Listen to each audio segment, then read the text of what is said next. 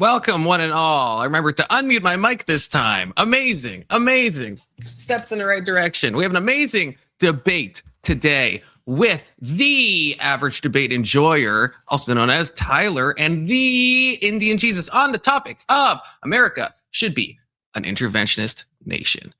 With Tyler taking the affirmative and the Indian Jesus taking the negative. I'll bring them both onto the stage. I will summon them with a sheer force of will alone, conjuring them. Yes, my minions, rise up.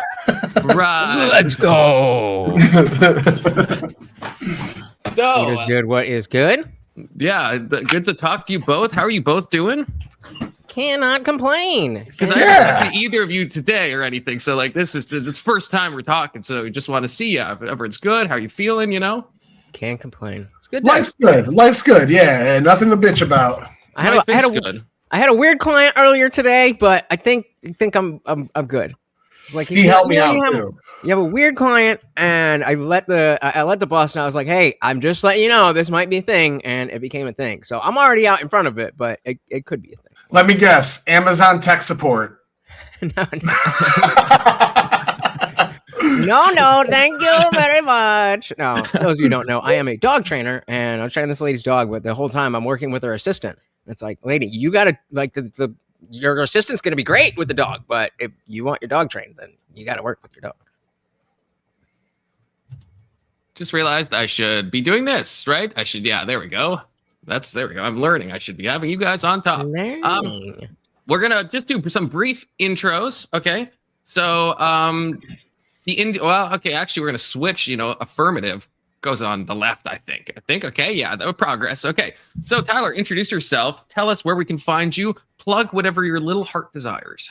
All right, so my name's Tyler. You can find me right motherfucking here, right now, bitch. And actually, Average Debate Enjoyer on YouTube and AverageDebateEnjoyer on X. I just am here for shits and giggles. I love debating politics. I found a whole friend group online that is the same, and we have a great time. So, other than that, I'm here to win. Okay, and then the Indian Jesus. Introduce yourself. Where can we find you? And plug off, brother. Yes, sir. Well, of course, this is the co-host Morty, and I am Lutch, aka the Indian Jesus, here to resurrect the second coming of Common Sense. I'm live every Monday, Wednesday, Friday, 8 p.m. Eastern, and sometimes whenever I feel like it. So come on through. Always, if I'm not debating myself, breaking down another debate or a podcast or something. Lots of fun, and always in the chat. So, all these people that ignore their chat, you ain't gonna find that every Monday, Wednesday, Friday, 8 p.m. Eastern. Let's do this. Okay, great. And I'm your faithful moderator who is unbiased. So for the purposes of moderating, I am a dovish warhawk. Okay, so figure that one out. So Tyler is taking the affirmative. Again, the prompt is America should be an interventionist nation. And Indian Jesus is taking the negative. We're going to be doing 3 to 5 minute openings. You can take less time, but you can't take more. And it'll be 1 hour to 1.5 hours of open debate after that, depending on how much we're cooking. Then 3 to 5 minutes of closing. Again, you can take less. That's totally fine. Then we're going to move into a question and answer period. So feel free to chat your questions during the debate, and I'll mark down the ones I think are worth asking. Super chat questions get first priority. And in that case, I will read them even if they're not worth asking.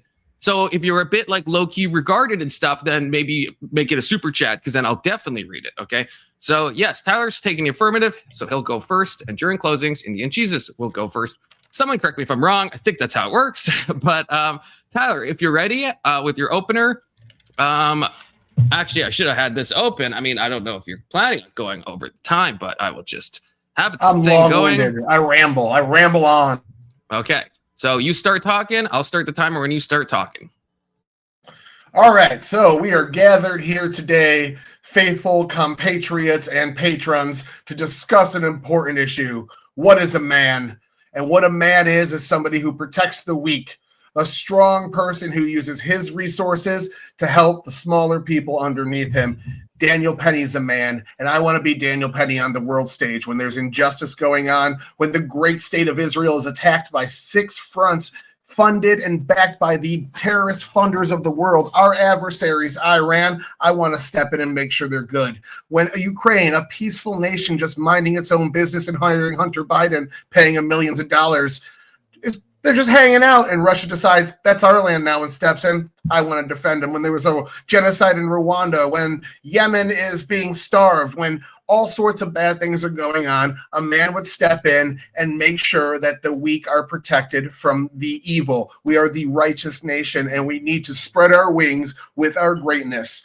The reason why is because of a more peaceful world. We're going to move into my economic message, which is the core of my argument here. Since the United States has engaged in global hegemony, we have seen the most peaceful world ever in human existence. You can look at territorial maps from the last 2,000 years and see in the last 60 to 70, territories have moved less than they ever have. Nations are invading each other less than they ever have. People are killing each other less than they ever have. And when it does arise, who steps in and solves it? America. We stepped into Rwanda and Congo. Solved. They're throwing parties after 25 years of civil war. Pakistan and India, that one should hit close to home for him. We have all sorts of different conflicts that America has stepped into and solved for the good of humanity. And what that's done is raise consumer confidence. We now see global trade at all-time highs. What does global trade do?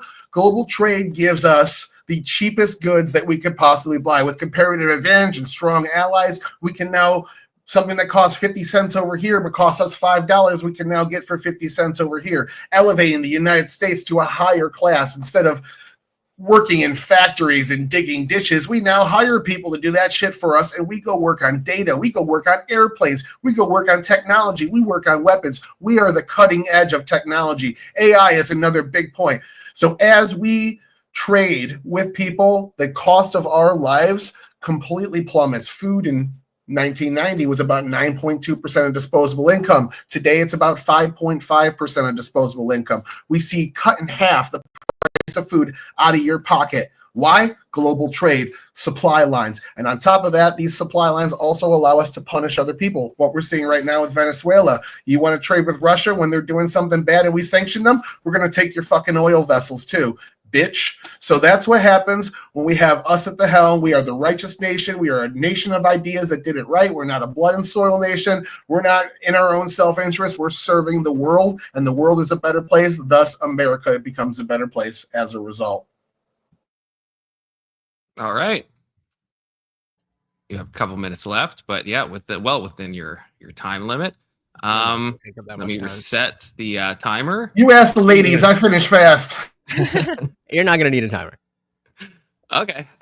Then I will not start the timer when you start talking. Yeah, well, I mean, that was a beautiful. I almost shed a tear there at this beautiful utopian story that you just laid out, and very Ubermensch coded, as Confluence might say. And yeah, obviously, if we could live in a world where it was just the good stuff, I don't disagree that there are situations that were bad and that America came in and things got better. That is not the argument that those things did not get better. Yeah, the argument is that we should not be spending money. We should not be spending our humans to go and do these things. And we should not be killing innocent civilians all over the world because they don't align with this, that, and the other.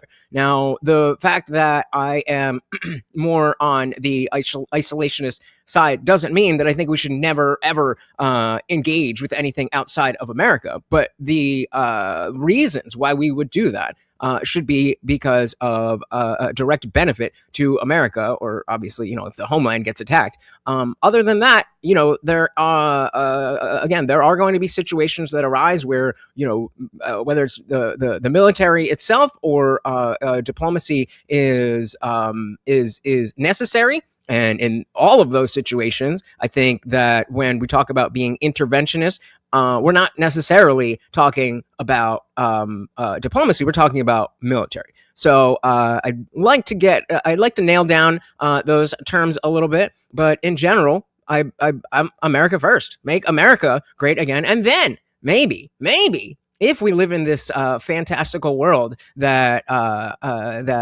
Tyler just put out for us, then maybe we can talk about spending money, time, effort, resources, and human lives in other places. But I don't think that is where we are. But I am happy to have my mind changed. As I was telling Tyler earlier, I'm not necessarily interested in just fighting to fight. I am here to learn and understand. It seems like Tyler has a better understanding of foreign affairs than I do. So, hey, maybe my mind will be changed, and I will not take that as an L. I will just give that W to Tyler. But I do think that America First is pretty simple. America first. And unless America is perfect, then we should only be intervening where there is something that is directly beneficial to us, where we cannot go in the another direction. See my Perfect. Perfect. Great. Okay, so now that's good openers, and I think we're going to have a spirited debate upon us. So we're going to be moving now into the open dialogue section. I will try to be as hands-off as possible unless people are getting really, just buck wild, which, I definitely expect from these two. It just, could come to blows. So I will not step in unless there's a crosstalk, but I can be summoned if you feel like you can't get your point across and, then it's like we can always take a step back and we can do 60 seconds. I don't think that'll be needed, but if it is, I want to give you guys both that right.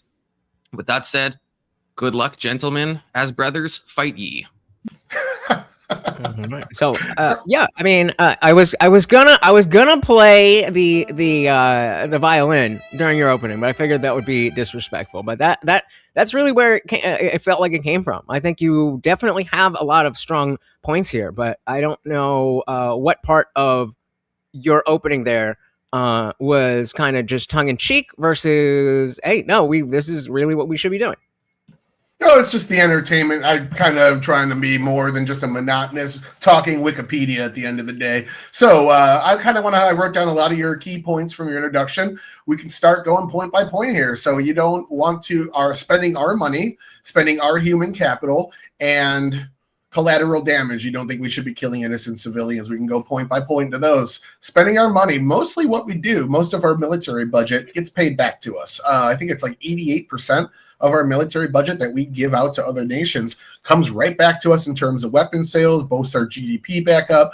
Yes, we can maybe do some interest on these loans and actually make some money off of it. That would be a suggestion I'd be open to, but that wouldn't be getting rid of the program. Even with Israel, with most of what Israel doing, they're purchasing weapons and moving into being able to fully and solely purchase without any form of charity. That's good for me. That's also what Trump's moving to in Europe, as well as the human capital element that you brought up. What Trump's been doing is hiring Ukraine, hiring Israel to use their armies to fight their battles. Keep in mind, both of which of these nations were attacked.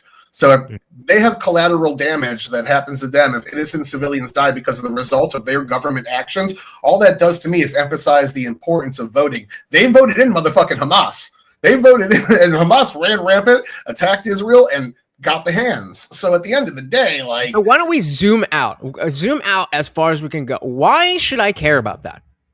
As an American, why should I care about that? I'm not saying that there's no reason. I'm just, as a starting point.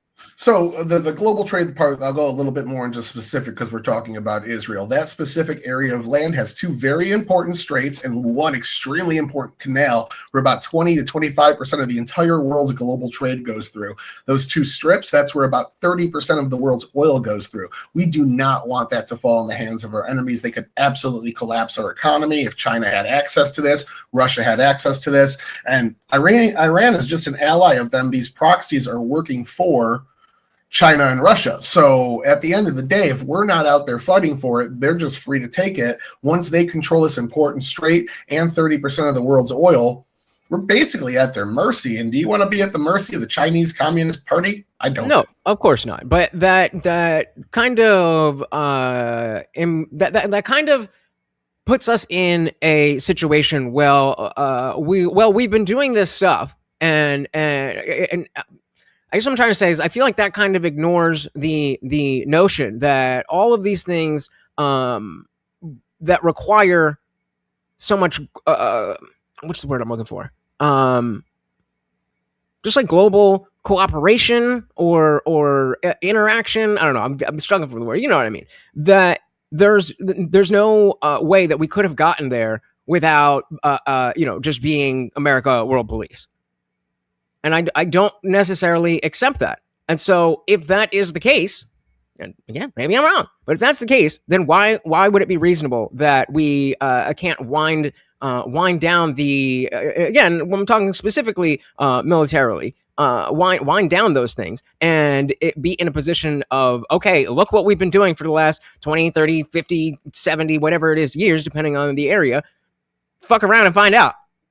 That's effectively what we're doing. We've been winding down U.S. actual intervention. Boots have not been on the ground in Ukraine, Taiwan, Israel, and many other nations that we've seen the United States be interventionist with lately. We've been moving to drone technology, bombs from 40,000 feet in the air, things that these countries, they don't even have technology to push back against. Like, we're sitting back and just kind of not sacrificing any human capital and making sure.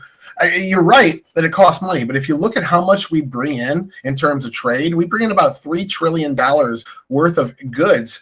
And when you start to put those out on the consumer, market, you look just how much tax, like the things that come in, we tax, and then they go into industries and resell to the consumer level. We end up seeing about $500 billion worth of tax revenue coming from these imports. So the amount of money we're putting out in our military budget is $89,000, and most of it gets paid back versus taking in $500 billion. And that could be drastically compromised, if not completely stopped, if we don't have some sort of policing over the seas. I'm sure I don't have to convince you that police are necessary to stop crime. Sure. But so then how does that play into the fact that a lot of the we'll say instability has a lot to do with the fact that not America alone, but, in general, I think everybody should be minding their own business. But whether it's America, the UN, Europe, or whoever else, destabilizing these areas because of the things that you're talking about. Whereas how do we know that if left alone, the Middle East wouldn't? I mean, I'm just probably not. But again, putting this out there for your answer, how do we know that they couldn't have developed, a society where we could have been more diplomatic with them? They could have. They had 3,000 years to do it. So, they just haven't. If we left Africa alone and there was no colonization, maybe they could have developed it as well. But in the current day and time, we see that most of Africa is inbred with 60% or 60 IQ. So, at the end of the day, the West coming in and giving our Western post-Enlightenment values is showing our cultural superiority. I'm not even going to sugarcoat it. The reason why is because we have cultural superiority. We have the best civilization. We're number one for a reason. And in essence, you don't have to be a neocon and nation build to say we should spread these ideals to other people. To have the rest of the world like mini Americas would make it not only the safest, but you could go travel places. We'd have the best trade. You see goods prices plummet. Everyone would live a better life, even if they don't travel. And that's fair. That's fair.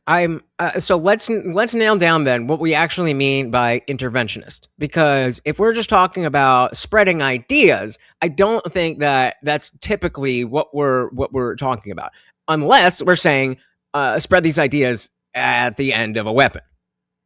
It doesn't have to be a weapon. It could be trade policy. Like, we'll trade with you, but your human rights needs to be at this point, and until you fix that, you're not going to get this trade deal. That's literally how the British and the United States ended slavery in the West. The British went to all of their trade partners and said, look, we ended this practice of slavery in our colonies and in our states, and we're not going to trade with you anymore. We're the superpower. We're the ones that went through the Industrial Revolution. You guys are still using sticks and stones. You need our guns. You need our power. You need our things like that. If you want to trade with us, you're going to have to clean out your human rights record. That is a form of economic intervention, sanctions, trade deals, and things of that nature.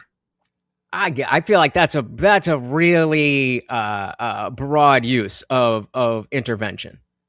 Do you think that when somebody says that somebody says we shouldn't be interventionist, do you think that means that people are saying that we shouldn't trade and we shouldn't, like all what you said? It's not trade. It's respecting sovereignty. We're telling them, fuck your sovereignty. Do as we say on these human rights issues, or you don't get our trade goods. That's where the interventionist comes from. Is the ultimatum: do better, or you don't get our shit. It's exactly how sanctions work as well. Hey, if you invade that country, we're going to sanction you. We're no longer going to trade with you, and you no longer get our shit. And we're going to say all the people in our little coalition, they're not going to trade with you either. So all your goods are going to skyrocket in price, and that's what happened to Russia.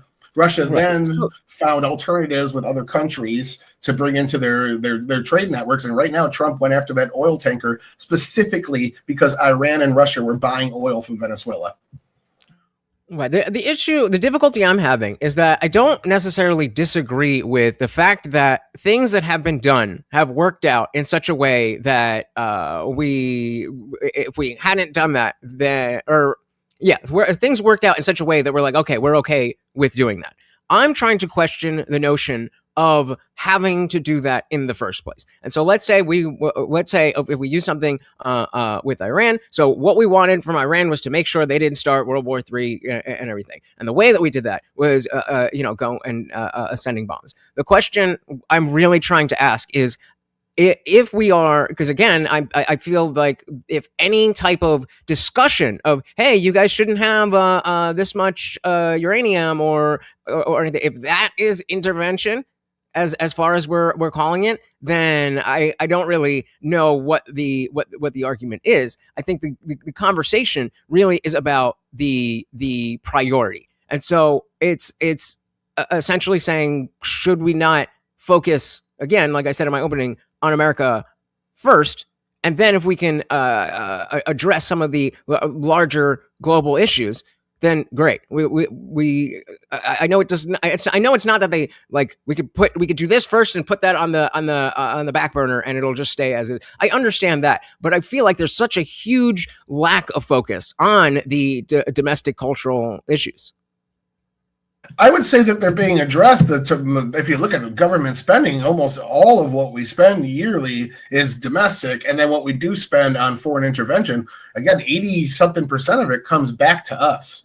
After we give that money out, we do loans to people, we give grants to people sometimes, and they buy our weapons. So the money that's not coming back to us is coming back to our companies and thus into our GDP, and we're taxing it as well. So can you explain a little about what you mean by that money comes back in? Okay, in what so way? A lot of our foreign intervention with money is selling weapons to people, and they pay for them. Essentially, we give people X amount of weapons, and then they pass a budget on their end and pay us for those weapons. Or we give people X amount of support, intel, training, things of that nature. It's mostly weapons, though. We export things to them, and they pay us for them. That's a large percent of our military budget. Isn't that how ISIS got started, with us funding because we wanted to help them, and now they are turning back against us? That's a little bit different of a conversation. Once we start to get into interventionism, I got to get you to accept interventionism first before we start to get in different branches of it. That's left-wing interventionism, where all cultures are just as good, so let's not change their culture. I'm arguing for right-wing interventionism, which is your culture is inferior to ours, and that's why we're here, and that's why you're trying to come over here. So deal with it and change. Okay, so so you're saying you need to get me to the point of accepting intervention. Does that just mean that I admit that we cannot be completely isolationist?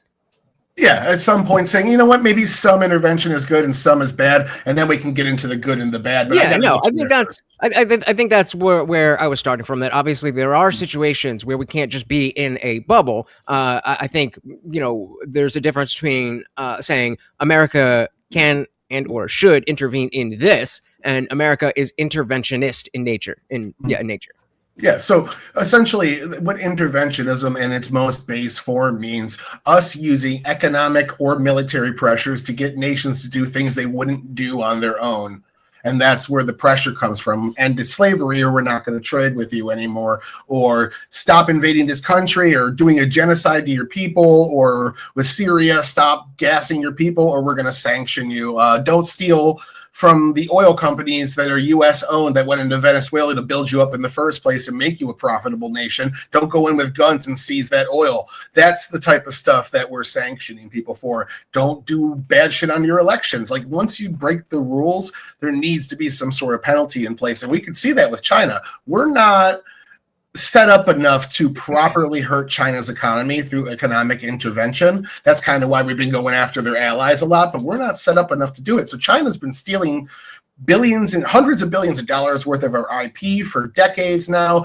Japan was doing that in the 80s and the 90s. I think Reagan was the one that went hard on them for that. 100% tariff against them, things of that nature. Other nations don't have the same appreciation for intellectual property that we do. When they break rules that they agree to because they don't have that, there needs to be a punishment in place. Otherwise, they're just going to keep doing it and getting worse. And at the end of the day, America loses wealth.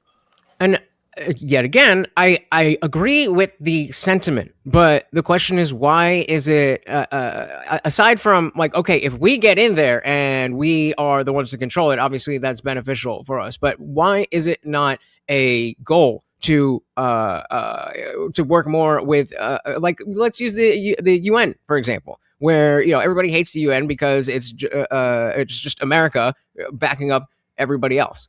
So I'm trying to get down. Is there a way that you think we could address issues like this in a much less antagonistic way? There could be, but I don't think it'd be as effective. Look at the UN, for instance. The UN is every single country gets a say. Some countries get a little bit more of a say. Absolutely. It depends on how much power they bring to the table, etc. That's the G7 or whatever. But there are, and then there's a G20, which is another hierarchy, and within that hierarchy as well. But at the end of the day, we're now having to compromise with all these other cultures that I'm saying are inferior to Western civilization. And now we're doing what they want. So we have Saudi Arabia that doesn't let women drive, and they're on a women's rights council in the UN. It's an institution that's out of our hands to police corruption and control. What we saw with Israel is they're in the pocket of Qatar. Almost everything resolution they've passed against a nation, Russia's invaded 4 countries. And almost all the resolutions are against Israel. They got 3 resolutions against Russia. Fucking China released COVID, 2 resolutions in the last 30 years. The UN has not been holding up their end of the bargain because they're trying to please everybody. That's global hegemony from a globalist group. I want it to be US based. I want us, the number one, the successful nation that did it right, to be in charge of it. Not everybody. The reason why your population is jumping over our borders is because your nation sucks. I don't need your input. Again, this is I'm trying. We agree. I don't disagree with the things that you're saying. I'm disagreeing with the notion that this is the only way it has to be. And so the specific focus that I think we should be doing is not necessarily being world police, but trying to help nation build instead of topple a nation and insert somebody. We have allies that will then be able to handle things more regionally. That's different strategies within interventionism. So neocons specifically, the neocon movement was a bunch of Democrats that voted for Nixon because of foreign policy that moved to the GOP under Reagan, the neoliberalism movement. Neocons are very socially left-wing, and then economically and foreign policy-wise, they're right-wing. They wanted to nation build specifically. Then you get into like the new Democrat stance, which is, let's just give some money to a terrorist group inside the country and maybe we'll have a better shot with them. Neither of these have been the most effective, but I would argue at least neocon nation building has some wins under its belt. This Obama era idea of just supplanting the leader and letting the next group in charge step in and hoping for the best has not worked on almost any attempt. Maybe 1 or 2 at best out of 50. So then I think the question isn't should America be interventionist or not. I think the question is more what would trigger the necessity that we intervene, because we both agree that there are situations. So how then do we decide? Because especially like what I brought up before, if we're getting involved, then it requires us to pick a side. Yeah, well, I'm going to argue which is not any better. Trump is a unilateralist. Unilateralism is what Jackson was the first unilateralist. It's whatever's in America's interest, we're going to do that. If it's isolationist here, that's okay. If it's interventionist here, that's okay. And Trump is a unilateralist, which means that when it benefits our country, that's when it's good. If we see that this entire region of the world is in chaos and can be completely destabilized, we need to have a handle on it, which is the Middle East. So how we can have that handle on it and make sure Russia doesn't take it over, which they've tried multiple times in the 50s and the 70s and current day. They're still working with Iran to try to take that area over. We could either have battleships staged out there, U.S. boots on the ground, and spend a whole fuck ton of money doing it, Or we can say, hey, Israel, that's your job now as our ally. We're going to give you a couple $2 billion a year and your troops can go die because it's your area of the world. Same thing with Ukraine. Hey, NATO. Well, but I'm saying not even give them $1 billion. Just, hey, Israel, that's your shit. Fucking deal with it. Well, you got to hire them. You know, they're our allies. We're hiring their army to effectively clean up a mess. That's inherently, not necessarily the allyship itself, although, I mean, you know, that's a whole other conversation. But the notion that, you know, they have the Iron Dome, they have so much military strength, and yet they need us. That is the whole thing that I'm not understanding. And I'll put it out there that it is coming from ignorance. I don't understand why we need to be so closely tied to them. And that's in terms of helping. And then, like you said, we could get into the different the different sides of things, like where we pick a side, and then that side now turns the guns right back on us. All right, so let's dive into that. So the Israel example. In the Middle East, you said that you agree with there's a couple important straits that really world trade really relies on, especially the oil part. That part's true. So what do? Do we just give it up, put our heads in the sand, and hope our enemies don't take it over? And if they do, we're kind of fucked. Or do we mount some sort of defense? And then that defense could be. But is that really the dichotomy? Is there not a wait and see where we're stationed and ready, but like they have to make the first move? Yeah, I mean that's already been happening. The moves have right. Been that I'm made. Okay with, because then it's like, okay, we've been aggrieved, and so now we're not intervening. We've been brought into the situation. Yeah. So in the 60s, Iran had female scientists at one point in the 60s, or maybe that's propaganda, but at one point they weren't the religious extremist groups they were today. What happened is the USSR was like, wow, look at all the oil coming into the nation. If we can control that, we would kind of control the oil flow, which is one of the most important resources, especially in the 60s. So they went in, they funded rebellion, and they planted one of their people in to the leadership to go against America. So what America did was go in there, fund some rebels, and remove him from power, put his son in power. Now, his son was kind of feckless and weak, and then the religious extremists said, wow, this guy's feckless and weak. And after we kind of withdrew from there, the religious extremists from the country went in and pushed him out and took over. So basically, it was kind of a mistake on our end because we didn't double down enough on protecting them. But at the end of the day, Russia's been making that first move. Same thing with Israel, same thing with Russia. They attacked our people. Did they attack our people? Or did they? I'm not in Ukraine. They didn't attack our people. They attacked those people. Well, with Ukraine, it was non-binding. It wasn't a treaty. It was a deal. But we told Ukraine in the 90s, if you deproliferate your nuclear weapons and then there's conflict from Russia, we will aid you. We made them that promise. It didn't necessarily say boots on the ground, but it said we will aid you. And that's the same security guarantee. So do you think that worked out? Do you think that deal worked out for the United States? At the end of the day, yeah. Think about it. With all the money that we put into Ukraine, you think that this is there's not a better situation with Ukraine. This is the absolute best. Well, I mean, it depends on what you mean by work out. One of our largest geopolitical rivals is completely depleted. I'll give you a very specific thing of what I mean.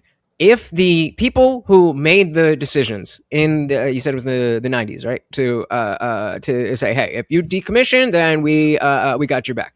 If that person could see where we are today, do you think they would still make that same decision? I do. Why do you think that?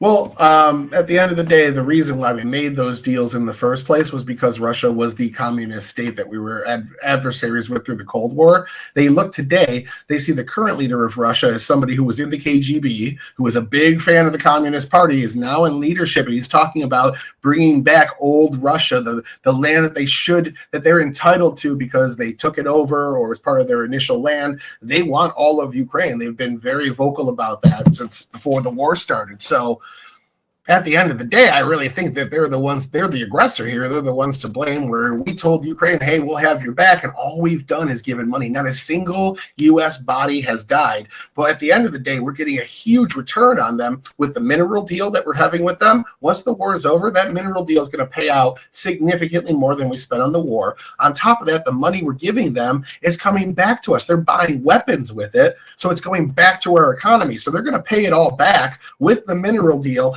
and also our GDP massive boost. And that kind of brings up another thing that I think we need to nail down, like the difference between like the U.S. as our culture, the U.S. government, and U.S. citizens. Like the amount of money that I'm personally seeing from in my pocket because of what's gone on in Ukraine. I mean, it's multifaceted, so I don't exactly know. Maybe you have an idea of how we could what's the word? Measure that. There we go. Measure how much money each person is getting. But the fact that America, the government, is getting money, that Raytheon is getting money, that the military industrial complex is getting money. That's not necessarily something a good thing in my eyes. Why not? Those are high-skilled American jobs that pay $100,000 a year. Those are retirement portfolios that people are hoping grow so they can retire at 65. You're just totally in on big military.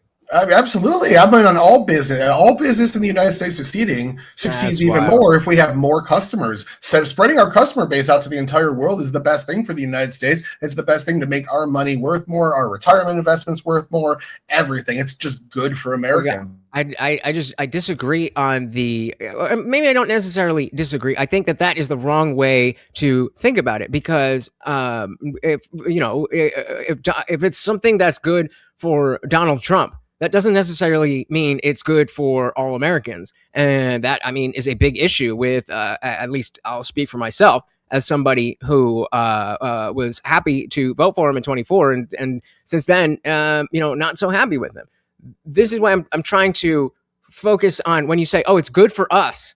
Well, yes, it's good for America, but is that benefit such that I am, well, hey, I got an extra 19 cents in my pocket, so let's spend all this money, extend this war, and enrich people that are already at the top of the food chain. Yeah, well, see, that 19 cents in your pocket, that's for every single item. So you go to the store, you buy 100 things, that's 19 times 100. That's 19 more bucks you just didn't spend on groceries. And then next week, that's 20, 40 bucks you didn't spend on groceries, and et cetera, et cetera. That keeps compiling. That's how disposable income works. It's just nickel and dimes here and there, but that shit adds up. And again, it's okay. So maybe you can answer this more concretely then. How, when you're talking about the money saved on the mineral deal, how would you calculate the individual, how much an individual is benefiting? Because I just threw 19 cents out as as an example, just a random number. But I was saying that it seems like that's the total. Like, oh, we saved all this money, and by the time it goes through all these companies and the bureaucracy or whatever, I get 3 nickels and some pennies. Do you know how much a data center technician makes starting? No idea. $80,000 to $90,000 starting as a data technician. It takes 2 years of tech school, and that's it. It's a $90,000 job, U.S. based for U.S. workers, all because of AI. We need those precious metals to expand this to grow AI. Donald Trump's AI surge with all the tax cuts and whatnot, they're building data centers left and right. These are high-paying, good jobs in America that require this trade to go on from that mineral deal. That results good-paying jobs, results in more tax revenue. On top of that, we're the cutting edge. If we decide, hey, China, we don't want you to have this AI chip, they don't get that fucking AI chip, we win. We want to be in control of all that. And again, on top of it, we make tons of money. The mineral deal is paying back everything we gave Ukraine, not even to mention most of what we gave Ukraine came back to us in them buying our weapons from the private market. So, right, but you're begging the question. Win-win. That's what I'm asking about. When you say we make money, who's the we and how much money? Well, these companies make money, so whoever owns their stock. So that's what I'm. That's what I'm saying. Stock. Yeah. So the stock. So you're that's what I'm asking. I'm genuinely asking. So the fact that you don't see an issue with the decisions, the military decisions being based on a little bump in the stock price.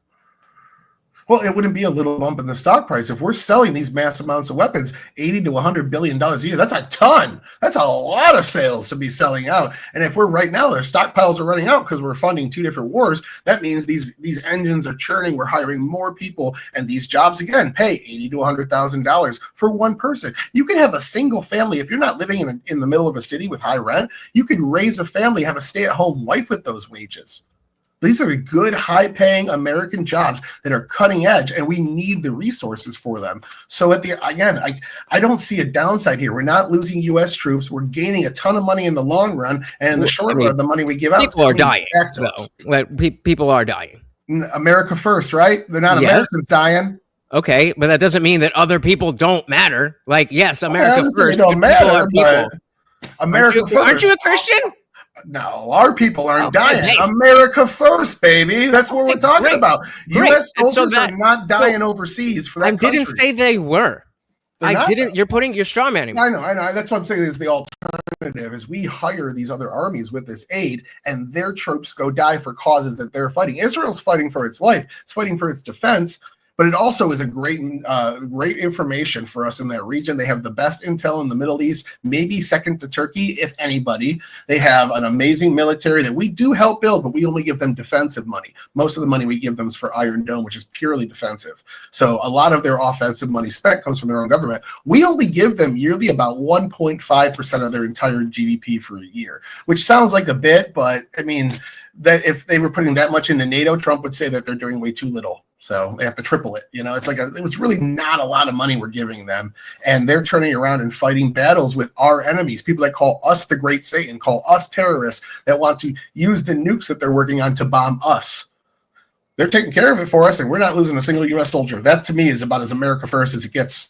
I didn't say that it wasn't, but you attributed that to when I said people are dying. And you said, oh, well, they're not Americans, so let them die so that the stock price goes up. Well, at the end of the day, yes, it does come in tandem with the peace deals. Trump's also tried to push for peace deals with all these conflicts, and he put the Gaza. How much longer does Trump have?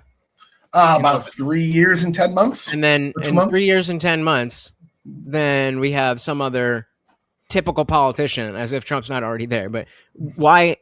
Again, going back to the notion that we have to pick a side.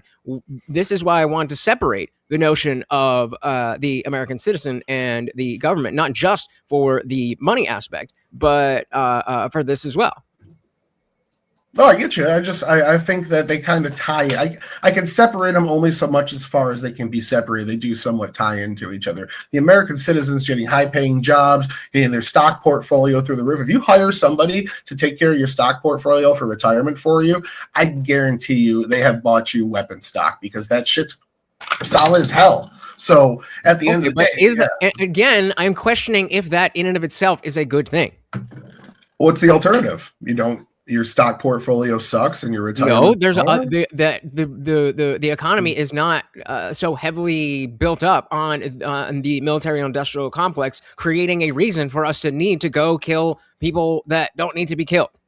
Well, I mean, it's not just the military. It's also, again, the military is being used to facilitate a trade deal for chips for rare metals to build chips that we need for AI. AI right now is about 20 to 25% of the GDP, and the economic bubble that they're talking about might burst. So it might not just be the military, but it's the result of military action, being able to bring in all these metals from Rwanda, where we just got a peace deal, from Ukraine, where we just got a mineral deal because we're helping them in the war effort.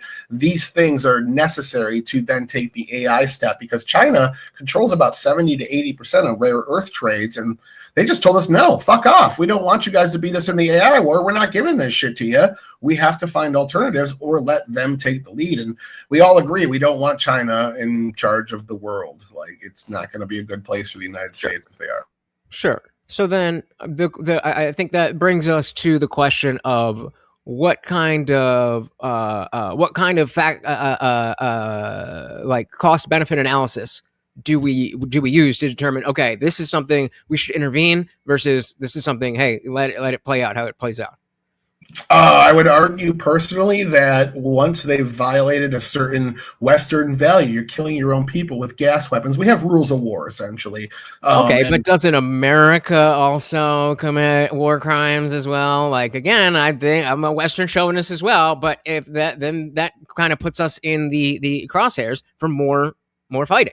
There's claims that we have, there's claims that Israel has, but the only investigation that's been done into Israel based off the claims of like Amnesty International and these other NGOs and groups found that there was no evidence that they actually commit war crimes. A lot of it's allegations with no teeth behind them. They go to the ICC, who also has no teeth behind it, and they say, oh, you're bad. And once you go to the ICJ, the actual international court with authority, you find out they're not saying the same shit. They're saying Israel still has not committed a war crime, and it's not a genocide and things of that nature, but they are saying that they do need to get more food into the region and shit like that. But at the end of the day, a lot of that's internet smear. I would say America's not committing war crimes. They're doing a pretty good job in terms of knowing the exact rules of maybe not engagement. today, but you're saying that these things are happening, and once that happens, then it's justified for another country to intervene. Well, if we're doing this is why I was bringing up the both sides, where we're helping with Israel and we're hurting with the other countries of the Middle East, and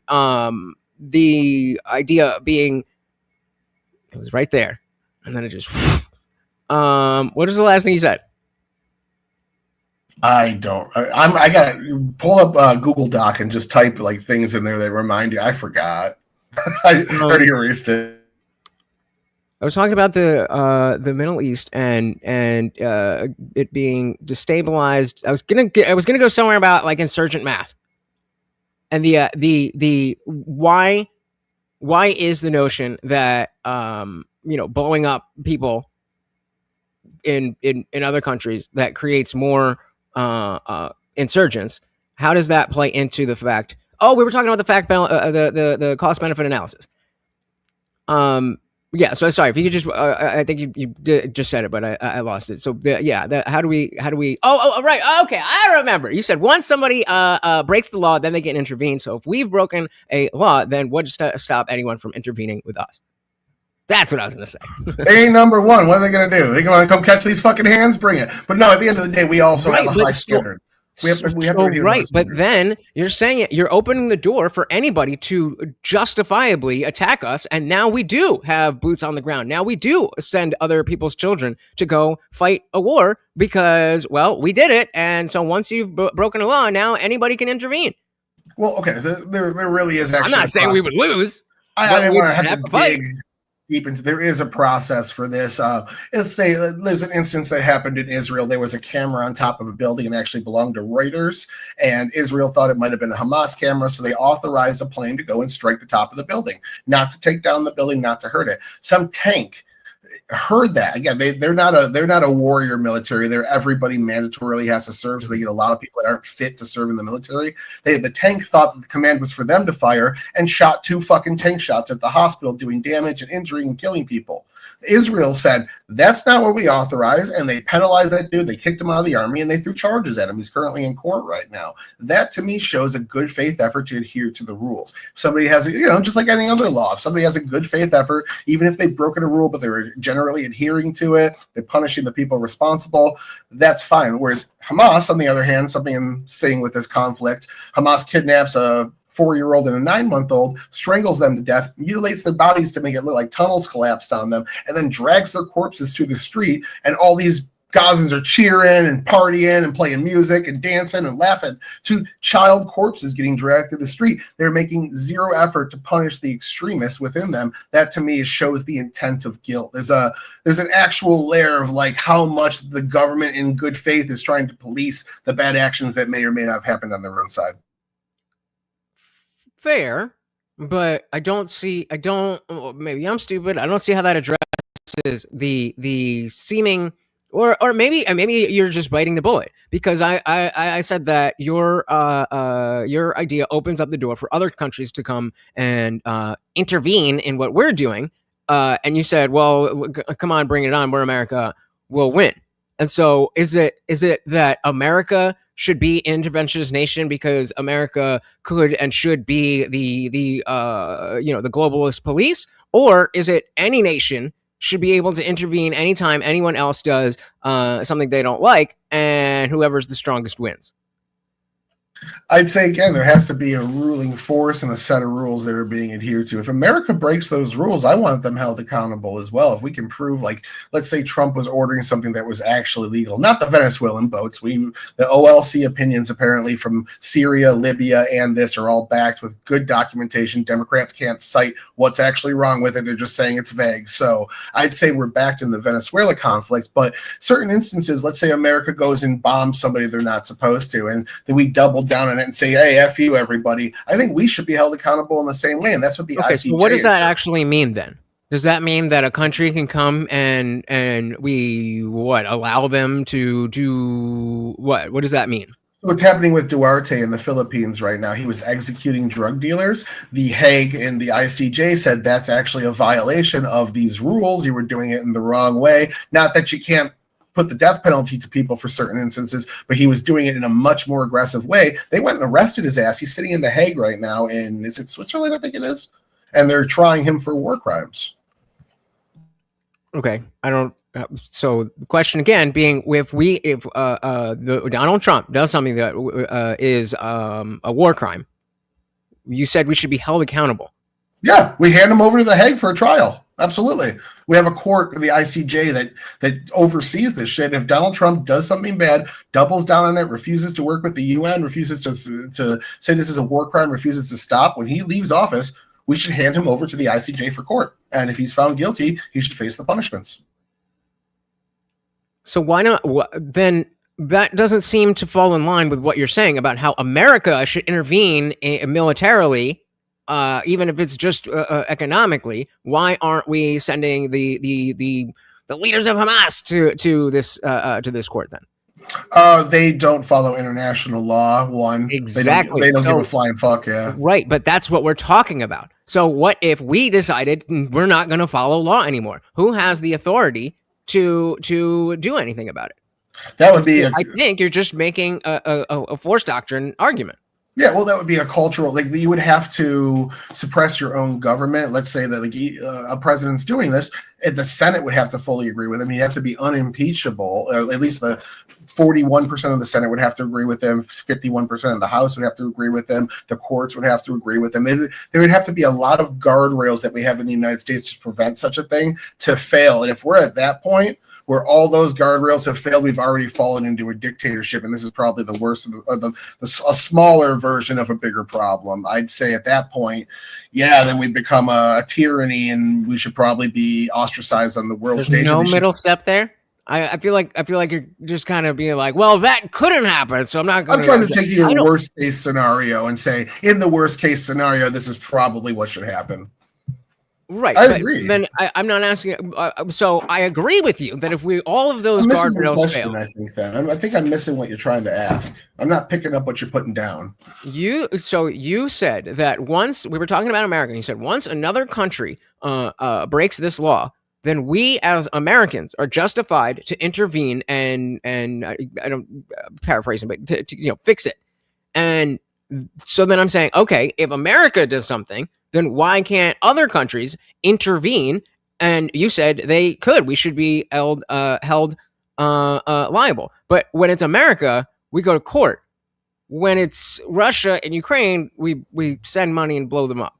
Why is it different? The goal is to get Russia into those courts as well. It's just they're not going willingly. The only reason why I say America, come take these hands, is because no military is out there to challenge us. Yes, we could abuse this power. Absolutely. We could. I mean, but at the end of the day, if this structure didn't exist, we could also abuse it as well. There is always a route for corruption with or without the presence of a global stage. Right, but I'm trying to understand the principle. America should be able to do this because, and if America should be able to do this, then is it okay for other countries to do this? So let's say that the Venezuelan boat thing. Maybe let's just turn up the temperature a little bit. Let's say we had barely, we barely do have any information on it, but let's say we had, zero information and Trump went, real rogue and was like, no, I don't give a fuck. I'm commander in chief. We're sending this shit off. Not necessarily something that we'd expect to happen, but if it happened, you wouldn't be like, well, that's probably on my bingo card.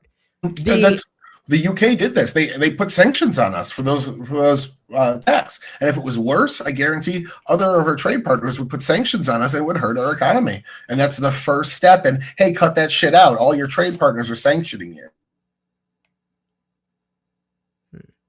And then the next step is something a little more firm. I just don't think anybody practically, that's more ideological. Practically, I just don't think anyone has the military to come stop us if we really, if it really gets down to that. So are you essentially saying that where does this end? This kind of feels like it ends up with a globalist government. I think I'm trying to prevent the globalist government by saying U.S. should be the ones doing it because we're the nation of ideals founded on a certain but if the whole world is the U.S., that's still globalism. Yeah, but they are. Almost every nation's a blood and soil nation with their own traditions, cultures, and only a handful of countries in the world are considered Western nations. The majority aren't. And I don't think that their inferior cultures should have a say because we won this hierarchy. We won this game. The rest of the world is relying on us. We're taking them out of poverty. We're giving them shit that they've never seen before, technologies we're improving. Right, we should be doing that to our own citizens. Well, with capitalism, I mean, like with capitalism, just selling them our goods is improving their life situations. Philanthropy as well. Bill Gates made all that money on the private market, giving us computers, the internet, all this cool shit we have. He took that money, went overseas, and almost single-handedly eliminated the lowest forms of poverty. Jimmy Carter took a bunch of donations and cured a bunch of diseases in Africa and things like that. Like, the rest of the world isn't capable of this. We're like one of the few that are. And there's other humanitarian causes that come from it. We work with other nations all the time on things like this. Like when we went into Iraq, it was a coalition of, 3 dozen nations? We partner with people quite a bit. So you do want globalism? I think that you need to have a mass of people. I don't want globalism. What I want is a mass of nations on the same page so that when we do decide to sanction somebody like Russia, it really hurts. Because if one country, like the UK, said we're going to sanction the United States for those Venezuela attacks, we're like, go fuck yourself. It doesn't hurt us at all. But if the entire EU does that, and Africa does that, and Asia does that, and Australia does that, then it's going to really hurt our economy. And that's why that root mass is necessary to make sure if one nation steps out of line, even a superpower like us, it's going to hurt. So there has to. That's the form of punishment. You don't see that as wild, like as I said about your opening, wildly utopian, because there's cultures that are not Western cultures that aren't necessarily bad. They might not be as good at building civilization and human rights, but they're not like chopping people's heads off and whatever. There's other nations, there's other cultures that aren't compatible with the liberal West. So again, then we're talking about, like, if we have a situation where country X is getting fucked and we come in and save them, like, oh, okay. Doesn't mean that we're not going to get another ISIS, but okay, I can see the logic behind that. But the country itself being subjugated, is that the right word? Just say a shithole. Yeah, no, I'm definitely talking about the shithole countries. Give me a second. I'm trying to say that. All right, so let me go at it this way. Why is it wrong to have, in your opinion, obviously, why is it wrong to have a libertarian stance on let's take Yemen or Syria or something that's not like the has the World War III at its feet?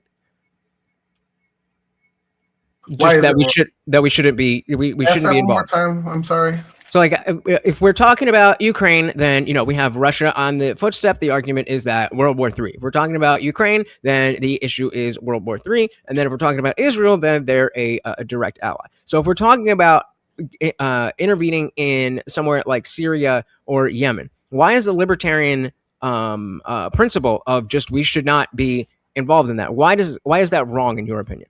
Oh, that's the exact thing. So the microcosm of this, what I used in my introduction, was Daniel Penny. A libertarian to me would be the person that sees the woman getting assaulted on the bus and pulls their phone up so they can look away from it. To me, Daniel Penny would be the interventionist that says, hey, that's wrong. And I, as a man, I'm going to protect that weaker person from the stronger aggressor. That to me is morally why it's wrong. You're burying your head in the sand. I think because that you're individuals, like, oh, my pockets, when you don't realize that in the long term, it actually benefits your pockets, your children's pockets, etc. I could definitely agree with you that on an individual level, you should intervene in things, bad things happening. But again, we now have a conflation of an individual situation where it's, it's one person or just individuals versus an entity like the United States and Ukraine and Russia. I don't think those are comparable situations. I just use it as a microcosm to give you my moral stance on it. When Ukraine, a country that is right, but my point is that muddies the waters because I don't think it is an example. Yeah. Well, Ukraine, let's like for instance, the last 20 years of Ukraine's been trying to join the EU and been trying to join NATO. And in order to do the EU and NATO, they have to meet certain criteria about corruption in their country and things like that. And they've been working hard to kind of stave out the corruption from the government so they can meet the standard to join these organizations. It looks like they might even get into the EU based on the 20-point deal that they signed with the Trump administration. Russia's saying that is even on the table. So they have to clean up their act essentially to join us in this League of Nations. Ukraine's been doing that, and while they're doing we that, don't want a League of Nations. Yeah, that's why not? Because we don't have the right to. That's the whole. That's their right. They want to join. That's their right to say, hey, I want to apply to this league that you're in, and we're going to work hard to clean up our government. That's what they want to do. Well, no, that's why I'm specifically asking about countries that are that were, again, not doing good stuff, but they weren't like, hey, America, can we come in? We were saying, okay, we need to do a regime change war. Yeah, give me a real world like Libya. You're saying? Yeah. Oh, yeah. Libya is a better example than for sure. So a great example that like we just didn't need to be there. Maybe there's maybe there is a level of intervention, but the degree to how far we got into that a libertarian would say that we don't have the authority to say you must be like us as long as you're.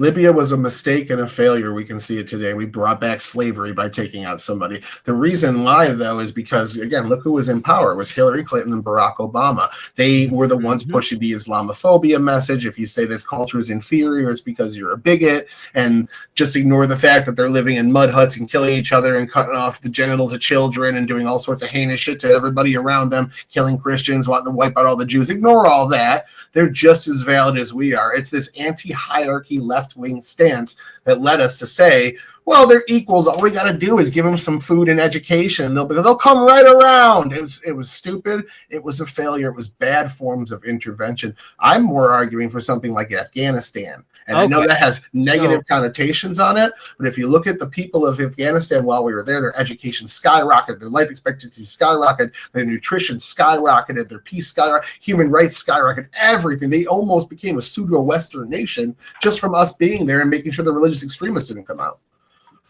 And I mean, this might be a pivot or not, but this is kind of when I was bringing up how long does Trump have, that we very well may have another Hillary Clinton or Obama type in the White House. And when we are setting these precedents, or at least not trying to reverse them, then it's full bore. You're right. And the only mechanism there is to rely on the voters to be able to see the difference. Look, Trump came into office. We got 8 peace deals. We got peace in the Middle East for the first time, this, that, and the other thing. And then the Democrats came back in and they started kissing Iran's ass for the third time or Syria's ass for the second time. That's the thing. So you trust the voters? I trust that the voters, especially in the current climate where Congress is gridlocked and we're doing everything by executive order, the juxtaposition we saw just on the border in like 3 months between Biden and Trump, the voters noticed that. I noticed that. Everyone notices that because we're ruling by executive order right now, everything's changing at much faster speeds. That's what I'm disagreeing with. I trust the voters will see that shit and say, wow, Trump got 8 peace deals and this guy's got more wars. I disagree entirely. I think that probably everything besides the peace deals, unless you're somebody who's deep into this, most people were just like, oh, he's the guy that's shouting down the woke people.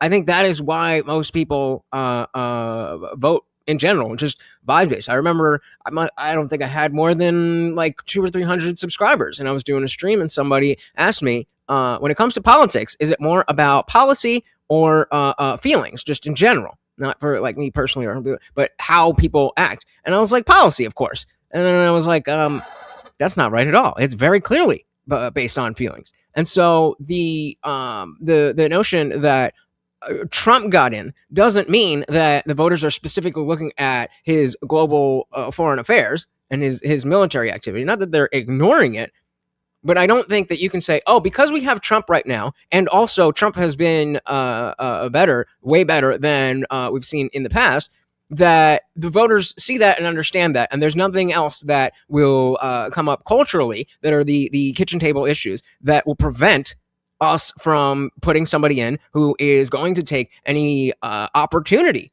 to intervene.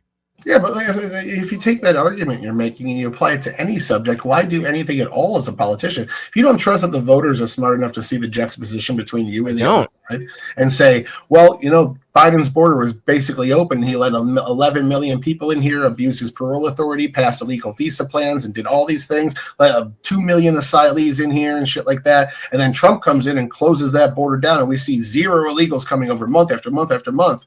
Then I think the voters are smart enough to see that Trump's got positive approval ratings right now on immigration, his healthcare policies, crime, national security, and right. But you keep coming back to Trump, and I agree with you. Trump is the best president of our lifetimes. But the what I'm trying to nail down on is he was not. That's not why people pick presidents. And so even though we're in a good situation right now, the idea is to roll back a precedent so that when we have a president that isn't as good as Trump and is more like Hillary or Obama, that we're not killing random people that you don't care about because they were born in a different place in the world. But me and the Christians, right? Shout out to the Christians, care about all human life. Weren't you just an atheist like 2 weeks ago? I said shout out to the Christians. I myself and the Christian. I am 1,000% an atheist. Now, again, I just disagree. I fundamentally disagree. That's what people vote on. I think I look at enough polling and exit polls to know that people vote specifically on policy, specifically around, in this election, the border and immigration or economy. The economy is The economy is probably the single largest factor in every election. Over feelings, over who you like, over partisanship. The economy is the biggest determiner of who is going to win the next election. I think that is why people vote. And at this moment, because of Trump's economy, even though his economic scores are in the gutter, if you look at the same polling, like Harvard Harris every month asks, where do you think Trump is on economy? 34%, 30% on inflation. But if you ask, like in a year or two, will Trump's policies to get better trade deals result in a better economy? 55% of people say yes. So they trust the economy to the Republicans more. You want to keep winning these battles on the country stage. How do you otherwise to me, you're arguing like the voters are too stupid to tell and we're just going to flip sides over. I completely disagree with that though. I think the Democrat Party is driving itself into a wedge that they might not win a presidential election for 20 years if they keep down this path. Do you think that the average American can pass the citizenship test for immigrants to become? Yeah, my wife took it. It's not that hard. Oh, brother. It's brother. She was asking me the questions. Easy if you're not retarded, but everybody is retarded. Have you not seen how most? I think it's 60% of adults can't read past a third grade level. That's a little. It's a certain amount of high school graduates right now, and most of them are in the city. No, it's not, brother. There's how they've or maybe you. I'll just ask the question. Do you know how they've changed the way that they teach kids to read? I've known vaguely about it, and I've seen reconstruction efforts in some states too. Yeah, when we learned, you learn phonics. You sound out the words. C, K, A, A, T, cat, C-A-T. They're not teaching that, and they haven't been for a while. Like all the trans stuff that people discovered throughout COVID, and they were like, "Wait, this is what they're teaching our kids." Before that, they had switched over to I forget what it's called, whole word. I don't remember what the fuck it's called, but they just want you to literally memorize a picture of what the word is, and this is leading to college professors not being able.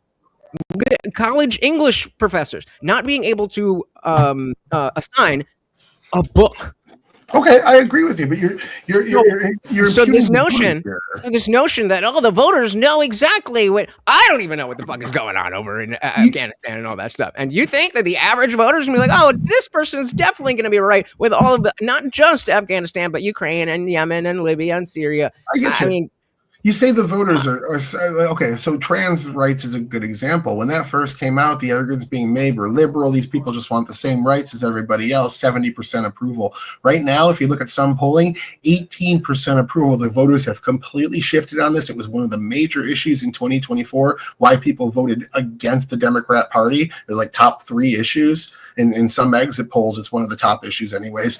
And this, so when you start looking at the data, the voters turned on the Democratic Party. We saw all but 20 counties shift millions of votes over from one party to the other. Like the fact that we see these shifts happening, we see these policies come up, the public says absolutely not, and then the Democratic Party is still doing them. Usually that's when a party says, wow, that's a bad idea, let's drop it, like defund the police. They haven't done that with multiple issues since they lost 2024, and it's driving their approval rating lower than it's ever been. Now, this does, as you're saying, there's different varying levels of voters. We have our high preponderance voters, high information voters, and they usually tend to come out during the midterms, special elections. Then we have the low preponderance voters that don't know much about politics, and they come out during the general election. The general election vote is overwhelmingly Republican. They're up 2-3 points right now in terms of party registration. That's the first time it's happened in 100 years. The first time. How long do you think it's going to last with bungling all this Epstein stuff? We have the. I think we're in an okay position for the midterms if Trump is perfect between now and then. But I don't think any other little thing, I think we're fucked. Epstein's not registering to people offline. 1% in the last poll I looked at, only 1% of voters said they changed their vote based off the Epstein stuff. Oh, fair, but I'm saying there's other reasons that his approval rating is low, and even the base, like people like myself, you'll see there is no MAGA hat in my frame because when he switched up on that, I was like, hey, yo, that's some fuck shit. I don't know why you switched up. I'm not assuming that you have anything to do with Jeffrey Epstein, but you switched up on the most culturally important story of our lifetime, and that's not okay. So I'm not saying that because he did that, we are going to lose. Other people are saying that, but my point is, this is just another grain of sand on the heap of promises not kept, promises made, and people aren't getting what they asked for. Well, okay, so the Epstein thing, that wasn't like a Trump campaign promise. What happened was everybody says that, but guess what? He didn't explicitly state, hey guys, one of the things that I'm going to do, but his whole thing about Kash Patel and Dan Bongino being in the FBI was directly related to Epstein. Okay, and then they came out and said, we reviewed all the information that's classified that you can't see, and there's nothing here. Oh, They had to eat that cake live on TV. And for me, someone saying it's a nothing burger since 2014. There was never anything there. It was all silly. But what did Ghislaine Maxwell get arrested for? For trafficking children to Jeffrey Epstein, not to hundreds of billionaires that he was hobnobbing with. So you're just on straight with Trump. That it's just a hoax. I think it's all just bullshit. I don't think Oprah was over there eating children. Okay, so what I know we're getting a little off topic, but I have to understand you here. What do you think of Prince Andrew doing his interview at 60 Minutes back in the day about the girl that he had his arm around? And that was clearly a humiliation ritual, and obviously didn't help him. So the obvious thing is that he chose to do that interview because whatever else was going to happen would be worse. Yeah, so I think what his narrative is the Matt Gaetz narrative, the Destiny narrative. I didn't know that bitch was underage. She was 17. I didn't know. I thought she was 18. That's what his narrative is she was just 1 year under, and I was unaware of this fact. It's embarrassing. It's bad, but that to me is not proof that he's running an underground pedophile ring that's backed by Mossad and the FBI. that Trump is covering up. I don't think any of that. If the Joe Biden administration threw the fucking kitchen sink at Donald Trump. They made up statutes in New York that have never been used legally before. A secondary crime that they don't even have to say what the secondary crime is. It's never happened before. Doing a RICO charge on questioning the results of election never happened before.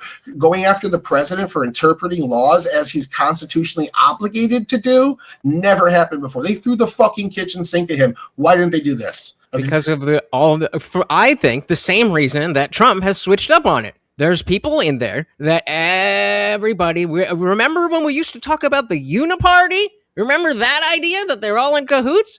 That so maybe, just maybe, there's people on the left and the right that are part of this conspiracy. But they could see all that. Like Jasmine Crockett went out there and alleged all these people took money from Jeffrey Epstein. She was completely wrong about it. She got completely embarrassed last week.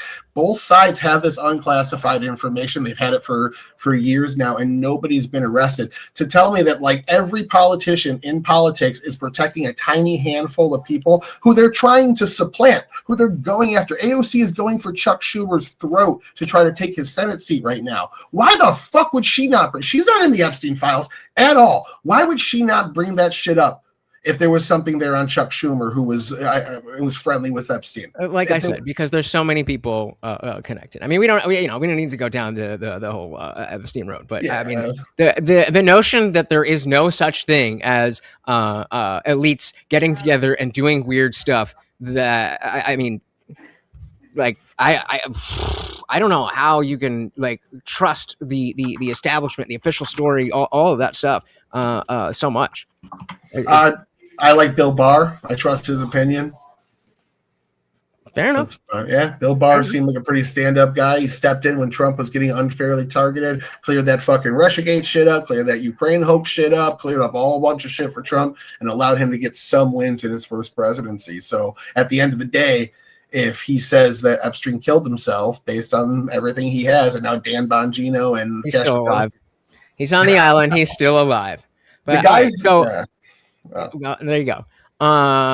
So going back to the notion of you think the voters will pick the right person.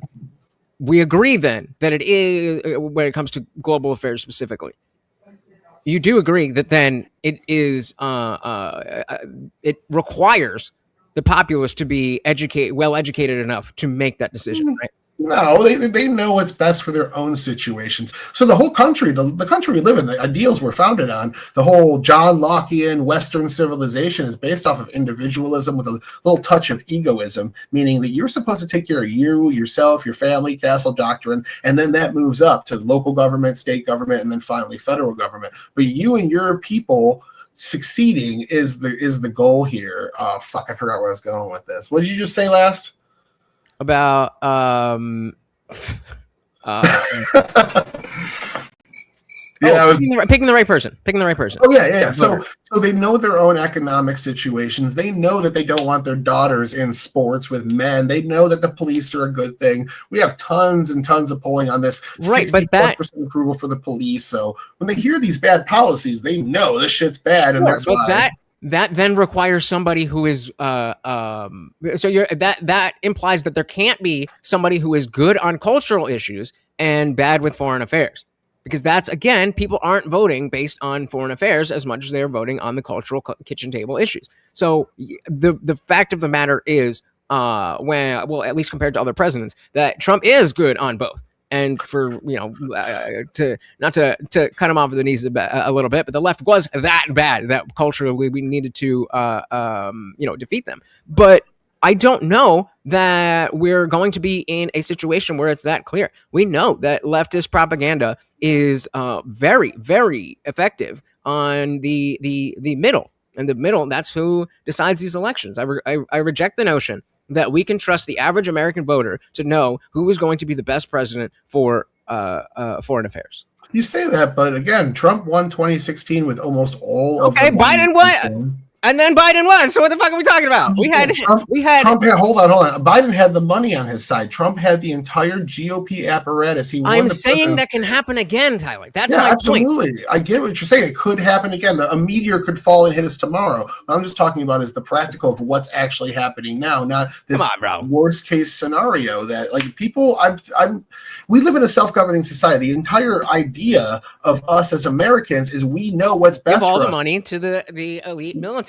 We know what's best for us as Americans, each individual voter. If you think that the people aren't smart enough to know what's best for them in a sense, the next step is elitism, is saying you know better than the people, so you should dictate it to them. Yeah. And I don't believe that. I am you just said my position specifically is that people should have to take a citizenship test in order to vote. And you said the average American would be able to pass that test. So especially if that's elitism. You have to be elite enough to know what's on that test, and if you don't, then you don't get to vote. Yeah, actually, if you put these parameters in place, they'd only work for a couple of cycles, and then George Soros and the Koch brothers would go out and they build schools to teach people exactly what you need to pass these tests, and they build their voter bases up. If you required property ownership, George Soros will go out and buy 100 acres and give a single acre to everybody in that state that doesn't own property to make sure they vote for their side. And the Koch brothers would have to do the same thing so they don't unilaterally disarm and blah, blah, blah. All these parameters you're putting in place would just be temporary stopgaps. At the end of the day, if you're pro-America, you have to trust the fact that the American people aren't stupid and can self-govern in the way that our nation's set up. No, I don't. Not at all, I don't.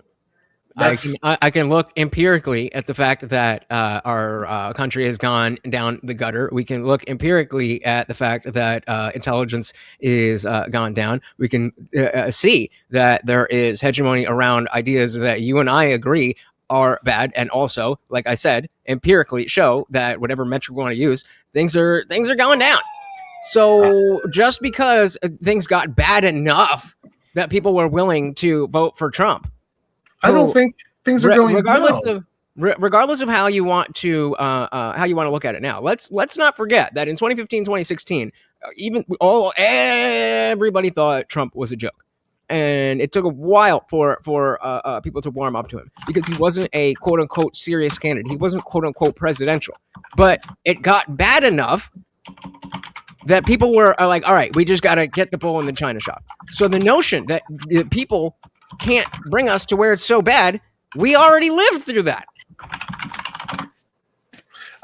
I don't think so. I think currently that every single day we're alive in America is a better day for Americans in terms of our living standard, cost of living. And it does fluctuate a little bit, but even after COVID, we're still seeing the best situation for human beings ever. And you can point to kind of some schools right now teaching shitty math and reading tactics, but the average intelligence of an American is still the highest in the world. Wages, fucking homes, jobs, I mean, these are all things that have been, we've been working on and are starting to get better because of Trump's policies. But they were all things that people voted to get us there.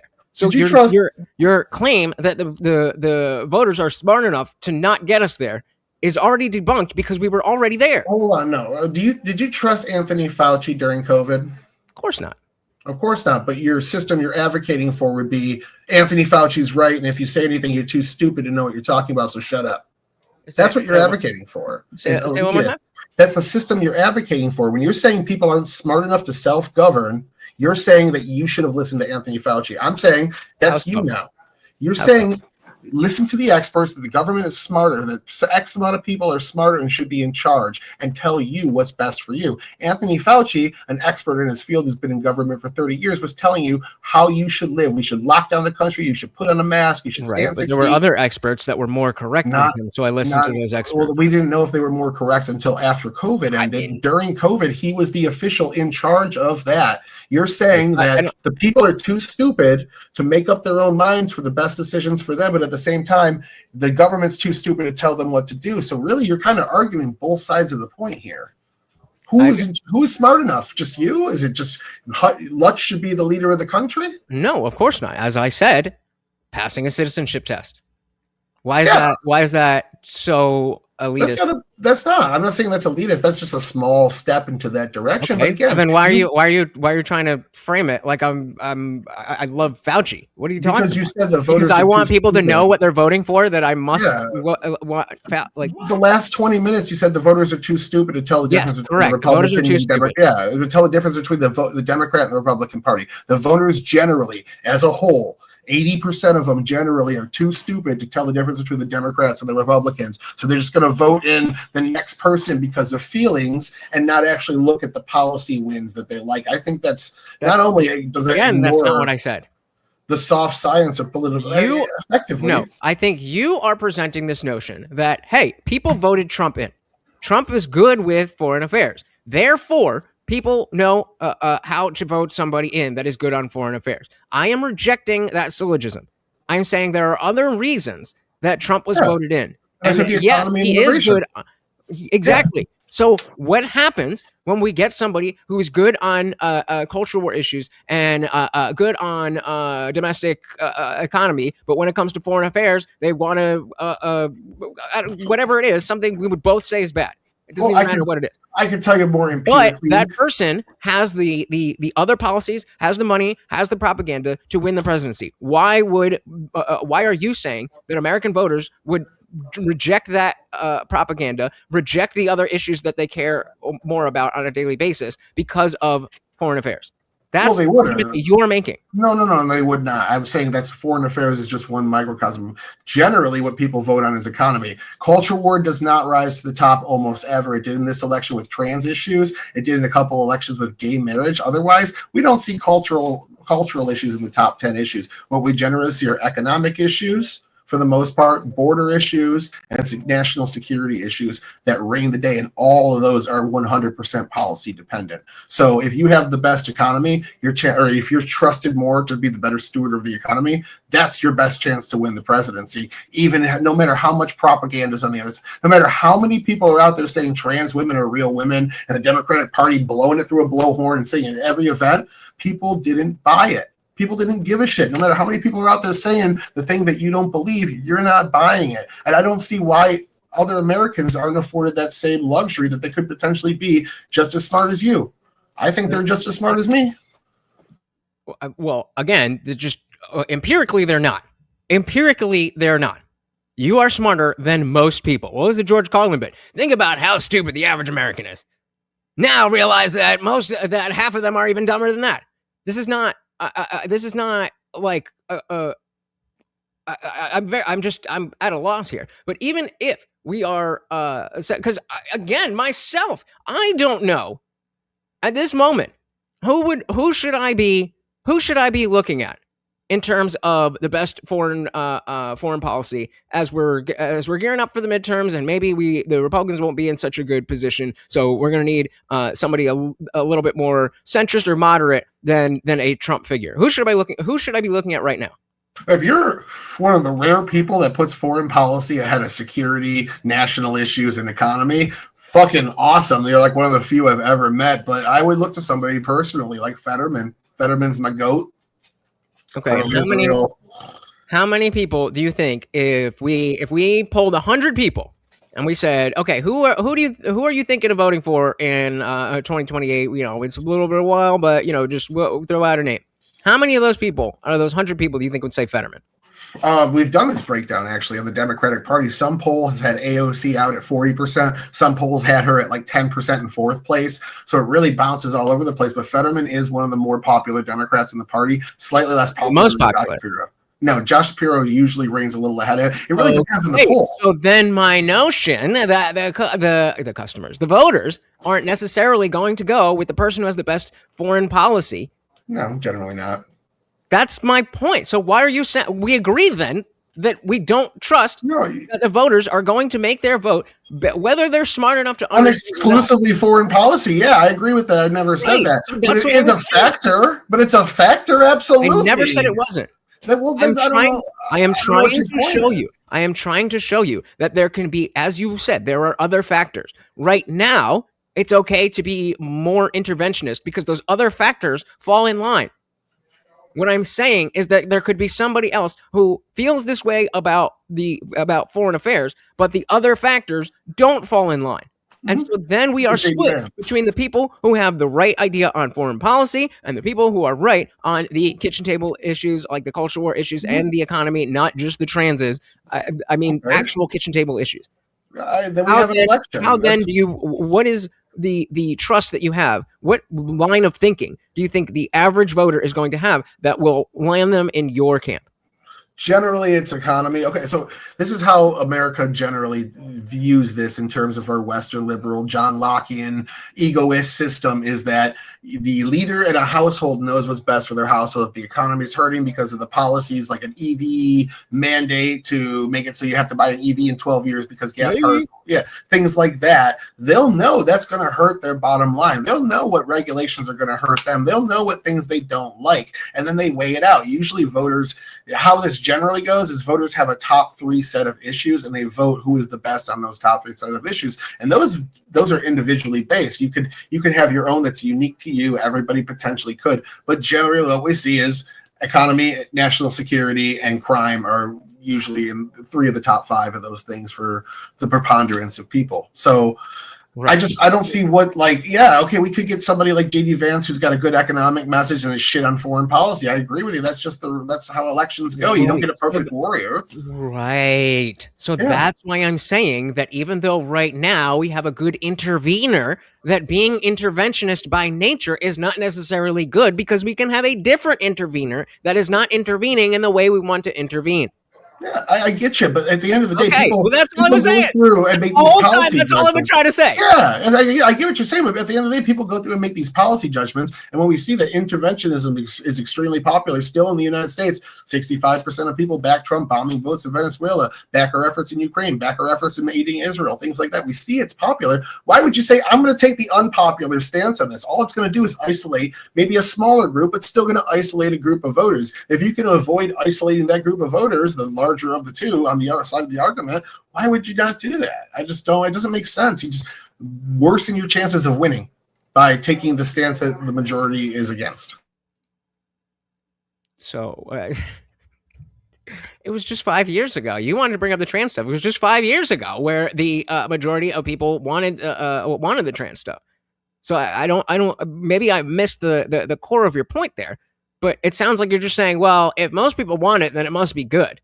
No, it started out with liberal principles, and then the mask slipped off, and everyone said, no, this is actually a woman now. You got to let her change you got to let this dude change with your 5-year-old daughter. That's when it went from a liberal stance of just give us the same rights and privileges as everybody else to actually we're going to reform society completely around this tiny group of people that doesn't actually exist. That's the change, and the American voters saw it and reacted to it, and we saw support go from 74 to 78% against in just a small amount of time, because the voters are smart enough to recognize what's good for them.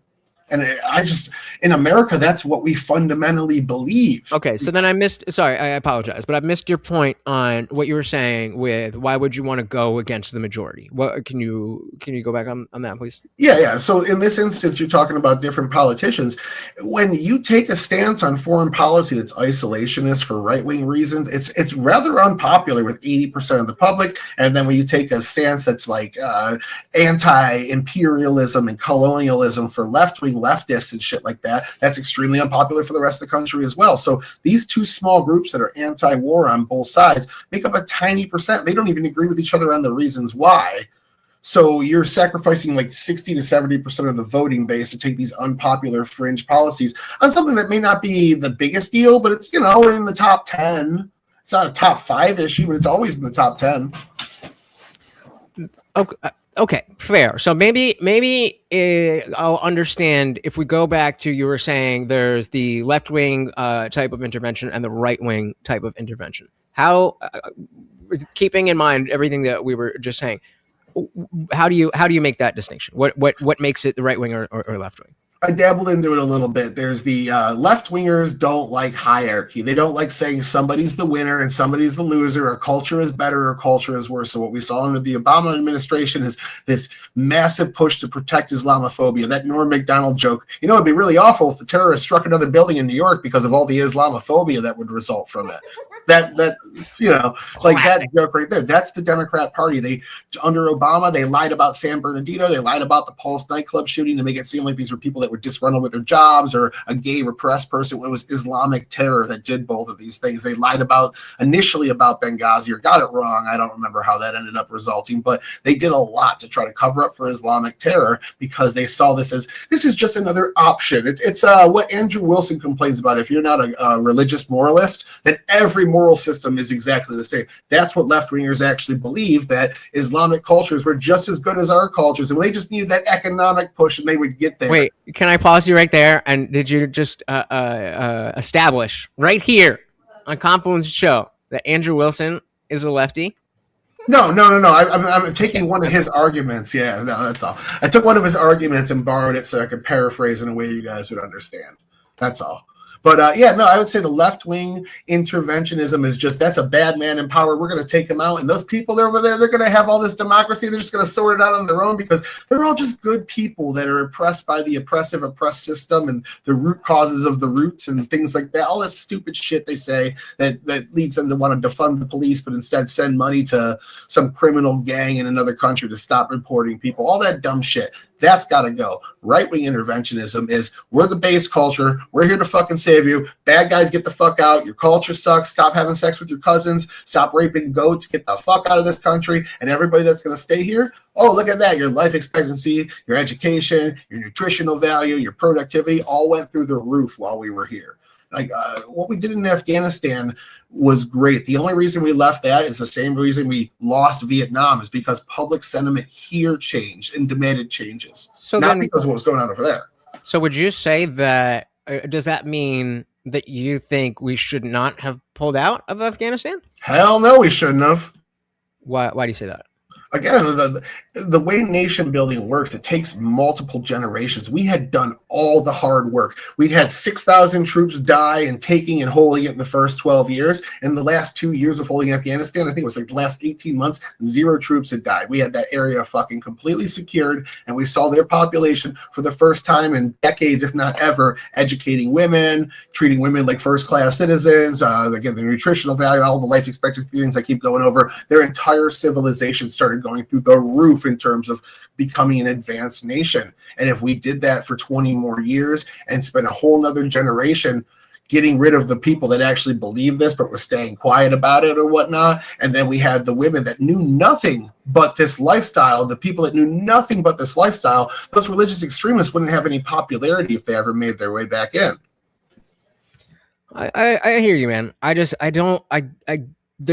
a couple parts of this where I think you make a lot of sense. And, I never claimed to be isolationist. I think the way that you use the word interventionist is a little bit broader than what I was interpreting.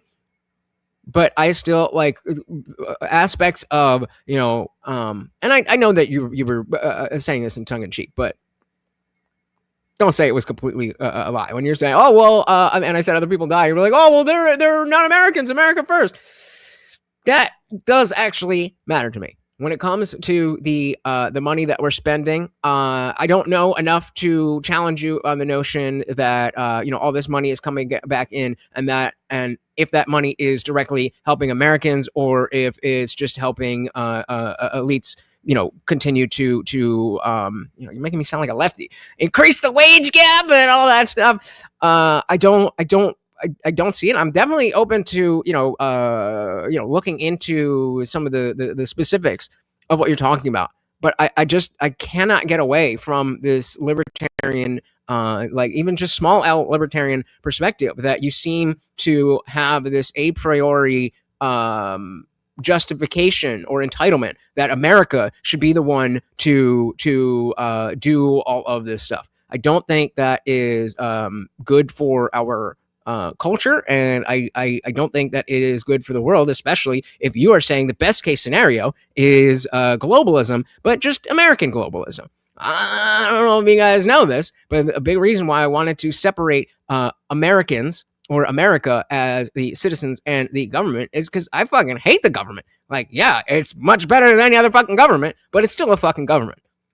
So I just can't get behind, pouring more into the powers that be, so to speak. I think there is going to be wealth disparities, absolutely, because when you do global trade, only a certain amount of companies have the financial capital enough to access the global markets. So those companies are going to get richer while American companies are left behind. But the upside of that is because they're able to bring in cheaper goods and redistribute those cheaper goods, they might hold a monopoly over that specific, or an oligopoly over that specific distribution. But the cheaper goods that they're selling to these companies that are U.S. based result in cheaper products as well. And we start to see that trickle down effect, especially with, again, as we see Trump doubling down on AI and us shipping these shitty factory jobs overseas and then getting tech center jobs as we expand AI. We're seeing income levels rise for U.S. workers. We're seeing all sorts of like blue collar jobs that could actually survive in today's climate popping up. Data center technician is one of the fastest growing jobs right now, and it's because of Trump's AI boom that he manufactured through government and through different policies and deregulation and subsidies and things like that.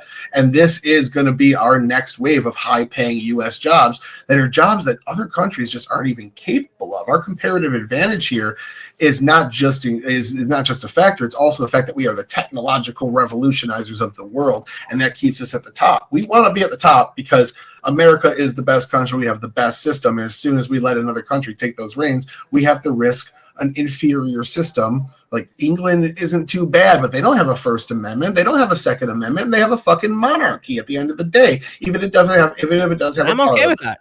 I'm okay with that. I don't think that there's a reason to say, well, we must change that until it becomes like I said earlier, until it becomes a direct problem for American lives.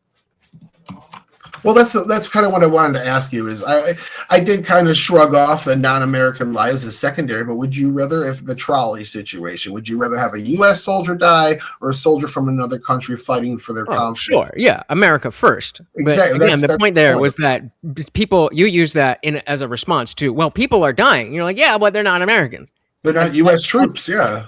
Okay, but that still is bad that we're killing innocent people. Oh, I agree. Russia shouldn't have invaded. Hamas shouldn't have attacked Israel. I agree. All those things are bad and it sucks. I don't know how much time we have left, but I want to get your opinion on this because I've kind of just been throwing this out there tongue in cheek, but I kind of mean it, and I don't know enough to determine if it makes sense or it doesn't. And so, like with the involvement in Israel, Gaza, Palestine, that whole thing. Like in the beginning, I didn't know much about anything. So like when I first covered, I had people coming onto my channel to tell me like, hey, what's going on here? And then, obviously paid attention. It became a much bigger issue. And it became clear. And like at the beginning, I was like, oh, well, poor Israel. They're our ally. They got attacked. And then as time went on, it's just like, okay. I realized these are two entities that are trying to fight. They're not trying to solve anything. And I just think that if we say, okay, well, they're doing bad stuff though, so we as America, we have to intervene. Why not send SEAL Team 6 and get them in, take out the leaders of Hamas, and call it a day? We had Zero Dark 30. Why can't we do that exact same thing? We don't want to or need to. Israel's already doing that. They've killed Hamas's leadership like 6 times over. They have people that have never seen combat in their leadership right now. They have fucking young people that don't know what the fuck they're doing. They killed Sinwar. They were killing Hamas leaders inside Qatar and Iran. One guy showed up for a fucking funeral and they had a bomb already planted in his hotel room. He shows up, he gets he takes his pants off, starts jerking off to goats and young boys, bakabazis, and then boom, gone. So Israel has been doing that. They are micro striking but at the end of the day, this is also a fighting force inside of an urban conflict zone. If you look at what we did in Tokyo versus what Israel's doing in Gaza, it's significantly more humane. We never relocated 2/3 of the population of Japan before we dropped the A-bomb. Right, but the point of that was to stop the fighting. So I mean, yeah, obviously that did that was not good. But theoretically, if World War II went on as long as the Israeli-Palestinian conflict had gone on, then we don't know if there would be more deaths. World War II was 7 years, and we're only 2 years into this Israeli-Gaza fight. Oh, honey, sweetie, baby. I mean, the entire conflict. Oh, Chad. That's what it is. Is it a different thing? Is it it's a different fight over a piece of land and who owns it. These are different groups, yes. These are different groups of people. These are Iranian proxies. This isn't so Egypt's been in Israel's been in 3 different wars that are attacked by 6 fronts. The first one was Israel, Jordan, Syria, Lebanon. Those countries are now Israel's allies. They work with Israel to deter Iran and its proxies. Okay. So yeah, there's different entities each time. Okay, fine. So then let's talk about specifically Muslims and Jews fighting in that area of the world. That is what I meant. Because right now we could theoretically drop an A-bomb and take them both out, and there's no more fighting. We are at time, but I will let you guys finish this out because I want to hear this thing. But just don't change topics on me. There. Well, yeah, so just even if it's different groups of people, obviously over the past thousands of years, it's not the same individuals, but it's the Muslims versus the Jews, and who has the right to land. And again, I'm not claiming to know the ins and outs, but that is the conflict. Who deserves to be there? Okay, so sorry. So why would we not drop the A-bomb, drop a theoretical A-bomb to end what's going on there, because there's so many people suffering, so many people dying, and yes, this would kill a lot of people, but the purpose there is to stop it instead of just feeding into it and fuel the fire. We already have Trump's plan, so let's start from the beginning here. In 1946. Well, before that era, there were not as many Jews as there are in Israel living there. There were millions less. I think it was only a couple million Jews lived in that area. What happened was the UN gave this area that used to be controlled by the Byzantine Empire to all the people that said they were from there, Jews, Christians, and Muslims, and the Arabs and whatnot. So what happened shortly after is the Arab state of Jordan was formed in 1946. Israel said, we want our own state too. The UN passed a partition to say Israel can have its own state too, and then the Palestinians can have their own state, which is Jordan, and they could also have Gaza. Instead of saying, okay, cool, UN, the Arab nations rejected that and said, fuck you, UN, and 6 nations attacked Israel. So moving forward a couple, I think 20 more years, they attacked again. 3 of the same nations, 3 different nations attacked again. Israel won these wars. What happened was Gaza was being under the military control of Egypt in 1948. When Israel won the war that Egypt started by attacking Israel, they forced Egypt out of that land and took control of it. So if that was the United States, China, Russia, any other country, they would have said, that land's now ours, get the fuck out. Literally what the U.S. did with the Mexicans when we won Texas. Any other nation would have said that, but Israel said you can stay as long as you work with us. Then they spent decades doing things like the Oslo Accords, which was limited self-governments, trying to turn them into a civilized nation state while they were just being attacked, bombarded with thousands of rockets every year. I think that is the fundamental starting of it. The Jews were forced into that area. They got Israel, and then 109 nations kicked Jews out, forcing them out of their country. Israel was their safe haven. And then Israel did a bunch of airlifting missions in countries in Africa to take black Israelis out of these nations and bring them to Israel. The Jews did not exist there. They're Jews from all over the world, from Africa, from Europe, from the United States, from different countries. They were persecuted, Asia as well. They all came back to this nation because they finally have a safe haven. The other people say, we need to completely kill every single Jew on the planet. One of them say, we just want to exist and have this little section of the land that the UN gave us, that all the nations except for 6 agreed to. All the major nations agreed to that we should have this. And then we have one nation say that shouldn't exist. Fuck the UN, we're going to blow them up. So I think that you're... Yeah, so all of that is what I meant. That the notion of if we could drop an atomic bomb... You see them as the same? You see them as the same? I think Israel's... It's different battles, but it's the same war. Yeah, but Israel is the justified state that went into the UN partition land. Do we disagree with that? It's different battles and it's the same war. I don't think it's the same war. I think now it's a different group of people. I mean, okay, well then similar. The dispute, the yeah, idea behind the that's dispute right. is the So same. just to tie a bow on the whole thing. So the what I was saying is that obviously it's not good that we drop the atomic bomb, but the idea behind dropping the atomic bomb was stopping the fighting, and it doesn't seem to me, at least in my ignorance, might it be? It doesn't seem to me like any party involved, America included, wants to end the current conflict that's going on in Gaza. It You seems should like check out there's that too much Trump money peace to be made. plan. That Trump peace plan not only is going to, we're not making any return on this besides Israel paying back money. Yeah. We're going to make some money Israel. off this Gaza peace deal. So what Trump did was he took all these Arab nations that formerly were opposed to Israel, got a bunch of them on the Abraham Accords, regulated trade and travel with Israel, and then have those nations. They're going to take over Gaza and be the police there. They're the ones that are going to get Hamas out. Israel's going to completely leave Gaza after phase 3 of the plan. This Trump peace plan completely pulls Israel out of Gaza. They have no say over it anymore. They're done. Arab nations are going to come in with the United States as a team and be the police of that area, get the terrorists out and turn it into a nation state. So the Trump peace plan not only disarms Hamas, tells them they either put down their guns and disarm and pledge no longer to be aligned to Hamas or get the fuck out or they die. That's it. And until Hamas does that, they haven't agreed to it yet. So we're still waiting for phase 1 to be agreed to. They still have to return 2 dead bodies of Israelis before and disarm themselves. So we're not quite there yet. But the Trump peace plan would end all of that and turn Gaza into a nation that the United States would be investing in. They have a bunch of oil off their coast that we're going to be investing in, getting U.S. companies in there to get that oil and put it into the world economy, making us net more money. Hey man, I hope you're right, and I hope it works out like that. I just don't have the level of faith in our government that you do. Okay, great.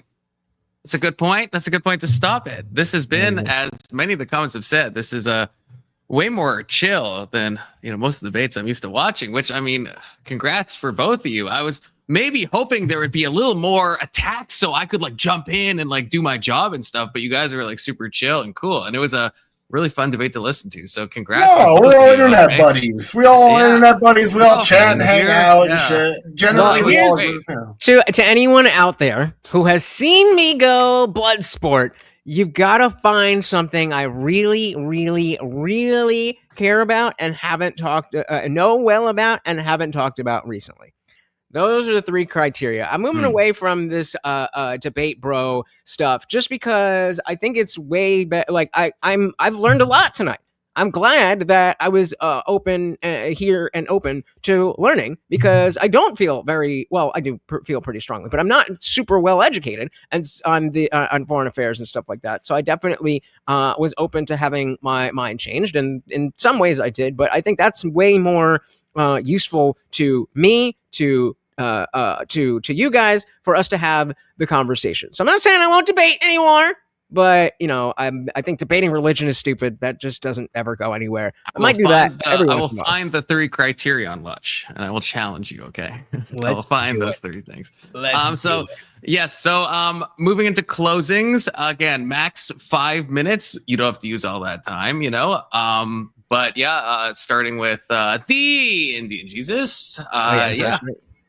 So I think Tyler made some very strong points about why we can't be a completely isolationist nation, and I agree with that. I think the way that he is using interventionist is a little bit broader than I think what most people talk about when we are discussing intervention versus isolation.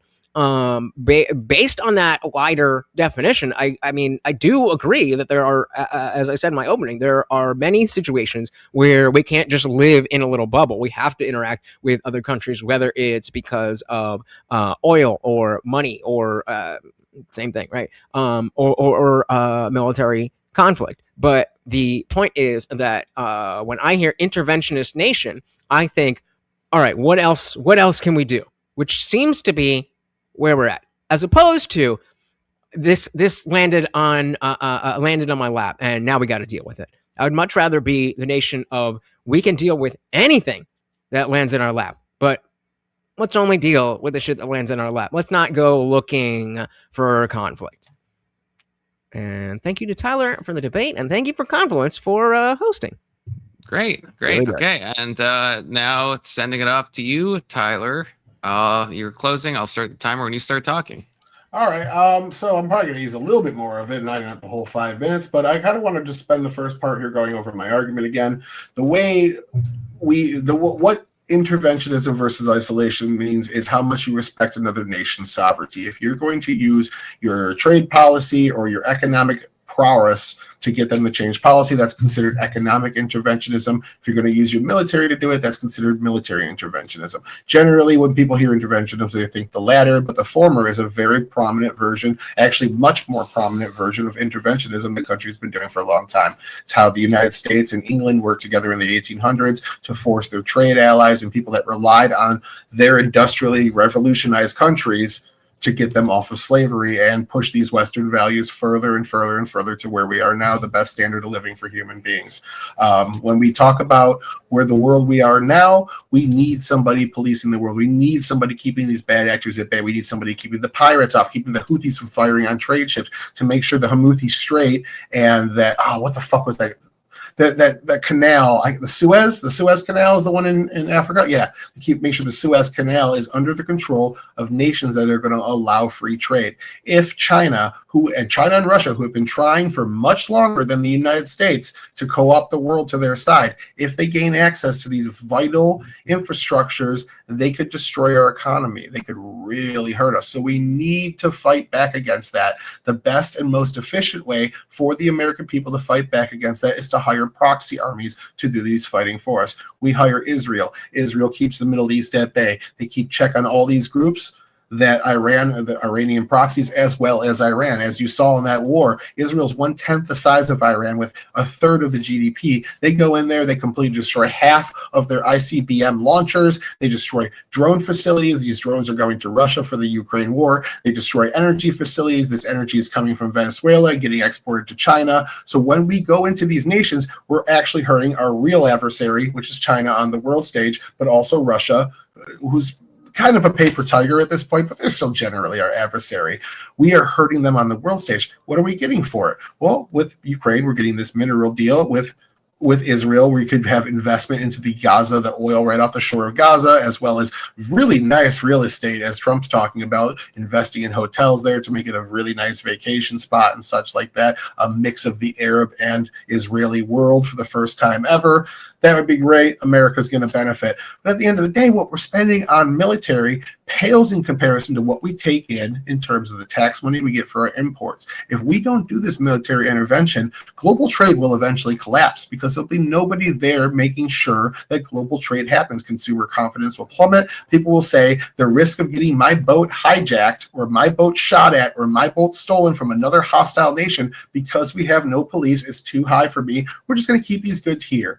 And then we see the end of world trade. And then we see massive inflation. Just look at what Trump's tariffs did for inflation here. Inflation should be fully cooled off at this point, and it's been remaining stable the entire year. We need global trade to make the price of the American lifestyle come down, and it's worked.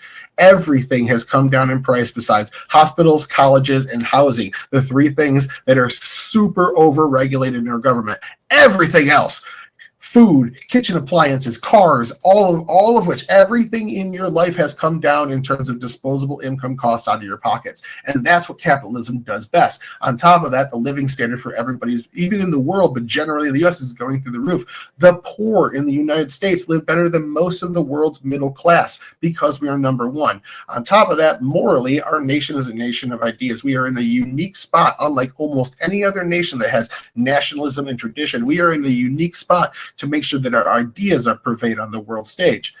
If we can take this and push it out to the world stage, we'll have a better world, and that better world will result in a better United States. Now, bringing in all these resources that we're getting, we're able to do our AI boom to keep us in the technological lead over other countries. We're going to have moderately skilled, high-paying jobs coming in because of this AI boom. And one or two I named, but there's several more. I work inside that industry. I just got a banging-ass job in Texas that I'm about to go to exactly in this industry because of Trump's AI boom. And they're out there. They're desperate for people. So if you want to get in there, Go do 2 years of IT technical colleges and get in there, because this shit's blowing up right now. This is the new American blue collar job. And the only reason is because interventionism and the Trump administration has made it this way. Our country is 100% better off because of this. You can't have America first if we don't have strong allies. Wow, I don't know if you had a timer going, but you have 1 second left on my timer. So Damn. if you didn't have a timer, that was incredibly well timed. I was using the clock up here. Oh, okay, okay. Wow, Cheating. Dilly to both of you. Yeah, so this was great. So now if we can move into some a brief Q&A. Okay, so I'm gonna read some questions from chat and some that myself. Right. I'm right here. I just down. gotta take a piss, but I can hear yes and talk. Okay. So yeah, so if you can keep the questions might be directed to one person or another or both. Yeah, try to keep your answers to around a minute, not strict on it, but try to keep it. And then the other person can respond to, or they can choose not to respond. Up to you. Okay. So first of all, have to shout out the super chats. This is not really a question for the panelists, maybe more a question to me, but Alex, how did we get to the Epstein on this prompt? What I said, all roads lead to Epstein. Thank you for your support, Alex. And again, anyone, you can still get your questions in. Okay. And also, he's still alive. Thank you to Guam Tech. Thank you from the Indian Jesus crew. So thank you to both of those. W to both of you. So first question, and this is earlier on, and this one is directed at Tyler. It's a two-parter because the chat message is long. It's from Big Soda. Okay, W in the chat for Big Soda. Shout out to Big Soda. If loans make up a small percentage of military aid and non-repayable grants make up a larger portion, is it relevant to bring up loans if the minority of the percentage compared to non-repayable grants? Yeah, absolutely. A lot of those grants don't start as grants. They turn into grants from later administrations and things like that. But yeah, if the ideal is to sell weapons, and then another administration that wants to earn some kudos with a special interest group or something like that says, we're going to turn that into a grant now instead of a weapons sale. Yeah, it's relevant to bring it up because getting some of that money back shows that the cost isn't nearly as high as it looks like on paper. It's just, I'm a pretty detail-oriented person. It's just kind of my debate style. Do you have a response to that, Lutch? You don't have to. If you want to say something, you can. I was peeing. I missed the question. Okay, I think that's fine. I think it was mainly directed to Tyler. So if you, Wicked Wally. This is, I think, a question to both of you. We also promised Russia would be a buffer zone between them and NATO territory, and that we allowed Ukraine to saber rattle that possibility. Do we agree with this? Do we disagree with this? Russia a buffer zone. Actual Justice Warrior did a video on this. You should check out. I can find it. This is based off of something that actually happened. Yeah, he did a long video on it. This is based off of I want to say this was somebody else's interpretation of what was said during the meeting, and both people in the meeting have come out and said, no, this isn't actually what we said. He didn't say. Wasn't that like the red line? That not 1 inch eastward. I don't know a lot about was that UN or the other one, but I don't know. That's what is said, but at the end of the day, it's not Russia's decision as to what Ukraine does, nor is it ours. Ukraine wanted to join NATO. So. Right, but once we promise it, once we say okay, then that's our word. But there are other, not that I'm supposed to intervene, but there are other Baltic nations that are, I think, that would be. If I can add to Wicked Wally's question, there are other NATO countries on the border of Russia. So to I guess maybe pivot the question, is Ukraine a special red line? Is there any reason for us to think that? Because he said, okay, you can go up, but you're not taking Ukraine. And then, wait, I just confused myself. You're saying NATO, like Ukraine shouldn't join NATO. Oh yeah. Okay, so yeah.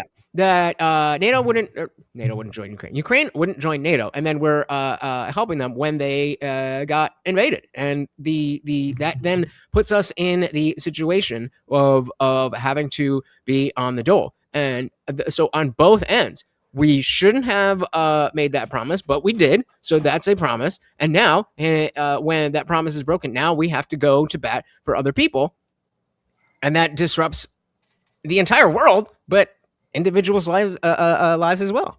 Okay, so what was happening? This was a conversation between James Baker and the Soviet president at the time, Mikhail Gorbachev.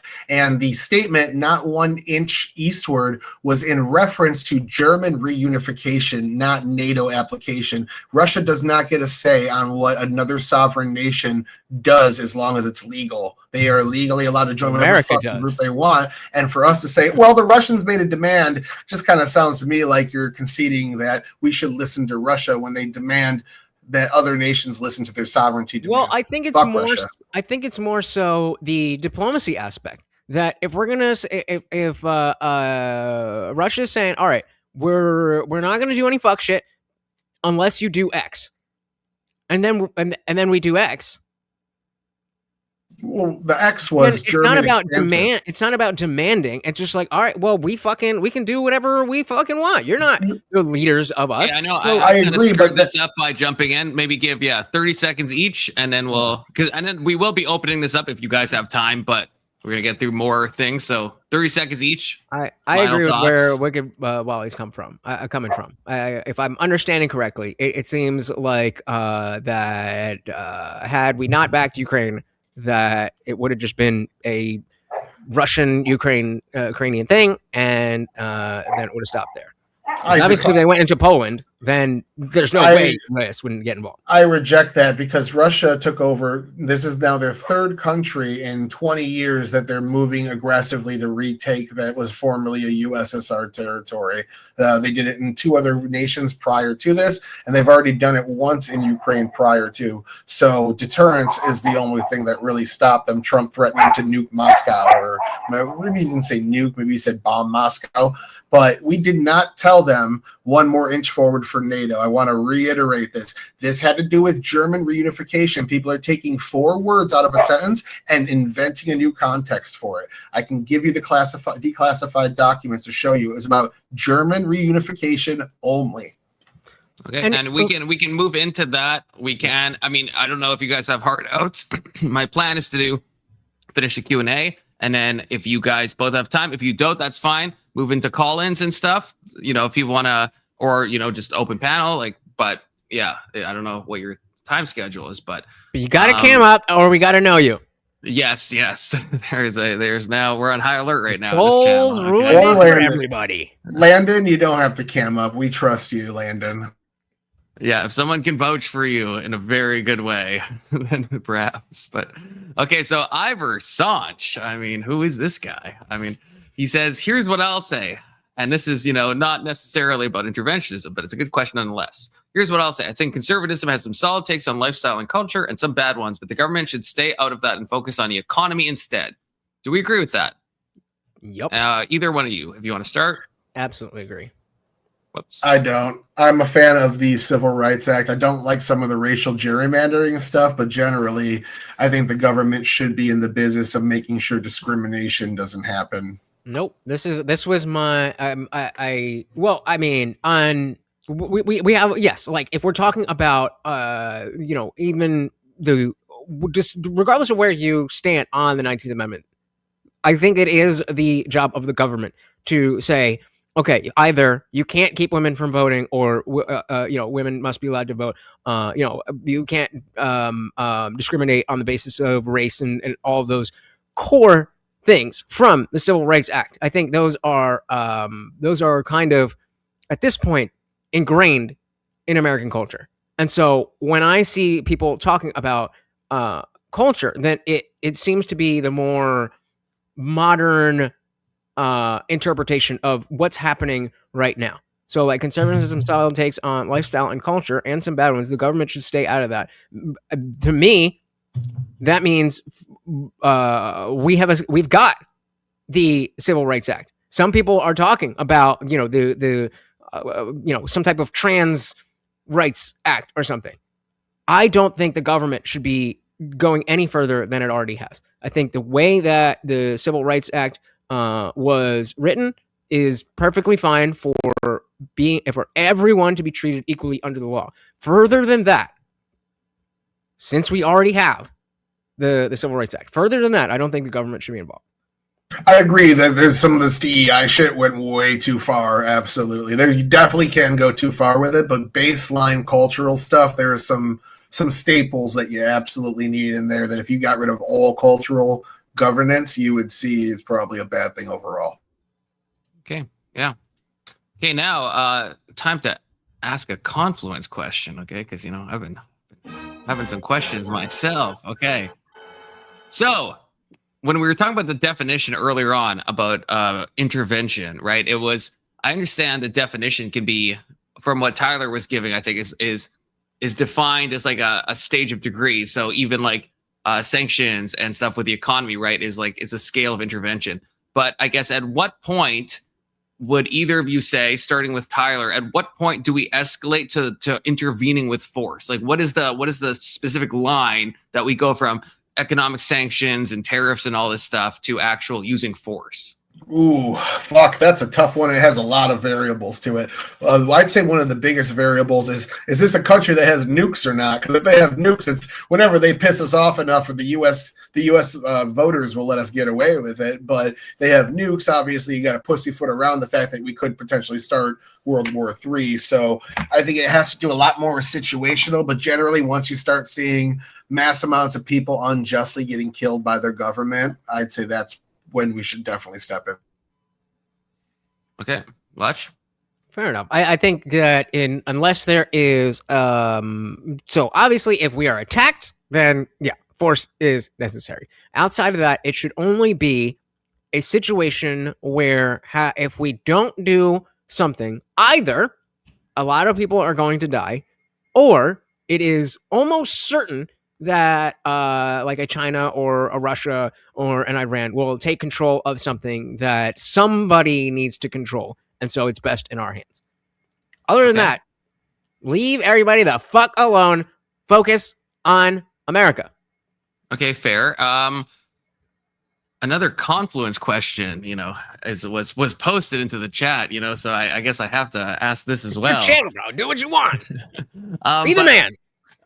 The question I guess I have is, at what point, because we're talking about interventionism, and I feel like, yeah, a lot of the focus is on like America first and the economic realities and stuff.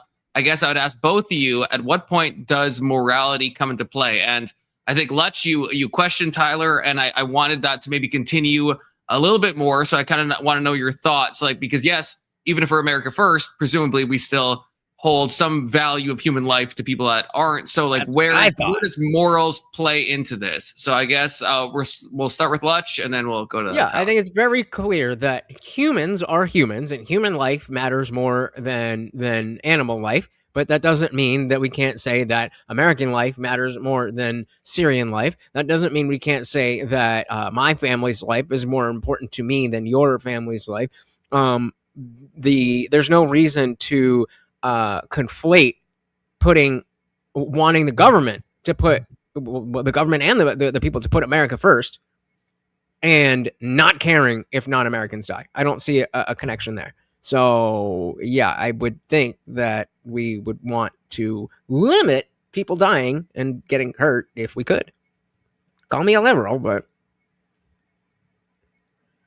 Tyler? I'd say my stance, morality has been at play since the inception of the stance, because it comes from the fundamental argument of the American moral principle, life, liberty, and property, or pursuit of happiness, if you want to quote the Declaration of Independence, or a moral principle. I'm not a religious person, but I am somebody that came to objective morality based on something human nature-wise, like it's inherent to our nature, and I think religious people say that that's what religious people claim is us being made in the image of God. I think those things personally are just inherent to us as sentient beings.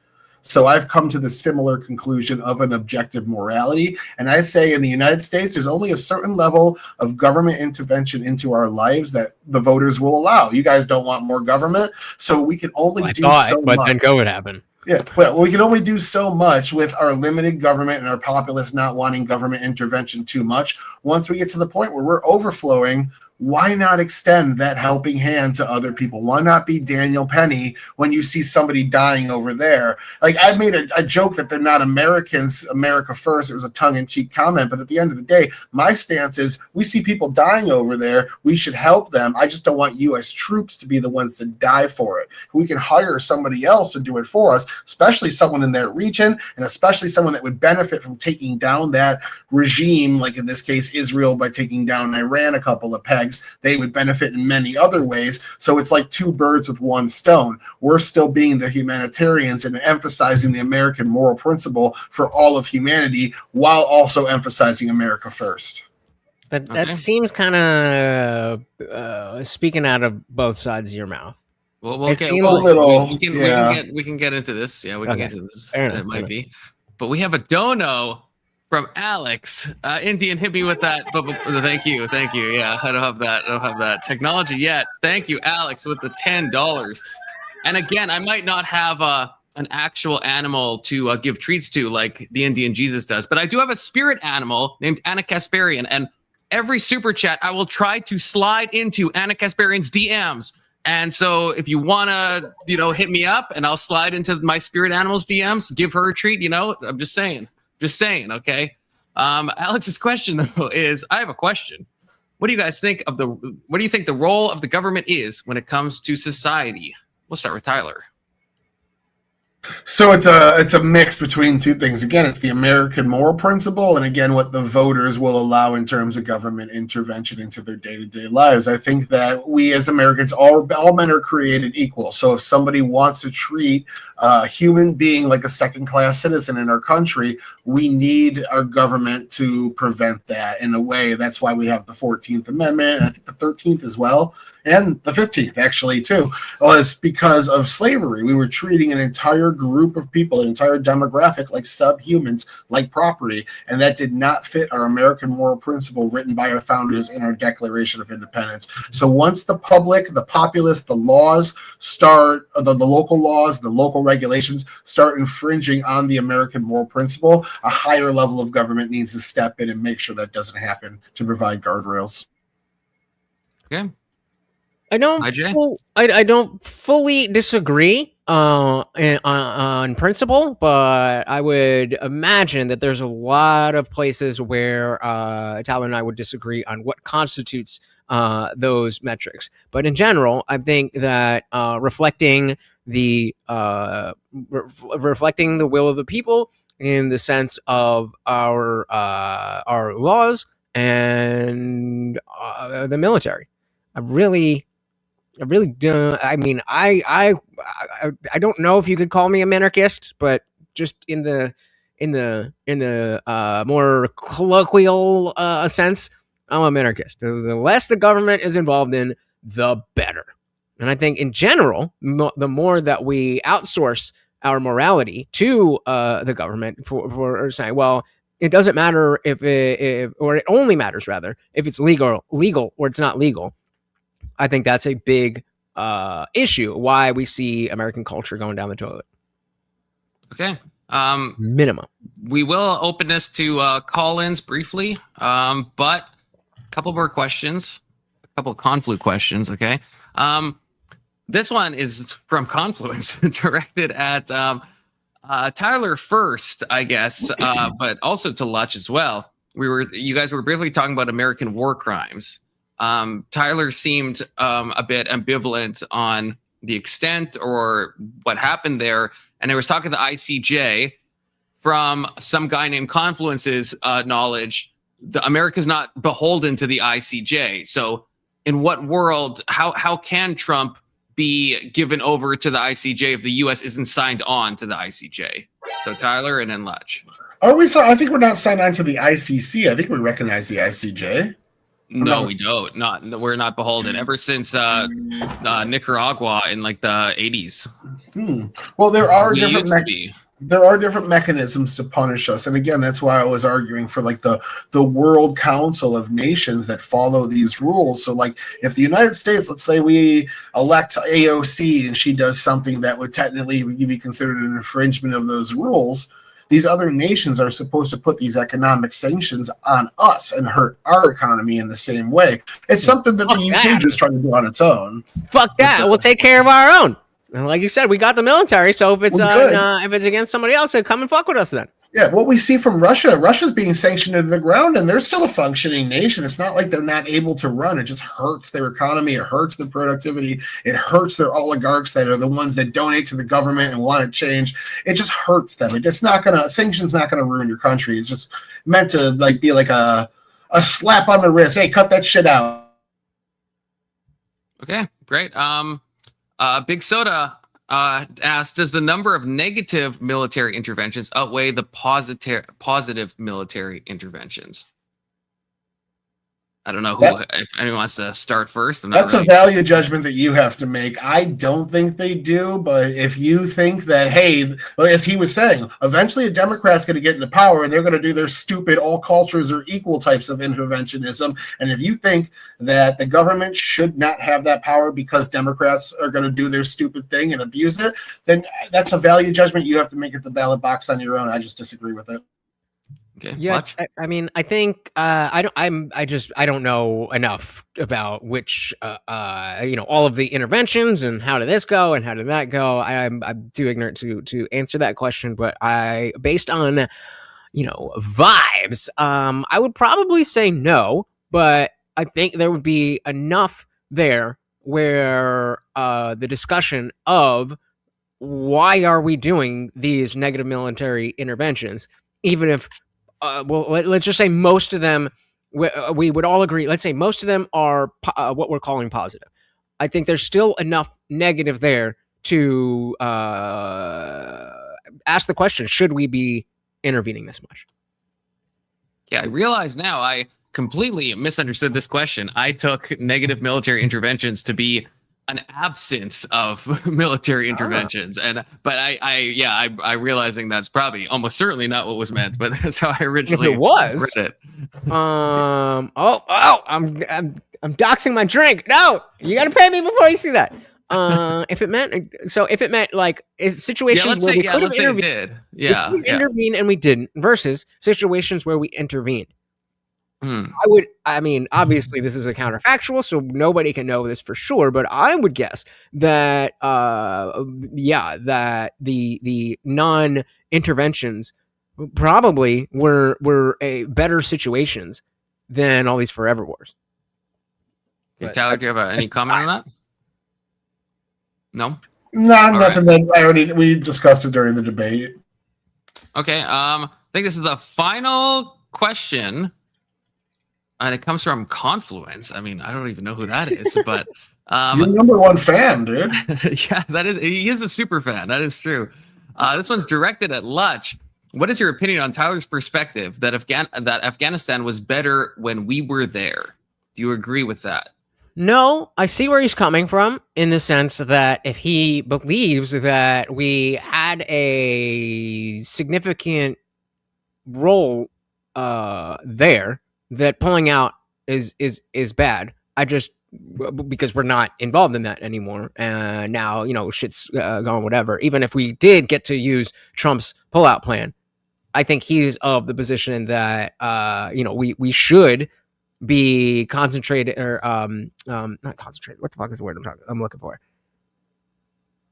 Not infiltrated. Oh, come on. Occupying. There we go. We should be occupying these countries because we don't know what's going to happen, or there's X, Y, and Z reason. I am more of the position that despite X, Y, and Z reason, there are moral aspects and again, I'll say cultural aspects that I don't agree with, where I want to be more libertarian and slightly, not completely, slightly more isolationist. Could I ask you this, though? Because of those cultural differences, if we had given Saudi Arabia, let's say, $20 billion, a small fraction of what the Afghanistan war actually cost, and told them to do it, would you be for or against it? These are the guys that trained the people that did 9/11 and were harboring the guy that was orchestrating it. So, yeah, I'm. I don't know. I honestly don't know. I think if we could, if it was, if I could know for sure that we had situation A and situation B, and situation B is eternal occupation, but we do the cost benefit analysis and that was better, then okay, it is what it is. But I don't believe with, and again, coming from ignorance, I don't believe that we can make that cost benefit analysis and landing on staying in Afghanistan forever. Because like then what would be the justification for leaving, or do we just occupy the whole world and become a globalist America?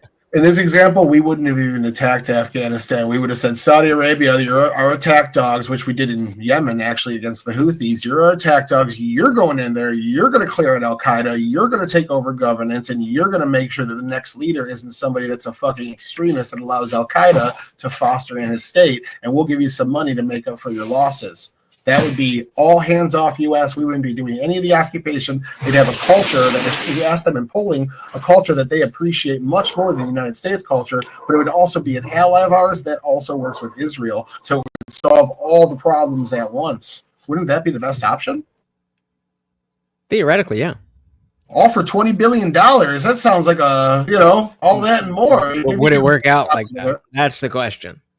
That's the question. Shout out to Big Soda with the $5. I think I'd rather have that money returned to the taxpayers. Bingo. I wish that. But we're making so much money on this deal, bro. The minerals. You guys are all going to get so rich from this money, from this mineral drain. It's crazy. Just wait. Yeah, if the money was given back, if the money was, then I think I would be more aligned with that. On top of that, the money we're giving them, I think with Ukraine, it's only about 2/3 of the money is coming back to the U.S. and people are buying weapons. So we're not only getting that money back in terms of what they're buying, we're also going to pay it back long term with the minerals, and we're going to have all sorts of jobs, blue collar jobs that pay good for tech people. Like, this is exactly what we want. Let's go. Then why don't we go fucking intervene all over the fucking place? It's not just fighting in Ukraine. Let's get everywhere. Why not? We got to make sure for a conflict starts. Sticky little fingers in every single country. Oh wait, you've already argued. We already do. American globalism. Hell yeah, American imperialism. Because you want the government, that the absolute best person to ever be part of it of our lifetime was Donald Trump, who clearly was the best, but is also Donald Trump. That should be the leader of the world. I'm good. Okay, now if you both still have time, we're gonna do some call-ins. Are you guys good with that? Yes, I told the wife that I will be done in 8 minutes. She's standing next to me. So if there's anyone that exclusively wants to ask me a question, if they could get pushed up a little bit, that would be appreciated. But it's your show. There's been someone that's been Jason, just shoot me a quick message on Discord. Just real quick. I'm on high alert. Just want to make sure that everyone. Okay, there we go. So Jason wanted to come up. So here we go. Jason, let me tell you that Afghanistan being run by the Saudis question real quick, because I know you're never work. That when polled, they said they didn't want the U.S. there. They wanted the Saudis to be the ones overseeing their country. They flat out said that. Well, yeah. If you're going to give them an option of who they would rather be puppeteered by, yes, they would rather have. They definitely would rather have the Sunnis, the Sunni Wahhabis do it. However, the Saudis are fucking retarded, and they don't do anything themselves. They use slave labor for everything. So, I mean, you're talking about a populace that is incompetent in everything they do. The only thing they can do is eat and wipe their ass. So, and sell oil. No, we do that for them too. Generally, but yeah, they're attack dog. What they did in Yemen for us was pretty solid. Actually, you're up here to ask a question. Okay, so. I actually am a little bit more towards Lutch's or IJ's side, as you know, Tyler.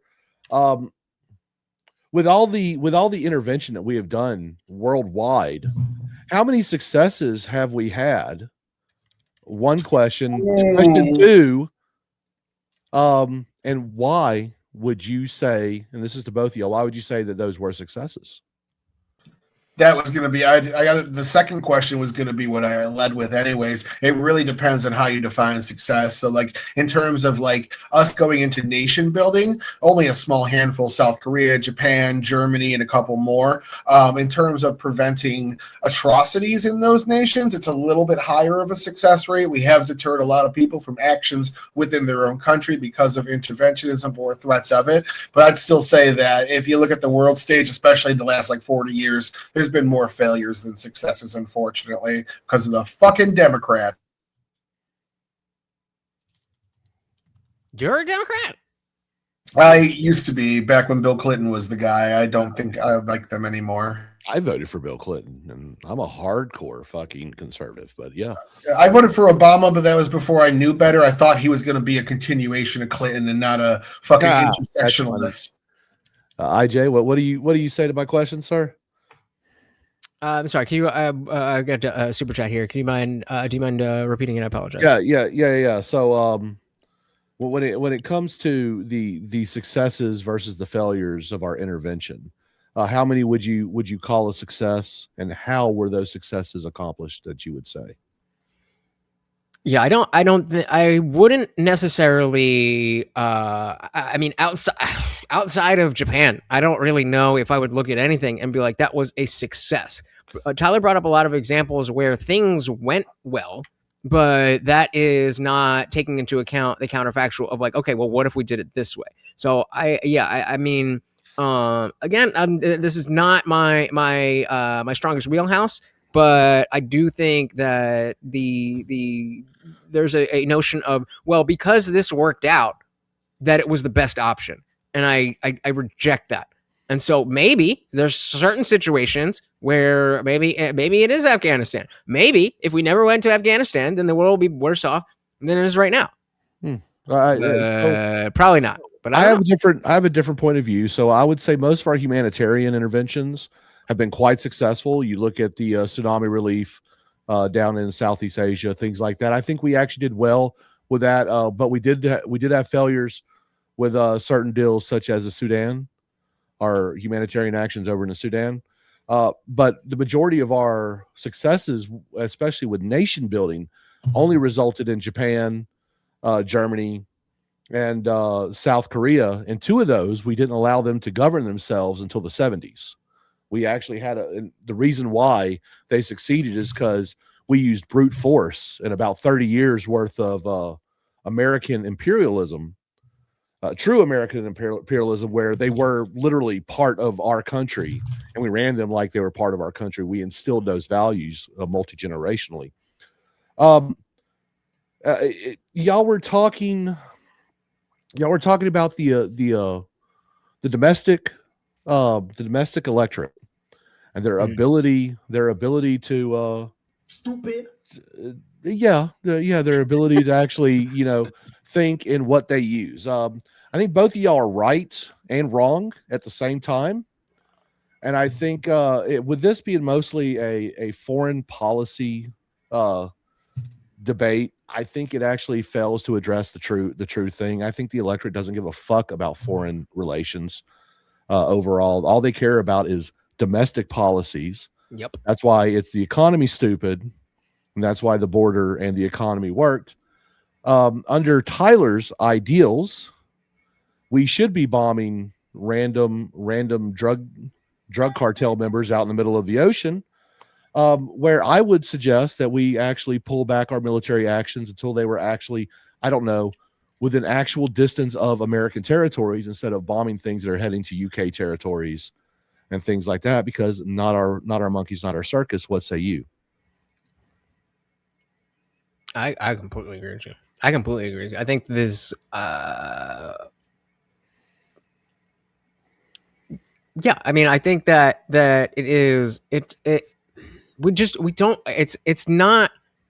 I'm not convinced that this is a good way to approach things. If we are going to approach things the way that Tyler is saying we should approach them, then yes, it does seem like things typically will work out in our favor. But I think that's a very different thing than how do we solve this problem? Yeah, I would say 20 years of occupation in Afghanistan and Iraq literally proved that point. Yeah. Tyler, how do you It respond wasn't to that? enough. I would say that we needed more time in Afghanistan. We didn't occupy Iraq like that. We fucked up there. All we did was say, "Oh, we're going to train their military up, and they're going to handle this." And then the military gets out there, throws down their weapons and bolts, and gives them all to the fucking terrorist entities. Yeah, that was a complete failure, huh?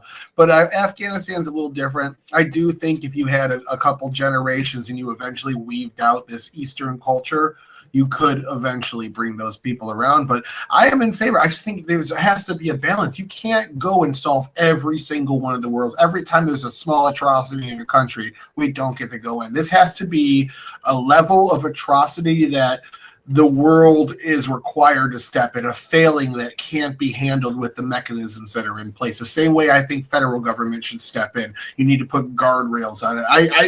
I agree you can go too far, and I agree you can fuck it up. But That's interesting. So where's the line? That's the line is somewhat. I think that differs from individual to individual, different presidents. I'm asking what's your line. What is your line before you're willing to sacrifice American soldiers, sailors, airmen, and Marines? What line has to be crossed where you're like, hey, and you're the pro-interventionist. So where is that line where you're willing to put American blood and treasure on the line in order to prevent?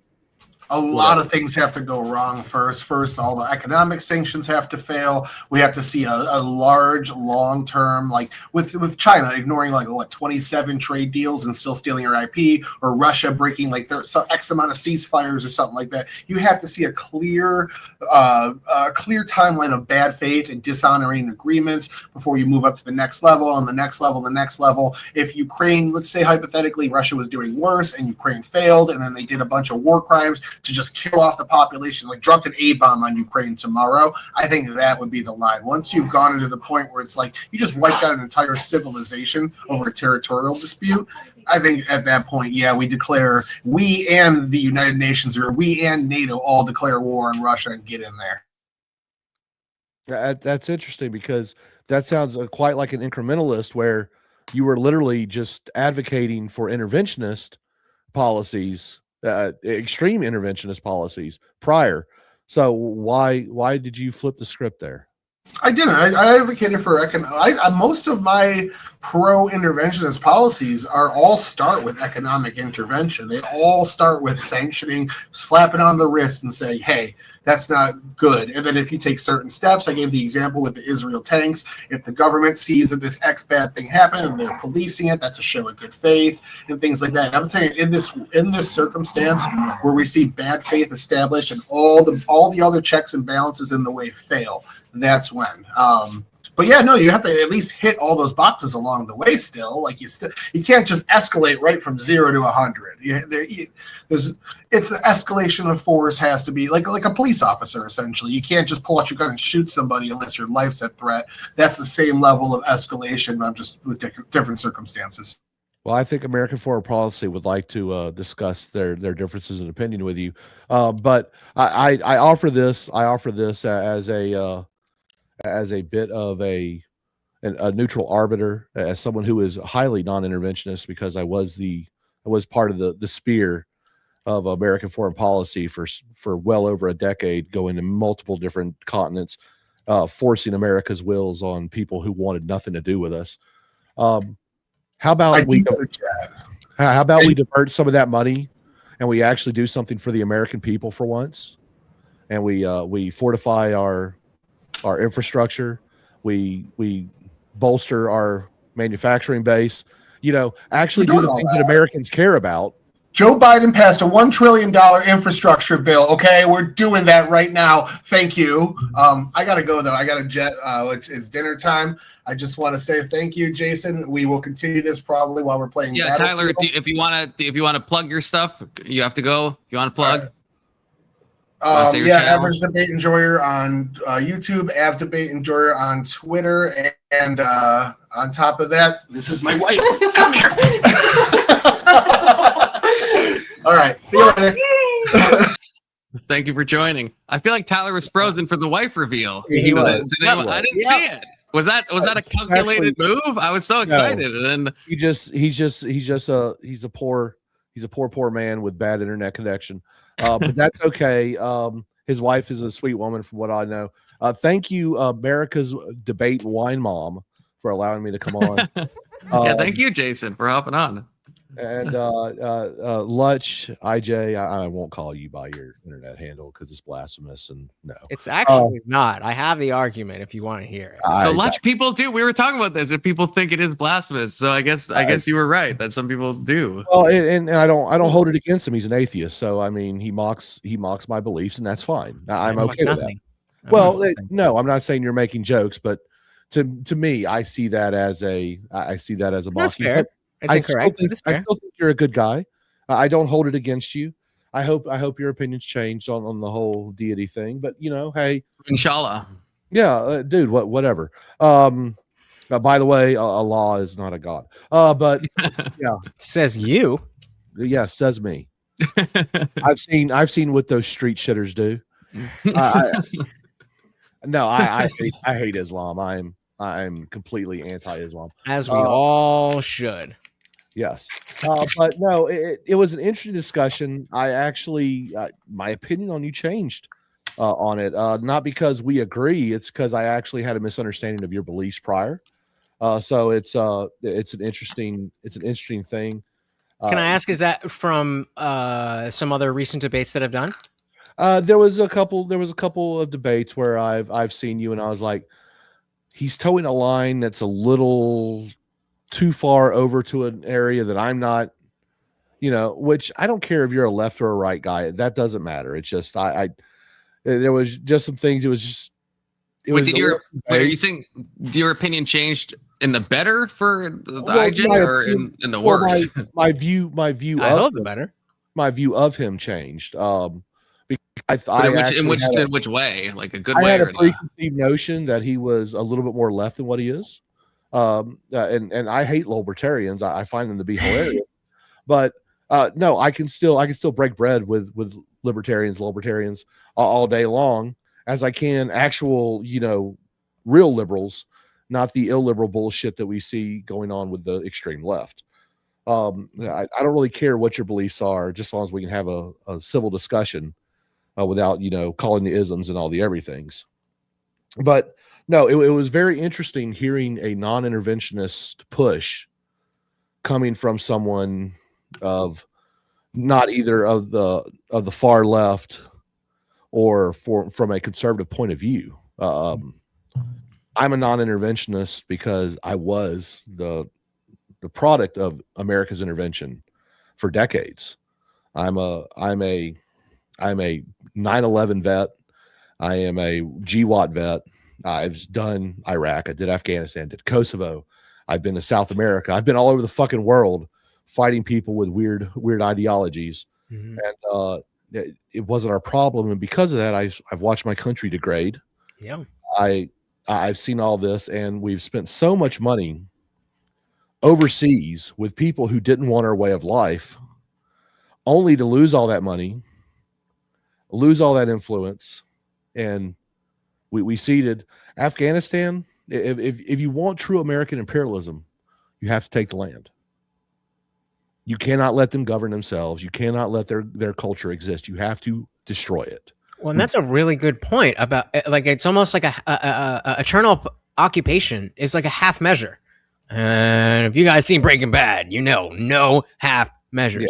And that's a really good point, that if whatever it is that whether Tyler or anybody else says that we should have been in Afghanistan, we should have stayed in Afghanistan, it was good that we were in Afghanistan, then the question should be, to what end?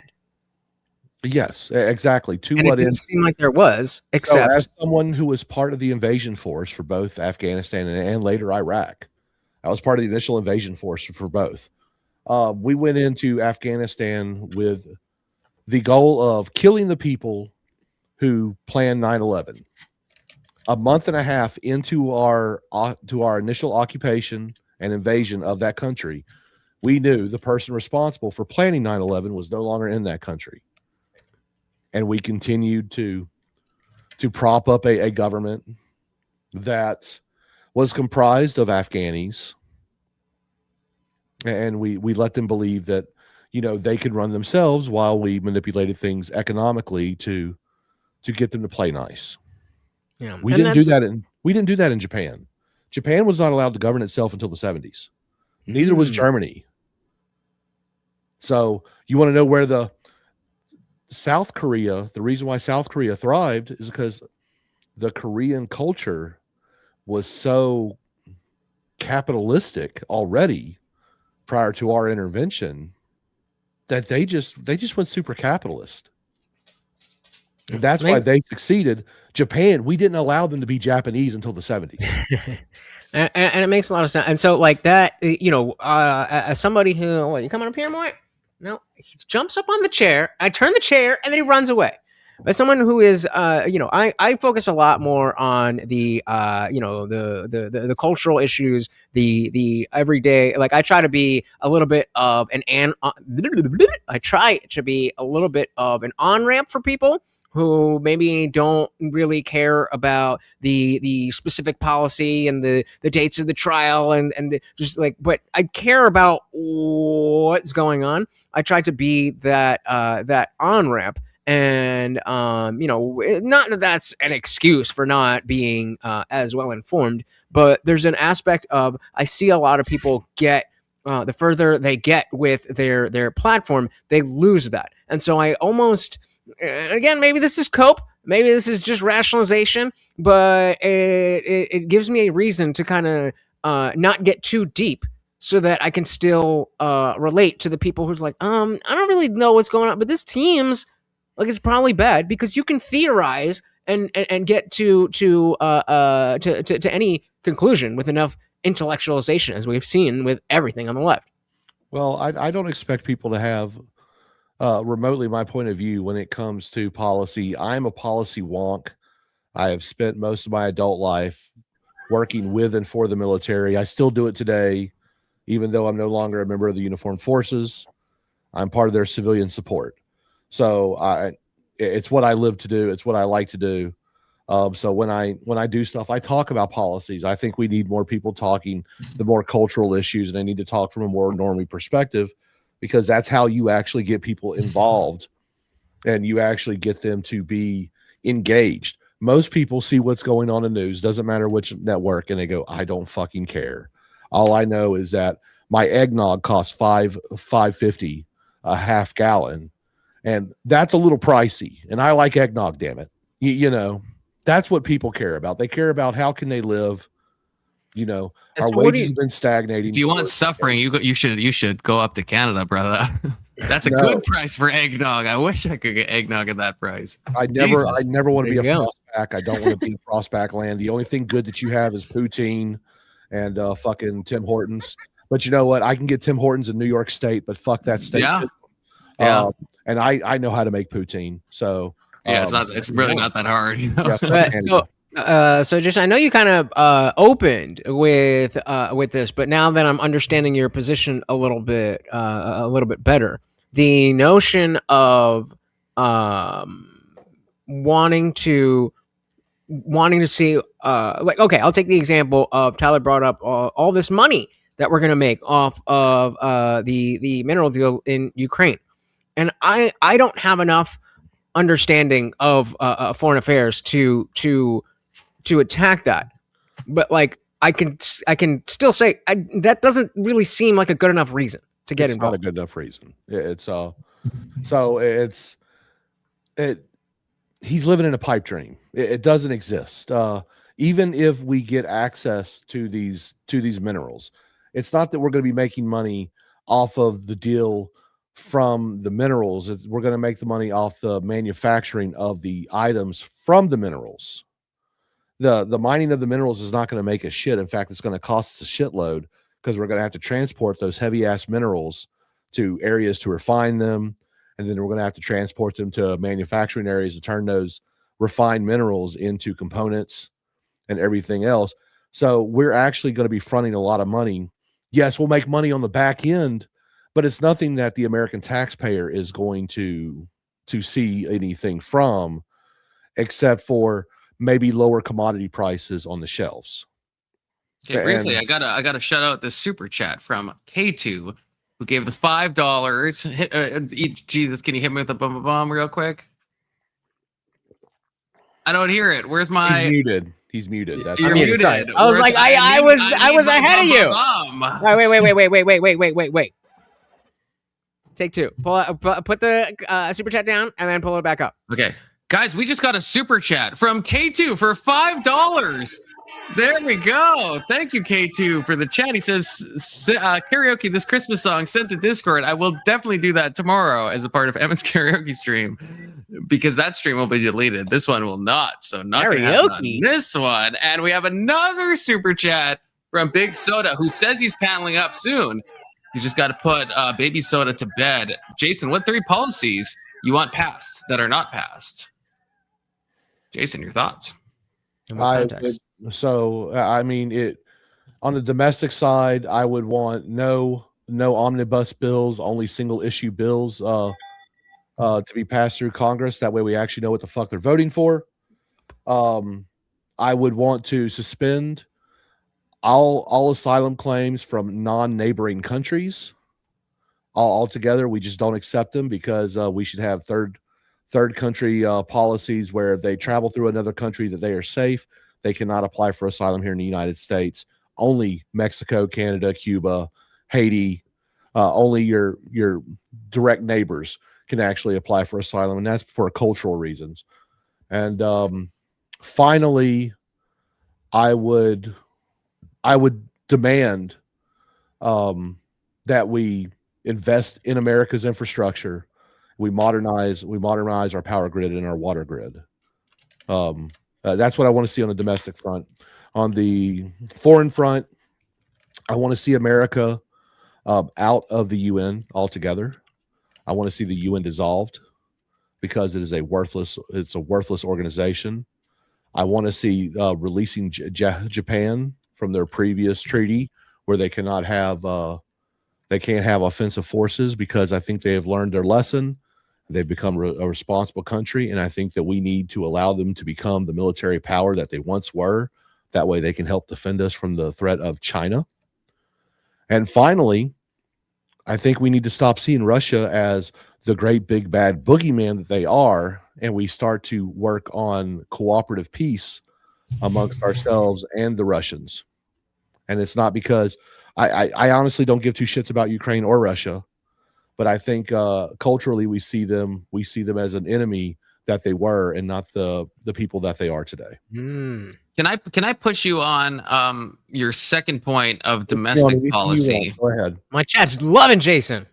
Okay, yeah, everyone loves Jason. He's a very lovable guy. But okay, the second policy that you said.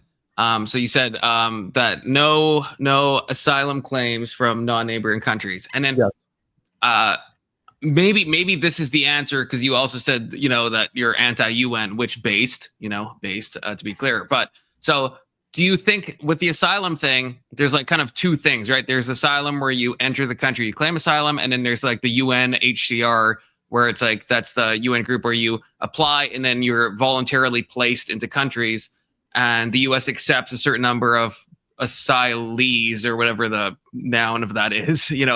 Should that be stopped too, or are you just talking about like the claiming of asylum? Do you think the UNHCR should stop placing asylees or whatever the word is into the US as well? And that is a voluntary thing. The US doesn't have to accept them, so we can opt out. But like, what do you think about that part of it? So the problem is the UN has no enforcement arm without the US. In fact, they have relied on that for decades, and the fact that the US has played along with the UN trying to establish the liberal world order is why we have allowed the things to happen that has happened. I am saying point blank, if you're not directly our neighbor, we should not even have to consider you as an asylee because culturally you're not close enough. Okay. And look, I don't give a shit if you're from the UK. I don't want you either. Okay, I guess. So what about like the South African, the farmers, right? We've all seen the unalive the white farmer chants, right? Trump presented it. Do you not want any of those people either? Look, I find that to be sad, but I find that to not be our problem as well. So I mean, it's not. But again, is there a certain point at which morality creeps in, where it's like they are Christian, they are people on our side? So here's the deal. the reason why I limit it to geographical distance is because one, we have a huge problem with people coming who are quote unquote asylees not assimilating into our country. Assimilation has to be mandatory in order for you to come to this country. It should be. I'm just But the saying. South Africans would, right? The people who I are don't, white I South don't care. Africans. In order to be fair and impartial, you have to be equal in your enforcement.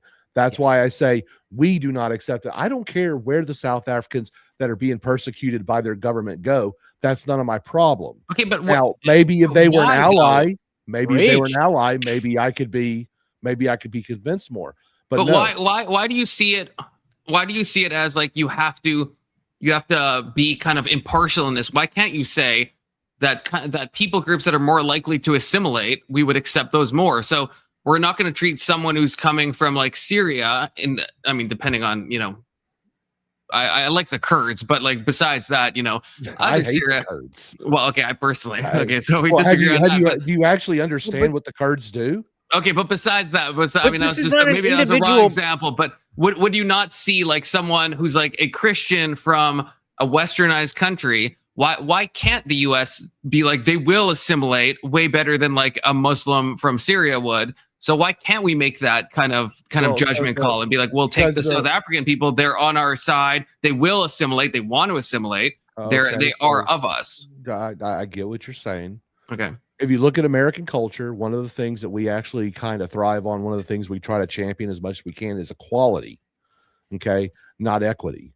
We actually like to say, hey, we treat people this way because of this, okay? The reason why I put that stipulation on only neighboring countries is because now we cannot be accused of being racist because we are not excluding people because of their race. We're excluding them because of their geography, okay? If you were traveling from South Africa to America for asylum, how many other countries are you going to go through? The actual international law, when it talks about safety for asylum, they say the first country that you go to that you are safe in, that's where you should. Only this one is not part, a choose your own adventure. This not is not the a UNHCR. No, that is in fact. I know, but I'm just saying Maine and Mexico. That is a large. Okay, so there's two things. There's that type of asylum, but the UNHCR is responsible for millions of refugees. I mean, that's the biggest organization, right? That deals and they place refugees in different parts. It is voluntary, like you don't have to accept them. But I'm saying that you can't like neglect that. It's not like unlawful or it's not some contravening of international law. Oh, I actually can neglect it, and I counter with remove the UN from the US. You can disavow it, but I'm just saying No, I'm not disavowing it. I am literally saying in my foreign policy deals, I literally said remove the US from the UN.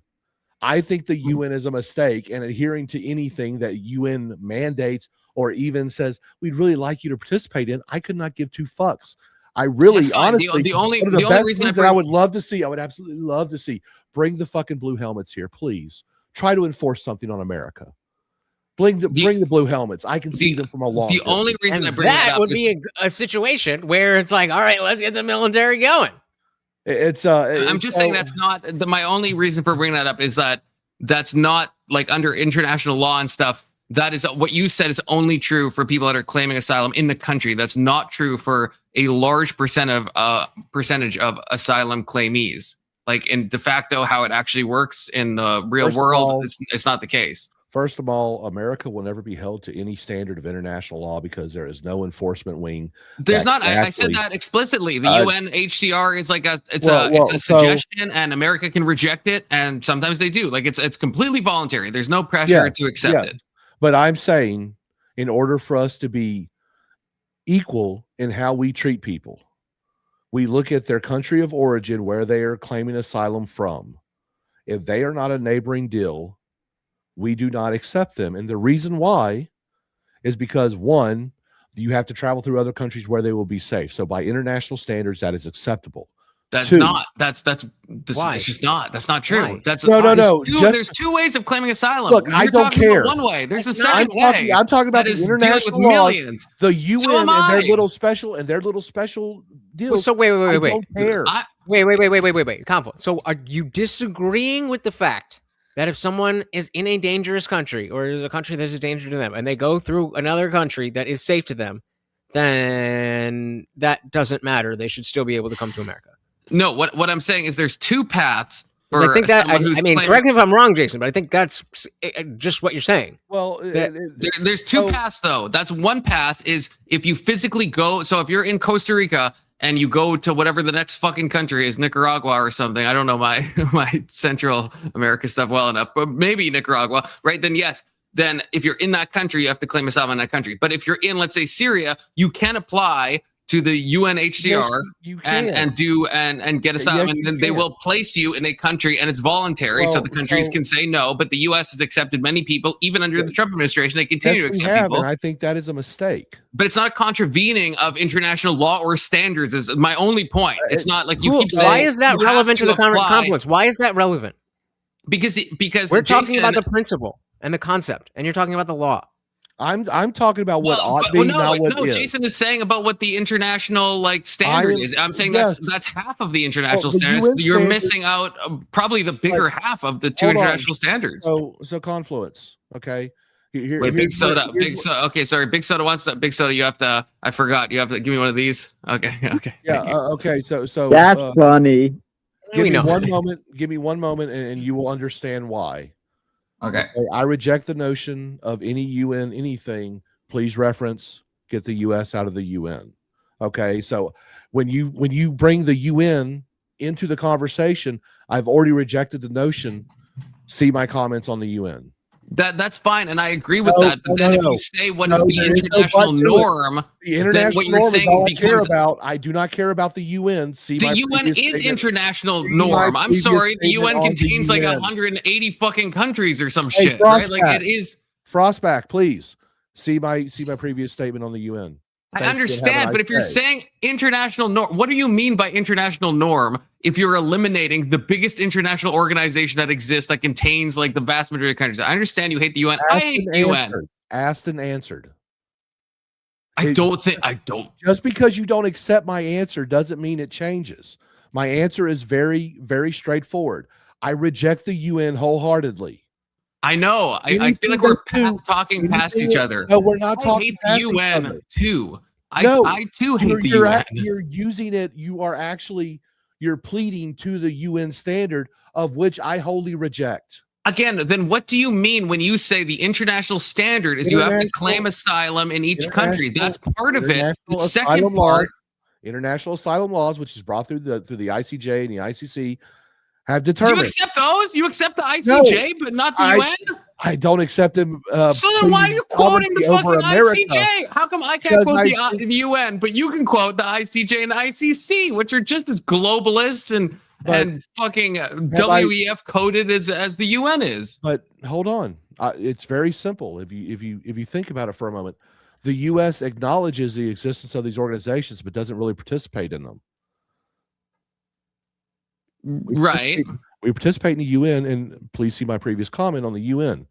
The UN should not exist under the U.S. purveyance. In fact, we should kick them out of New York. We should kick their fucking headquarters out of the North America. NATO has been an all-around bad. However, we do utilize the ICJ and the ICC in order to prosecute bad guys that we don't want to fuck with. So, but we're not beholden to either of those things, no, right? We're not. You know why? Because where's their fucking enforcement wing? Yeah, that's right. That's us. So at the end of the day, we don't really care what they say, but we will utilize their standards to enforce laws on other weaker countries. Sometimes we do. I mean, we went against the ICJ ruling on Israel, right? So like sometimes we'll go with them, sometimes we don't. No, we didn't. Israel went against the ICJ. The U.S. So did we. No, we didn't. We absolutely. What are you talking about? Didn't. We just said we don't care. It's not our business. No, and that's emphatically not what we said. What did we say? We went against the South African thing, the South African case. Yeah, South African case is stupid. Next. Yeah, that was the ICJ thing. We said that was. We said South Africa. Why you guys figure this out? Yeah, we said South Africa was stupid. We don't care. Yeah, but the ICJ took that case. We looked at that case and we said that shit's stupid. Yeah, we're looking at ICJ ruling and we said we don't give a shit. We're not going to say that. we threw. We our don't care if opinion the out rest of there. the world says it's a G side. We don't care. The U.S. is not going to say that, right? That's what we said. Yes. So we don't care. We don't. So we pick and agree with choose. their rulings when we agree with them, but when Yes, we don't, then we don't. We pick Which and I'm choose. fine with. And I will tell you, So Israel what's the doesn't actual care point of either. contention? Israel doesn't care either, because at the end of the day, no country will ever listen to the ICJ or the ICC unless they are conquered and have no other choice. Because Well, no importantly, country will ever, Israel's not signed on to the Please listen ICC for a or moment. ICJ either. Please listen for a moment. No country, even if it's signed on the ICC, will cede its sovereignty to a foreign court. No country will. I don't care if they signed a treaty or not. They will not do it. Okay, okay. So this is me learning now. So is there a country that is signed on that then is not beholden to the rulings? All countries Because, that are signed on will not be beholden, because unless. But can you give is there an example? Like, and I actually don't know. Like, this is me trying to just figure it out. I don't know all the countries. I believe there's like 120 that is signed on to it, but they're all nothing countries. In fact, I think your country of Canada is signed on to it. And we are, unfortunately. And I guarantee you that you will not cede a Canadian citizen to the judgment. But look, this was brought up by, I don't know if you watched the whole thing or if you or I don't know at what point you tuned in, but Tyler brought up Duterte from the Philippines, right? And he's currently in the fucking Hague, right? So the Philippines was signed on to the ICC and the ICJ, and they gave over Duterte, or at least Duterte. I don't know if he traveled and he was, but either way, it's like, and now I think Duterte's son is in charge now, who's also named Duterte. I can't remember any of these people's first names. That's the last name. I mean, yeah. So I don't know. I can't remember either of the first names of these people because it's like Tagalog or some shit. So, but yeah, it's like the point is like that guy is being held in international stuff now, right? What my understanding, I could be wrong, okay, but he traveled to a foreign country that turned him over, which is actually a diplomatic faux pas. Unfortunately for Duarte, the Philippines doesn't have an army that is expeditionary. So it's not like they can declare war on the country that actually took away their diplomat. Do you know they threatened to declare war in Canada? Just a fun fact. I would declare war on Canada. I would declare war on Canada tomorrow. Yeah, we're close, Confluence. We're real close. You keep fucking acting up, and look. I told you I'm a Quincy. I'm a Quincy. Please take us over. Threaten us with a good time. Yeah, don't threaten me with a good time. Fuck it. Annex Canada. Go off. We're just waiting for the summer and to determine if we're actually going to just starve out the fucking French Canadians. Oh, hey, yeah, don't threaten me with a fucking better time, okay? Jesus. I'm gonna be honest. I mean, I would just take over Canada, deport all the natives to India. So put the Indians with the Indians? Is that what you're saying? I honestly, we just want the resources. Actually, yes.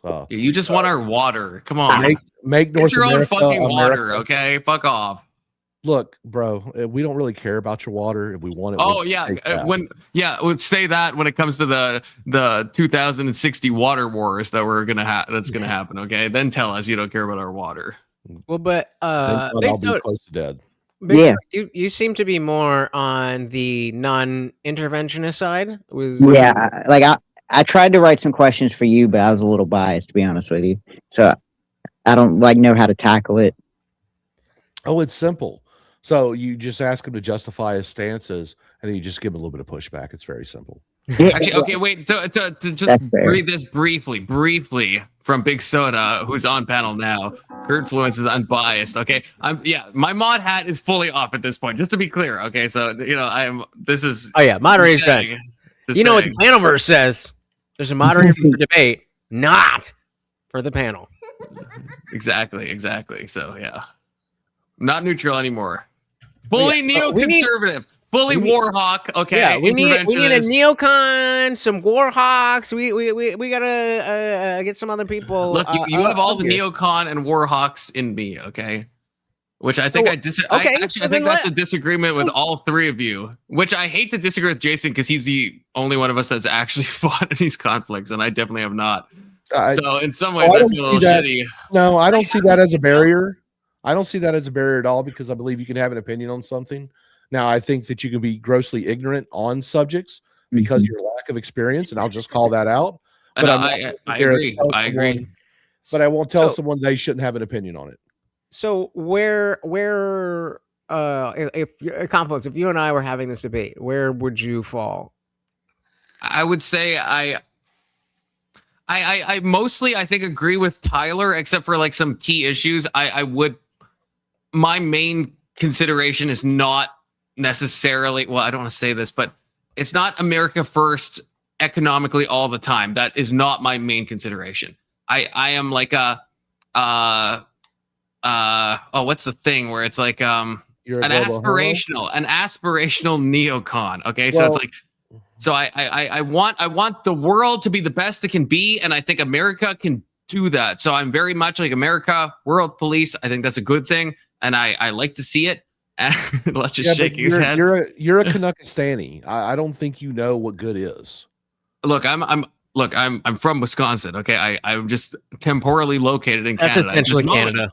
But I am from Wisconsin. Okay, so I am American. To be clear, I I'm reject your notion, Frostback. You may have been born in Wisconsin, but I see where you reside now. I So don't, that's I where don't your want to loyalties reside are. here. Okay, circumstance and dint of fate. I ended up in the terrible land What of do the you- north. What do you think? Like, how do you see, like, best case scenario? Let's say we lean into America World Police and blah blah blah blah blah blah blah blah. What is the best case scenario of that? If it's not the a globalist government that's just the American government worldwide, what is the best case? Well, okay. First of all, again, don't threaten me with a good time. If the Americans did run everything, I think that would probably be better. I think the best case scenario is, having all of these backwards countries westernize, which I think we have done to a large extent. No. I think, Jason, Wait, Jason doesn't like this. We've done what to a large extent?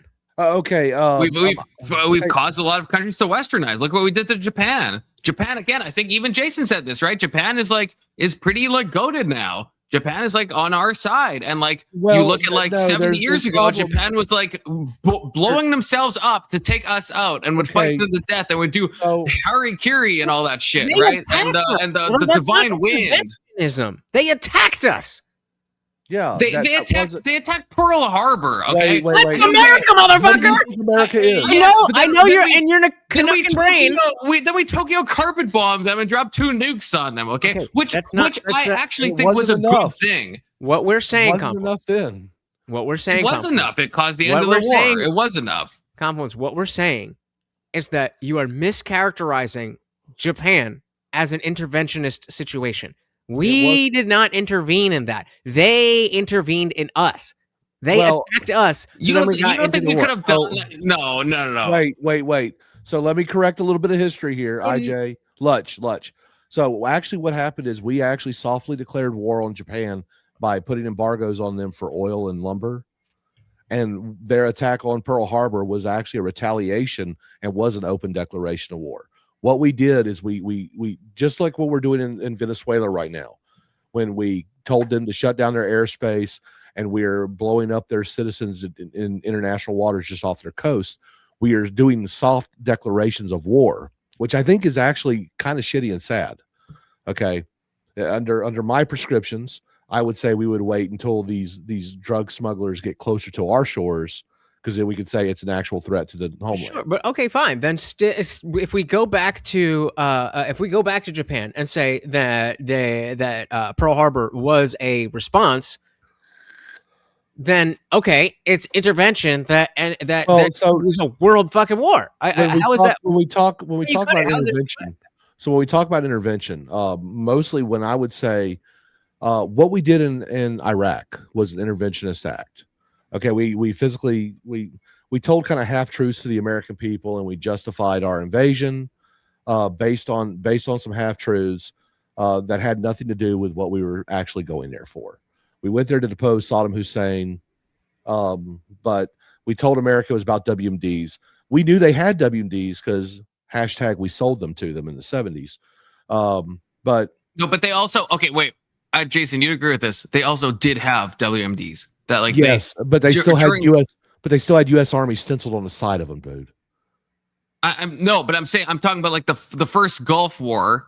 and like you tell me if I'm wrong, Jason, but like in the Gulf War, right? Like Following- Saddam Hussein following had Desert weapons Storm. of mass destruction. Well, The question yes, was if we he sold if he them to them. disengaged them or not. I know, we but sold they them to them in the 70s. Yes, we Okay, sold them so- mustard and sarin gas. We also sold them some biological weapons too. to use right, and the against question Iran. was, did they decommission those or not? No, Right, and that- in fact they used some against their own people after George Bush suggested an uprising within the Iraqi people. After the conclusion of Desert Storm, the Iraqi people did listen to George Bush. They stood up, and Saddam Hussein mustard gassed them. However, right, but I'm it talking was- about the wait. second Iraq War. the second Like Iraq War. at that point, we don't Wait. know. We're kind of No, we trusting that do. they've gotten rid. we No, I actually don't. do know. We We actually knew do that they know. decommissioned all their No, chemical no, weapons. we knew they had chemical weapons. In Oh, okay, fact, well, chemical okay. weapons was used on in a small part on against some USMC soldiers in Fallujah. We treated about 15 to 20 Marines for exposure to mustard gas. But CNN and stuff won't talk about that. We actually found WMDs. okay, so But it kind of goes against the narrative of the whole lying to the American people. We did lie. It was a I half feel lie, like though. I feel like that is that not on my side of the stuff where it's like, so there was even But it better was reason still- to think they had no, WMDs. it was still an intervention, though. No, I okay. know. Look, I know We it was an had no- intervention. we I had no- agree. Well, we had no casus belli, and so the difference Is between having WMDs not a No, cause to war? No. no, You know of a Why aren't we getting bombed so- right now? We have WMDs. We have that's nukes. because we're based. Wait, are we like negative Wait, the wait, Iran don't nuclear we, attacks that we did? Yes. Like I'm Yes. Really? Yes. Yes. That's Not part of insane. us. That's Because insane. if they didn't play nice, then we would be in World War III right now. No, Iran is no fuck off. Iran can fuck off. Iran has no. We could. I would have we loved to could- let them fuck off, but No. we didn't let them fuck No, off. I'm saying we could What turn are you even saying? we could turn Iran into glass in the same way that Israel could turn Gaza into glass. Okay, we definitely could do that. Well, Wait, I got a question for It's Jason. not relevant to this argument go ahead. because we're specifically talking about whether we should or should not be doing that, not whether we can. Obviously, we I can brought blow that the up because entire you said Earth. it would lead to World War III, and I'm saying no, it wouldn't. We could wipe out Iran completely. That's World War III, motherfucker! No, it's not. What do you It think makes happens if sense. we turn Iran to glass? What do you think happens next? You think China and Russia actually give a shit about Iran? No, No, they absolutely give not. a shit about an opportunity to fuck with America. are you kidding me? One of Russia's largest trading partners is Iran. You think Russia is going to No, I start don't an think- actual I know, hot I war with know. America? I fucking Did Russia do know. anything after we took out all the nuclear facilities? We did limited strikes, buddy, and we didn't take out the nuclear facilities. Yeah, We damaged I heard that from CNN that we delayed them No. 5 months, and now 5 months into the future, they have no more capacity than they did. So Information apparently cucked. that was fake news. Information cucked. Guantek, I'm adding this to information cucked. Well, I heard it on CNN, so it must be not true. Look, That's I'm saying no. Hold on. Okay, I have to answer Lutch. I heard it on CNN, and this was like 7 months ago or 8 months ago, and they said, "Oh, in a few months, Iran will be back to their normal capabilities." And I'm saying right now, Iran is in the same fucking place. So I'm not saying because I heard it on CNN, it's not Right. true. I'm saying I heard it on CNN, and Okay. now we're in the future, and their prediction was incredibly wrong. That's why it's fake news. well, so I would So argue- hashtag not info cucked. Okay, Hold on. so Guamtech, and you could take that off the record. Okay, you could delete that one. Wait, before we move on too far, I just want to ask Jason this one question that connects back to the Iraq. So when you're talking about like the 1979, like a lot of the weapons that were sold to Iraq, you're talking about like the Iraq and Iran war that we supported. Yeah. 10-year Okay. war where we bolstered and we brought Saddam Hussein into power. We actually helped create the Ba'athist Party, and yes, we helped build up their artillery arsenal. Yes. Makes sense. Mm-hmm. Because I thought I remember that correctly, that was one of those situations where I don't want to say we built a bad man, but it's kind of like we gave a bad man power and then it bit us in the ass. No, so you actually stated it right. So every modern day monster post Mustache Man has been created by the United States. We made Saddam Hussein. I think that's hackneyed. I really do. I mean, you can think it, but the question is, all just you because you want, think it, but- don't make it false. What is that word? Well, we can actually Hackneyed. justify this. I We mean- can actually justify this by looking historically through the interactions with American foreign policy and the individuals that we helped put into power. I understand, Okay.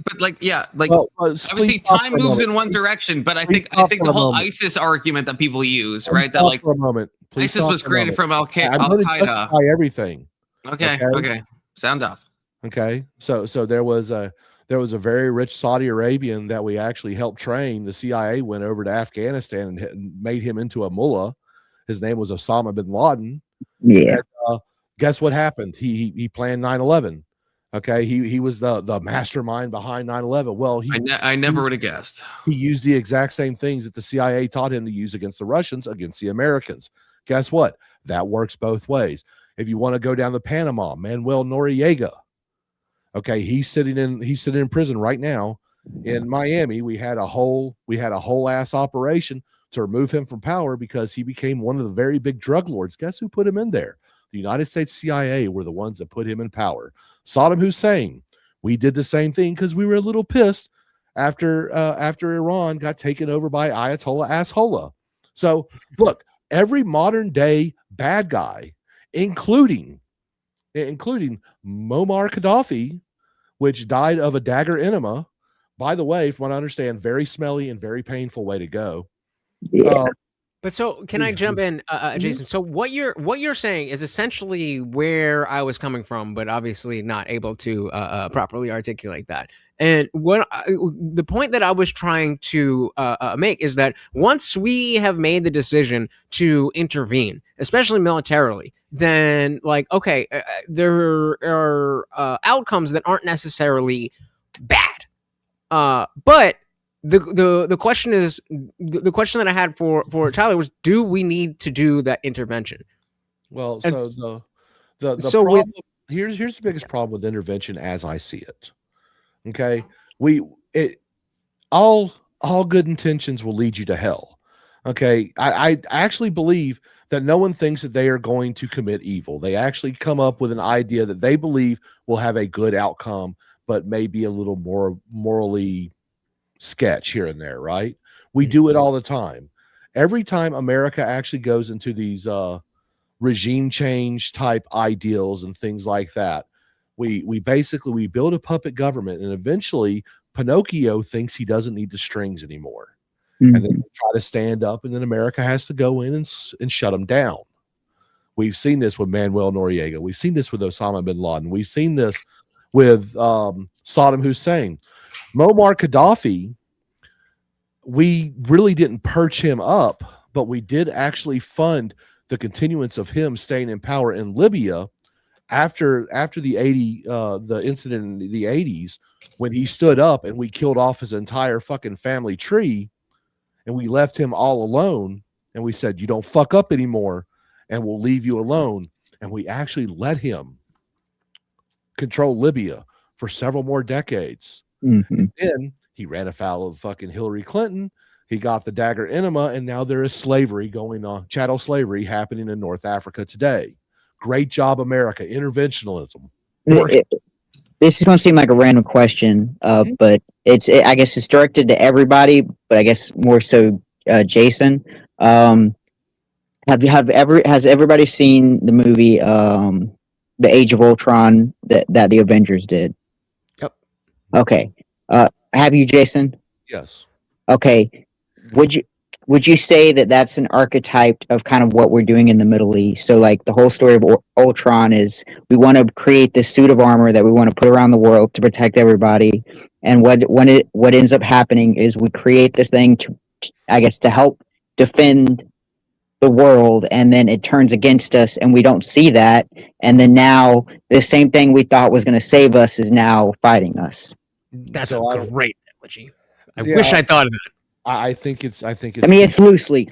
It's not perfect. I think it's too deep. The That's truth fair. of the matter is, the only reason why we're involved in the Middle East is because they have large reserves of this black gold, aka Texas, aka oil. And all we really care about is controlling the world oil supply, because we want the petrodollar to be the dominant currency.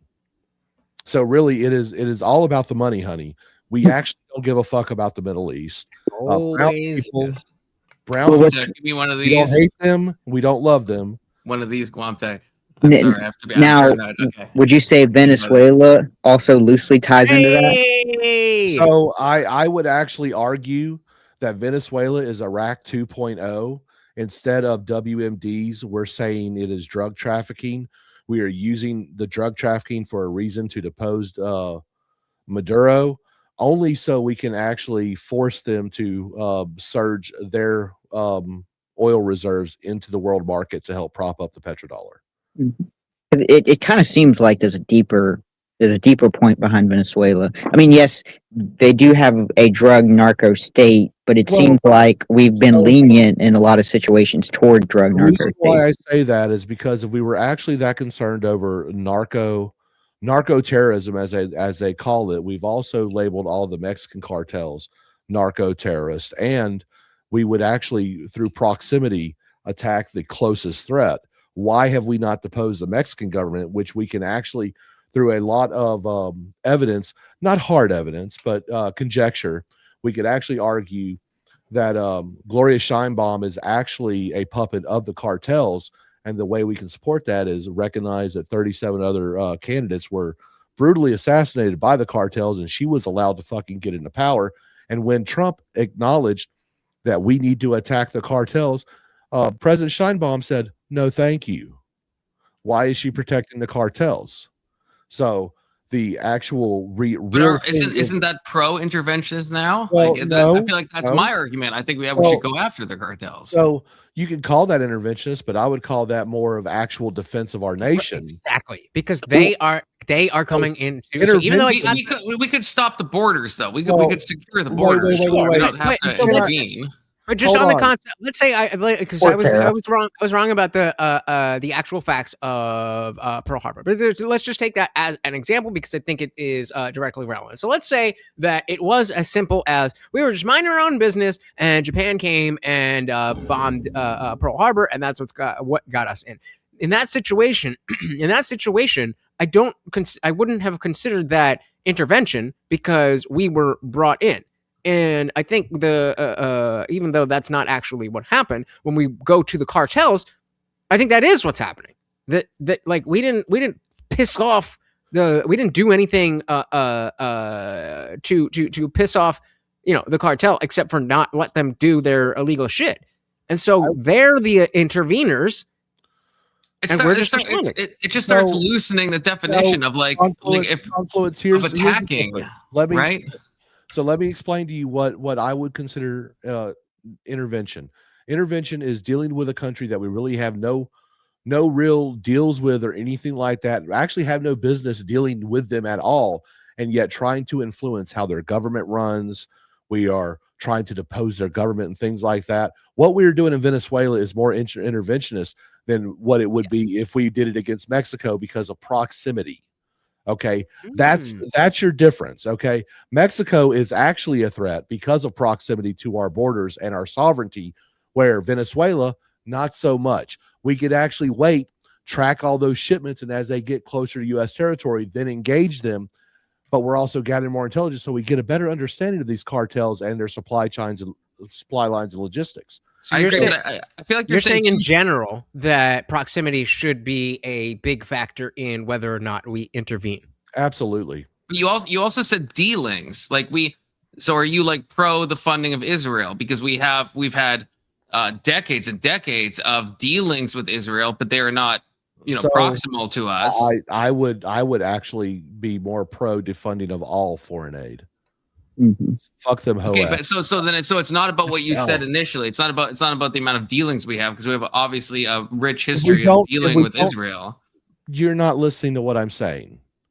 I feel like I'm listening. I No, feel like you're I'm listening not. very well. You said two Okay. things. You said the dealings of a country, and then you also said proximity. I'm just saying which one. So when we don't have to be mutual we're exclusive. messing with a country that we have no dealings with.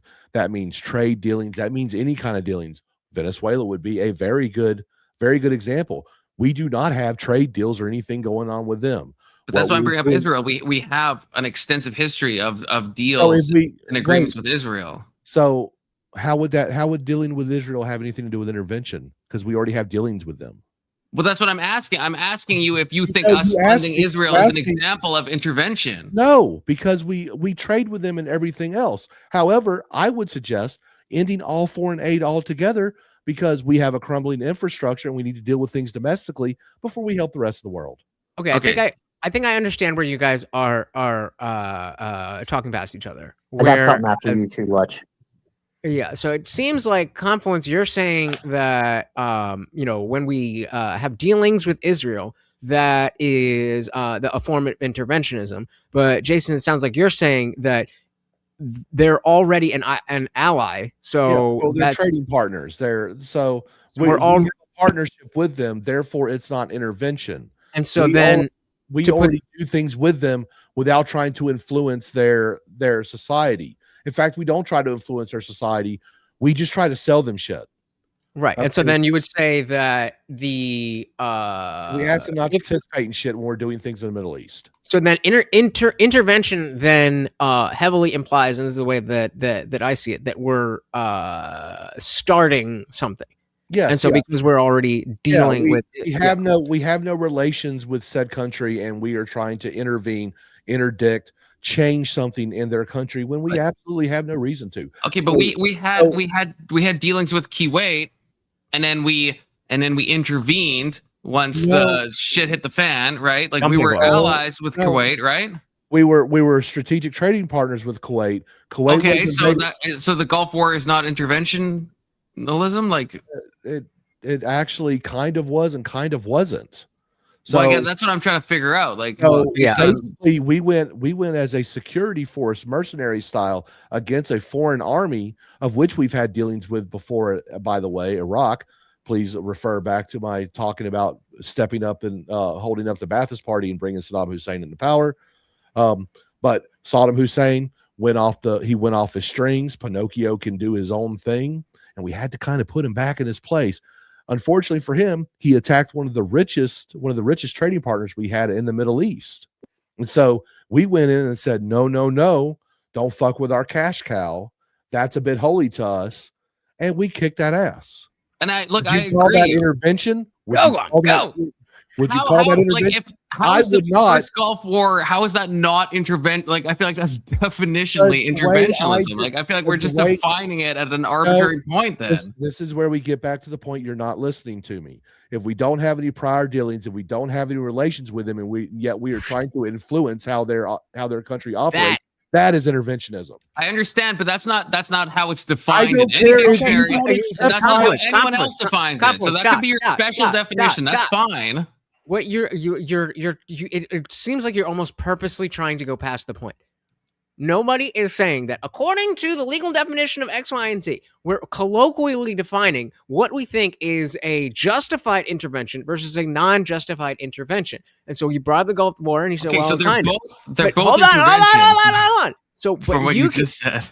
So you keep trying to go back to, well, but that's not the definition. But we've colloquially defined that. We're saying this is what we are talking about. And so whatever the official definition is not relevant to this conversation. Yeah, you don't have to like how I define it, but you have to at least acknowledge what I am saying, and you are not doing that. Lay off the wine, my bro. Maybe Guamtech can find. I haven't drank a single drop of wine tonight. Okay, just to be clear, I can be retarded enough without the wine, bro. Well, fucking drink up, motherfucker. I mean, just for the purposes of this conversation, I think you guys have definitely, put forth the definition of intervention that you guys are going off of, which, there's going to be different definitions depending on what kind of conversations you're going to be having. But it does seem like there's almost two different conversations that are trying to be had. But hey, that's what happens. I just had a super quick question. So outside of Lutch, is anybody here under the assumption that like the majority of intervention would not have to happen if America just actually like got its own shit together and got everything actually running the way that it should be, like by their laws and everything else? So, like for instance, cracking down on illegal immigration, cracking down on drug problems and that sort of thing as well. Trying to stop the cartels. As good as realistically can be expected. Yeah, and without trying to stop the cartels without having to actually go to the other country and bomb them. So I actually have the answer for you, and you're not going to like it, unfortunately, because of America and how we actually have become a society of consumers, not manufacturers, things like that. We require a dependence on the world supply line. Therefore, as long as we have trade partners and stuff, we will actually do what we can to bring forward our influence, which is going to increase our intervention. Now, when I'm talking about intervention, normally I talk about it in a negative connotation. So I'm talking about countries to where we don't have these type of deals with. Okay. So when I'm talking about intervention in a bad way, I'm literally just talking about, hey, we have nothing to do with these countries. Why are we fucking with them? You know, not our monkeys, not our circus. Japan is our monkeys, is our circus. So is China in a way, because we deal with them. South Korea, these other countries. So colloquial, when I'm talking about intervention and I'm talking about it in a bad sense, I'm talking about where we don't belong at all.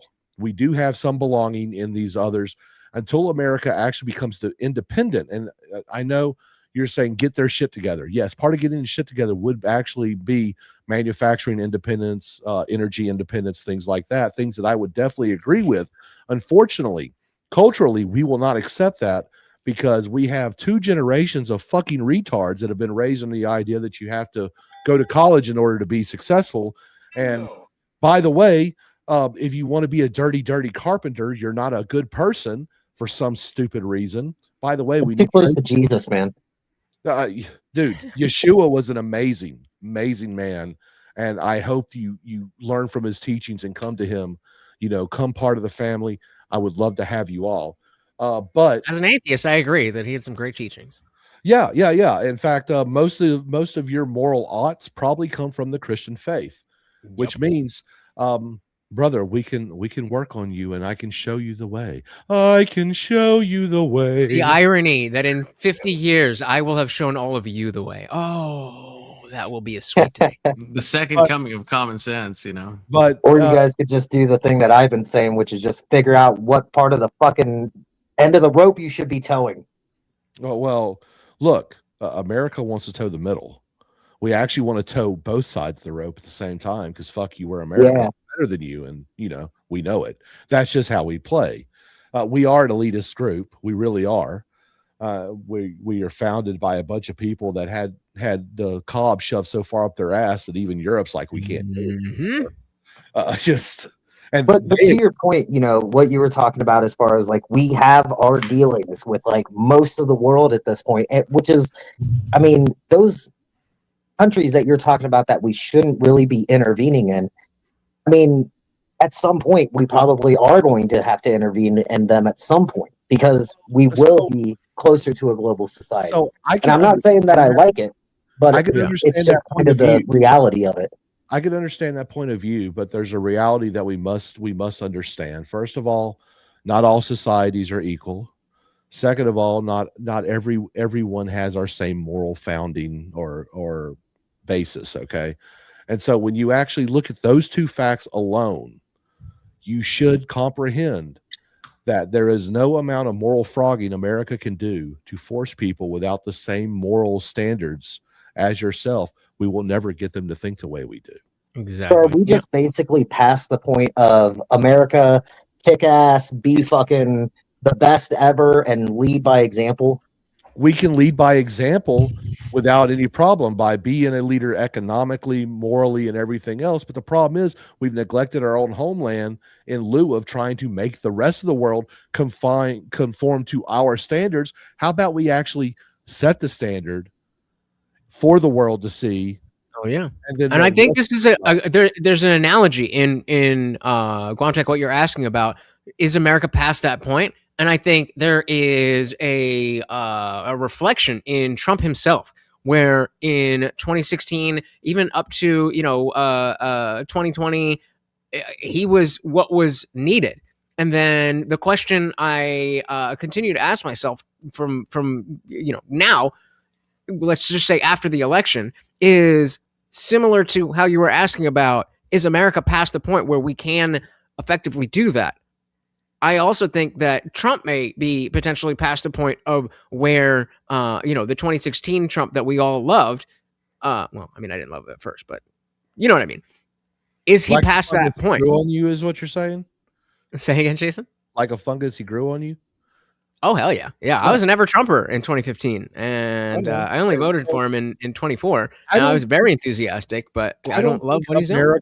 I don't think America or any society could ever be past the point of anything. I think the human condition can do amazing things if they're willing to open their minds to new ideas and new perspectives. Fair, but then I would say we're not currently in that status. We were, and we're not now. Maybe we could be again, but yeah, we need to aren't. pull it all in. Right now, we're having an ideological civil war within and amongst ourselves.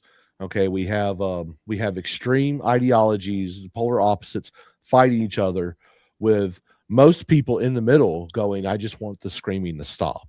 Mm-hmm. I mean, the reality is we're allowing the retards on both extreme sides to determine actual policies when it should be the quote unquote silent majority, which are the people in the middle who are just tired of hearing the fucking retards yell at each other.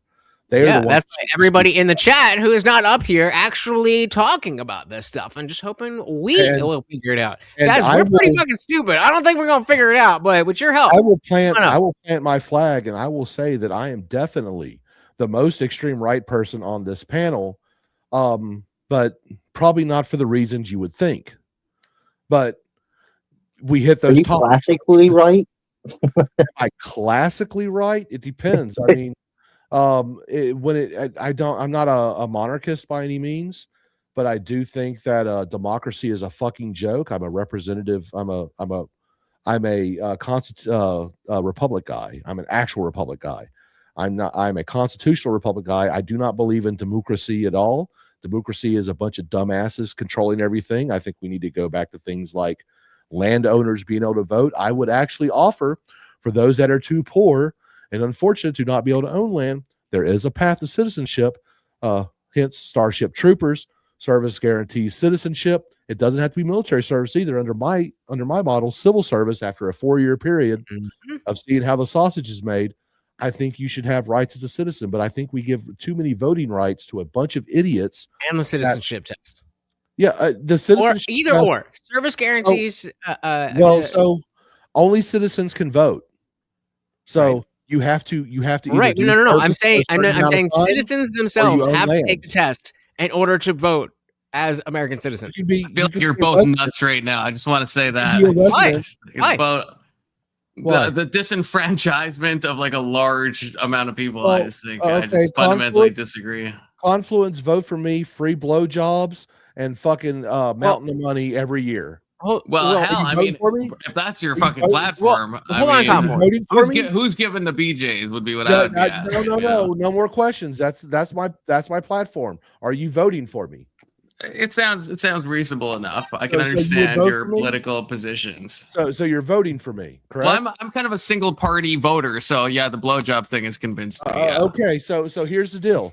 See, that's fucking scary because our politicians have figured out that we can actually bribe the constituency. So we're having renters who actually own no shares in the country, who have not sacrificed anything.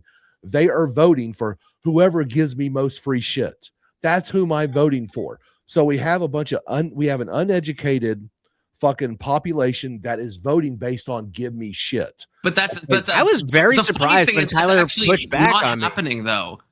That's not like that didn't happen during the last fucking election. Wait. Kamala promised, what was it, like $20,000 or some shit to like new homeowners? Like Kamala was giving way more free shit than Trump was, and yet Trump won the popular vote and he won the electoral college. That's other things. This is why we're talking about people like Mamdani. People who give the most free shit. I'm saying Kamala was giving free material value.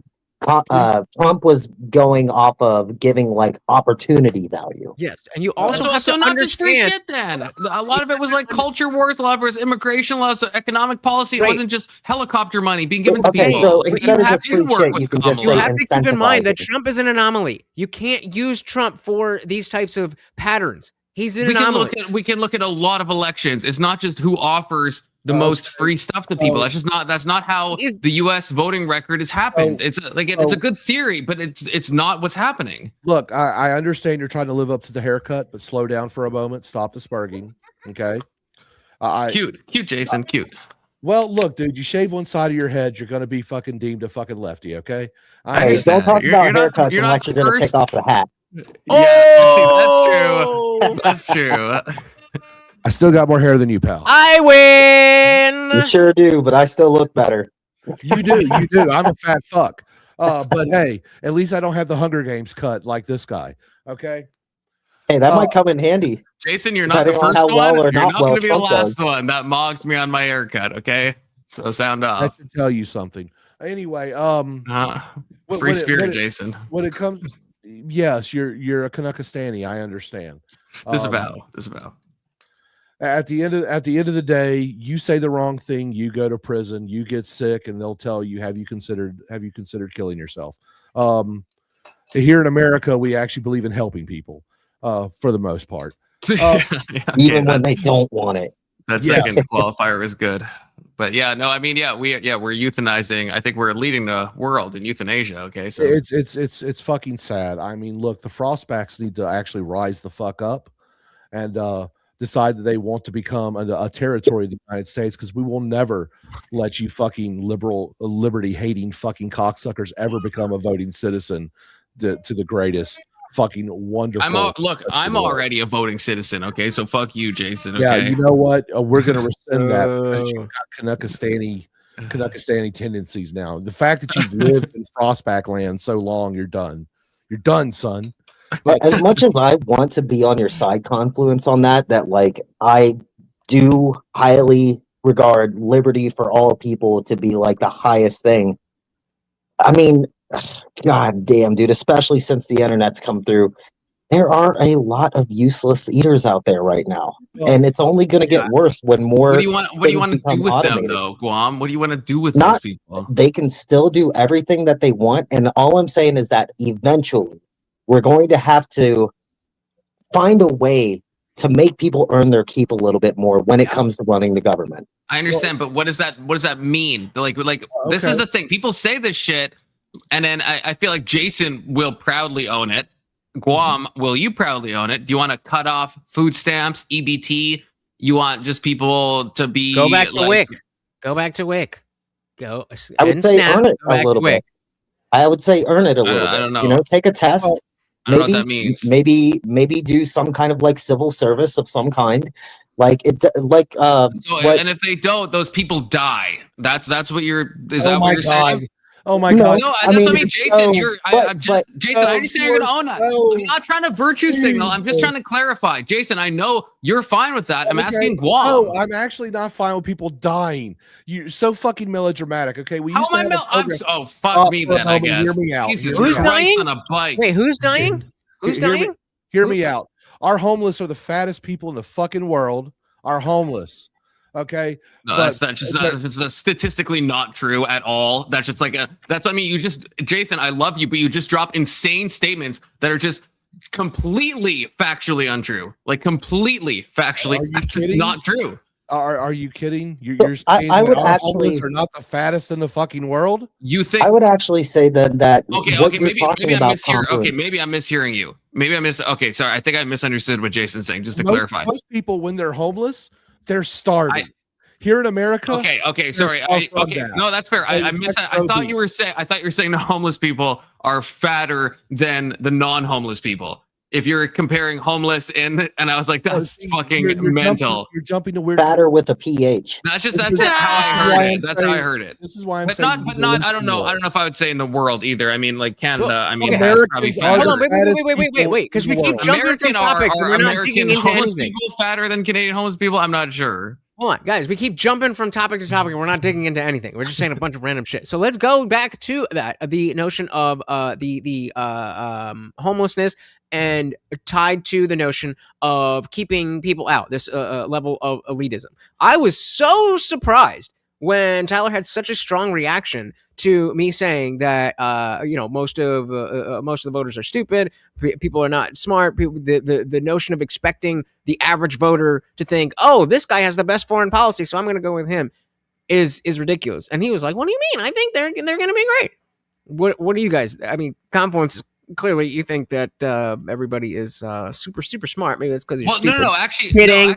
No. I actually want to say something on that because this was a question I didn't ask because I had too many questions to ask during the Q&A. But I was going to ask Tyler on how he justifies his perspective, because when I was listening to that, he was using exit polls to judge that, and I think the main problem with that is that.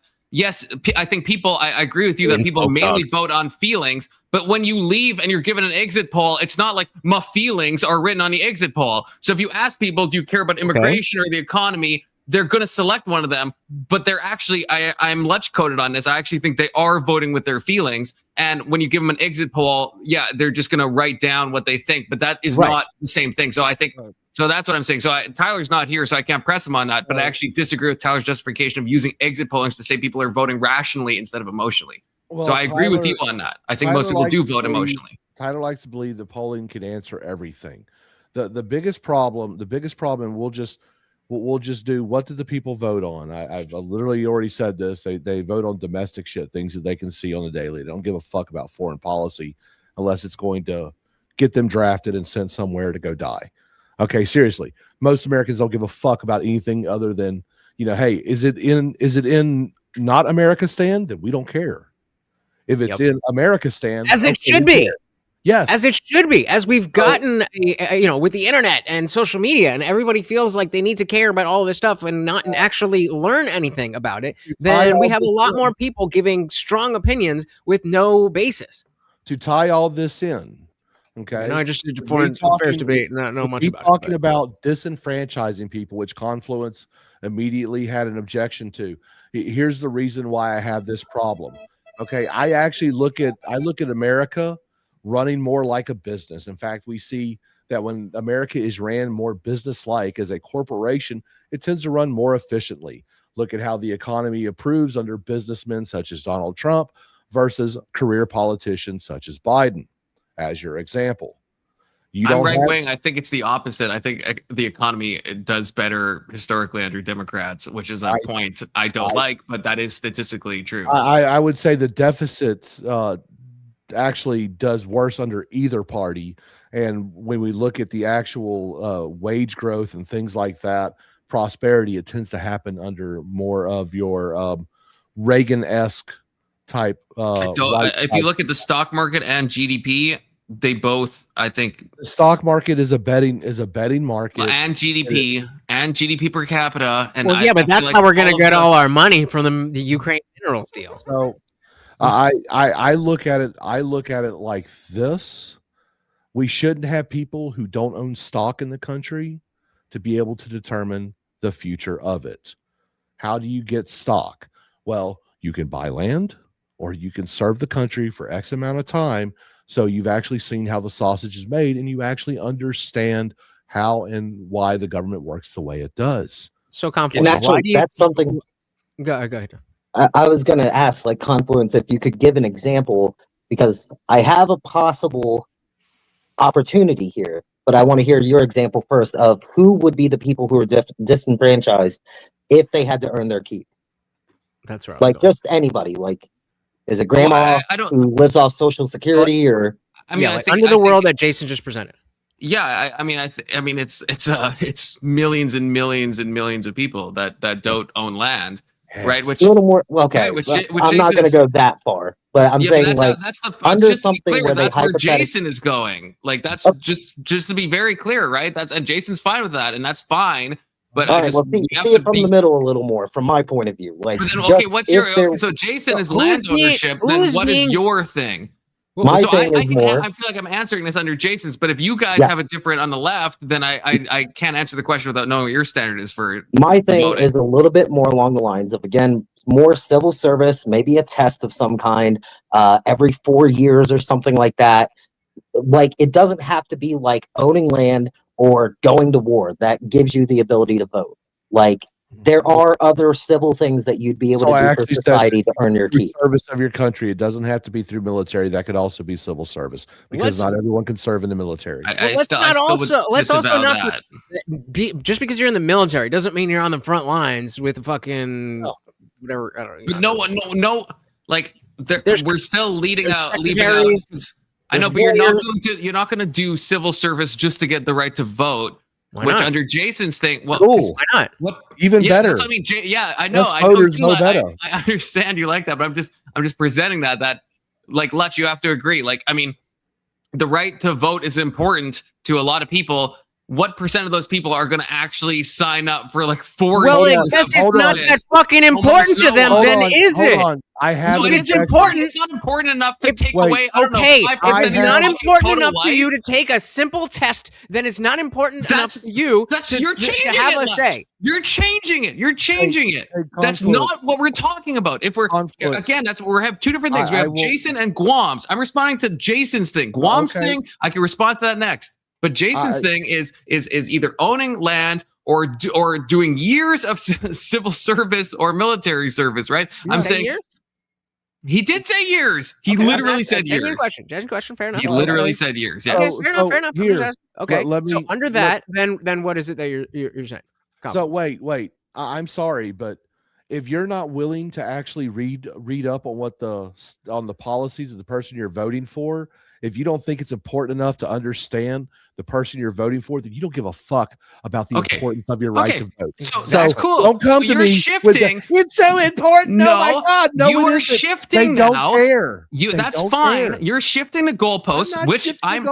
You are because you said owning property or being in years of service. That's what you said. Those are your two things. Now you're shifting it to if you don't know enough, which is what Guam is saying, and I think Lutch about a citizenship test or a knowledge test or something. Those are two different, completely separate things. You made a statement about, pardon me. You made a statement saying that voting is so important. And I rebutted that, saying that if it was so important, then why is the electorate so uneducated on the stances of the people they vote for? I don't think that's how the conversation went, just to be clear. I disagree with that. Bro. You've been not what I'm saying. Too long. You need to come back home to cheese land. So let me, if I may. I mean, that's true. I mean, I agree with Jason. It seems like Jason and I are both. You were separating what Guamtech and Jason said, but to me, it seems like an either or. And maybe you guys can correct me. But if Jason is saying you got to do service, and Guamtech is saying that you've got to have a certain level of knowledge. What I'm saying is either one. Either you do your service or you take the test every 4 years so that you get your right to vote. I don't disagree with that. Like, okay, so where's the disagreement then? The disagreement is specifically with what Jason said about his two things, which is what he said was land ownership or serving for years. I think that would disenfranchise millions and millions of people. And Jason, he likes that. And whereas Guam, and I think you, Lutch, I think you're more saying like that you should have some breadth of knowledge about who you're voting for. I am way more okay with that. Like I mean, sign me up. I think that's a totally fair thing. But those are not diametrically, but very different. They're very different standards, right? Like one, you could just like study in a library for a couple days. One is like 4 years, or like owning property and stuff like those are. So the standards just like so far off that to conflate them, I think is a great misdeed, I think. Fair. But so then under what Jason is saying, where either years of service or what's the other one? Land ownership. Land ownership, yeah. So I understand that you're coming from the position that not everybody can do that. Well, I'm saying not everyone can own land because not everyone has the money for it. Cool. The way you can get around that is you can do service. Service could be in the military or things like civil service. That way, people with disabilities who would not qualify for the military could still serve their community. So the question I have, that's way too onerous, is what I would say. Why? Bore that out. What is because literally nobody, like even though the right to vote is something that everyone wants to do, I mean, I want to vote. Let's say I wasn't allowed, and the only way I could vote is by me doing 4 years of free labor for the U.S. I would just not vote. I mean, who the fuck would ever do that? That's a fucking insane thing. Service to your country. Literally, no one said free. Why are you saying free? Why are you adding that qualifier? Well, I guess Why are you adding that qualifier? Why are you strawmanning me? Why are you thinking like community service? No, I'm not. I guess if you mean like if someone has to get a well-paying government job in the United States and the government is like, there is no such thing as a well-paying government job. Oh, you are wrong about that, sir. I'm a civil service. I work in civil service, and if I did what I do in the civilian sector, I would make about probably 1.5 to 2 times more money. That's true for some sectors, but that is very untrue for other sectors. Okay, right? well, let's get back to, let's say it has to be land ownership or service. Yes. What specifically, Confluence, is the issue with why that is too restrictive?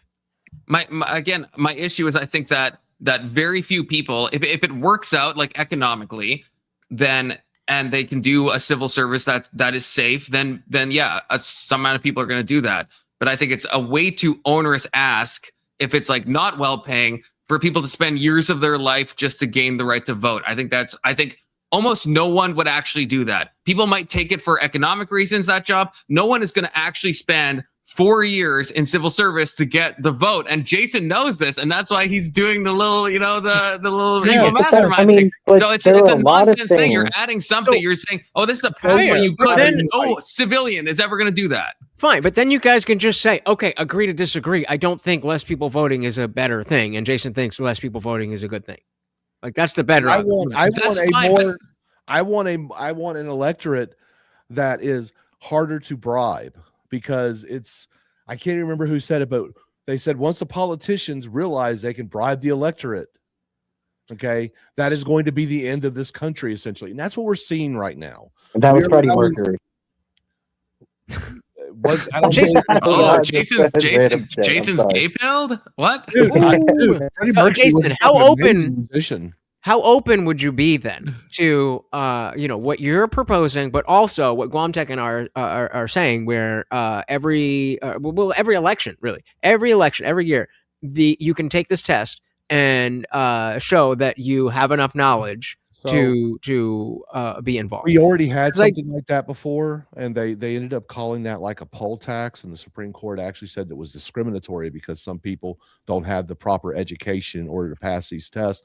In fact, they found racial bias in them and things like that. So that's why I oppose that. I actually came up with my theory the way it should be to get around things where it's discriminatory against people based on their culture, race, and things like that.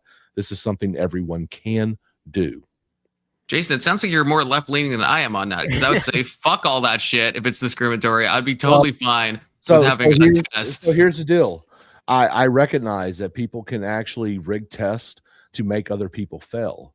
As someone who works who has worked in education and still works education now at the adult continuing ed side for the Department of War, I understand that I can write a test to where a certain group of people based on their demographic will not understand what I am asking and will answer the question incorrectly.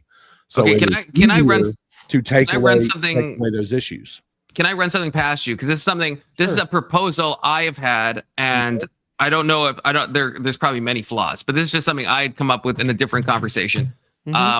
So I think you could have a test where you have, let's say each candidate picks, let's say 5 questions that you have to answer, right? Like, and not even like a super high bar in my universe. It's like you have to have like basic familiarity with like what Trump is running on, what Harris is running on. And then to stop what you're talking about, which is a real problem, then both candidates have to both kind of agree on the other person's questions. So you can have it set up where, so from Trump's point of view, he wants to make the questions as easy as possible to get a Republican to be able to vote, but then they can't be so easy because then Harris would say, well, I don't agree with them, and then vice versa, and they can't be so obfuscated that then they wouldn't pass either. So both parties kind of have to come to some type of bipartisan agreement on the other party's questions. And this is why I'm actually less in favor. Question a little bit. This is why I'm actually less in favor of a test and more in favor of some kind of civil service. So it My doesn't next- have to be go out there and fucking lay a road or something like that. It could be literally, you're 75 years old and you're at a home living facility. Go around and ask people if they're going to go vote. You know, something as simple as that. But why? Something But what's as the simple as problem? What's the problem with what I'm saying? I guess like what Okay, is the So here's actually the problem. Here's the biggest problem. Let's say Lutch is running for dog catcher in your area, and you just like him, okay? Gotta catch 'em all. Yeah, and you're like, you know what? I want to vote. I want to vote for my boy Lutch because he's a good guy and he's got great hair, much better than yours, much less social justicey and everything else. social you know, justice coded? What can I say? so, and you're like, I want to vote for him, but hey, you don't know none of his policies. You just think he's a really swell guy, but you still want to vote for him. See, I have no problem with you throwing away your vote. I really don't. However, you can also get the alternative. Someone like me, I see a candidate that I really like. I like Guam Tech because he says no fat chicks, and I'm like, you know what? That's a hell of a great policy. I would say that. I can get behind that 1,000%.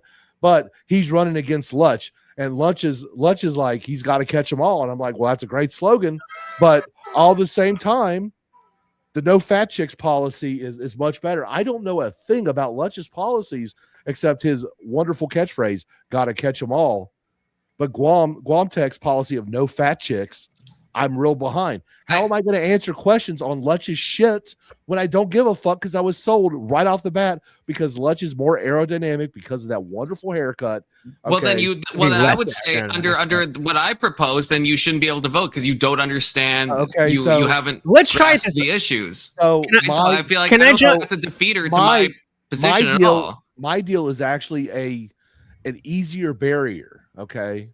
Because literally you will have lots of people who will not listen to other sides' opinions. We see this from the left and we see this from some Those of the people far shouldn't right. vote. Those people shouldn't vote then. So Right? I mean that's a good segue. So confluence. Let's try to come from the other direction here. What types of discrimination, elitism, whatever you want to call it, preventing people from voting? What is something that you're comfortable with? So like, we'll start easy. Under 18, you're a child. It's okay that we discriminate that you can't vote. Yeah. So like, where's that line where you'd be like, okay? I think Some people would say, well, you're a woman. Some people would say, well, you're this. right. I think if you're the only so what it is right now, the only thing I would add to that I'd be comfortable adding would be the thing I proposed, right? Some type of basic test, and I wouldn't make it complicated, but it has to. It's something that you could in one day of just like looking at policies, you could know the answers. So it would just eliminate kind of, I think, Jason's like the dog catcher stuff of just like, oh, I heard got to catch them all, and I love that, right? It would take out those people, the very just knee jerk voters. The voters, they would at least have to do a baseline, a modicum of research into the policies that they're voting on. That's it. I think anything beyond that, I think I would get more uncomfortable with, because then it's like, I think there could be some actual like discriminatory aspects, but just that, it's like, if you can't, if you don't have time to spend a day to like look into policies, then yeah, you probably shouldn't be voting. And if you're not, what if there's 40 different? Well, hold on, Jason, if I may, I want to know all those policies too. Hold on, Jason, if I may, because I want to ask you the inverse of that question. What is the whatever you would define as the lowest level of people who maybe you personally feel like I really wish these people weren't voting, but I don't have a legal principle on why I would say they shouldn't. The inverse is what it is now. I think being a citizen and being Jason, 18. you've changed your hair. I was addressing Jason. So I'm asking Jason the opposite of what I just asked you. Oh, sorry. Like what is the level that I'm so lost on that. I missed that completely. So if I wanted to exclude a certain demographic, I would definitely exclude based on sexuality, because go straight or don't go at all. But that's only because I'm anti-LGBT. Like, you could be gay, I won't hate you. I just don't think you should have any decision. But that's because I'm a bigot in that way. But at least I'll admit it. No, God damn. All right, that's I pretty think fucking what wild. Nutch is asking is Well- like, what is your lowest common denominator that So you my would low- go for? So my lowest common denominator is Okay. honestly, it's going to be that I believe that you need to have some form of investment in the country. But like So that's what I'm asking though. Like, what? So- how would you So measure? that measurement would be through land ownership. By the way, corporations would not be able to vote. China's So- going to be voting a shit ton. No, because under my policy, there would be no foreign ownership of land. Only American residents can own land, not foreign nationals. So that's That would be nice. So, and yes, I would 100% confiscate all lands from foreign owners. I don't care what country they're from. Fuck them. Our country, our shit. Fuck off. Because in America, actually, no one ever truly owns land in America. Because if you don't pay your taxes, they're going to take it away from you. That's just what they do. We'd all agree taxation is theft. But land ownership would be the minimal barrier, and a 4 years of service to the country in some form of manner. Now that could be is being through- straight also, is that still the minimum, or No, are you no, can no. you be That's a swayed purpose on to the that?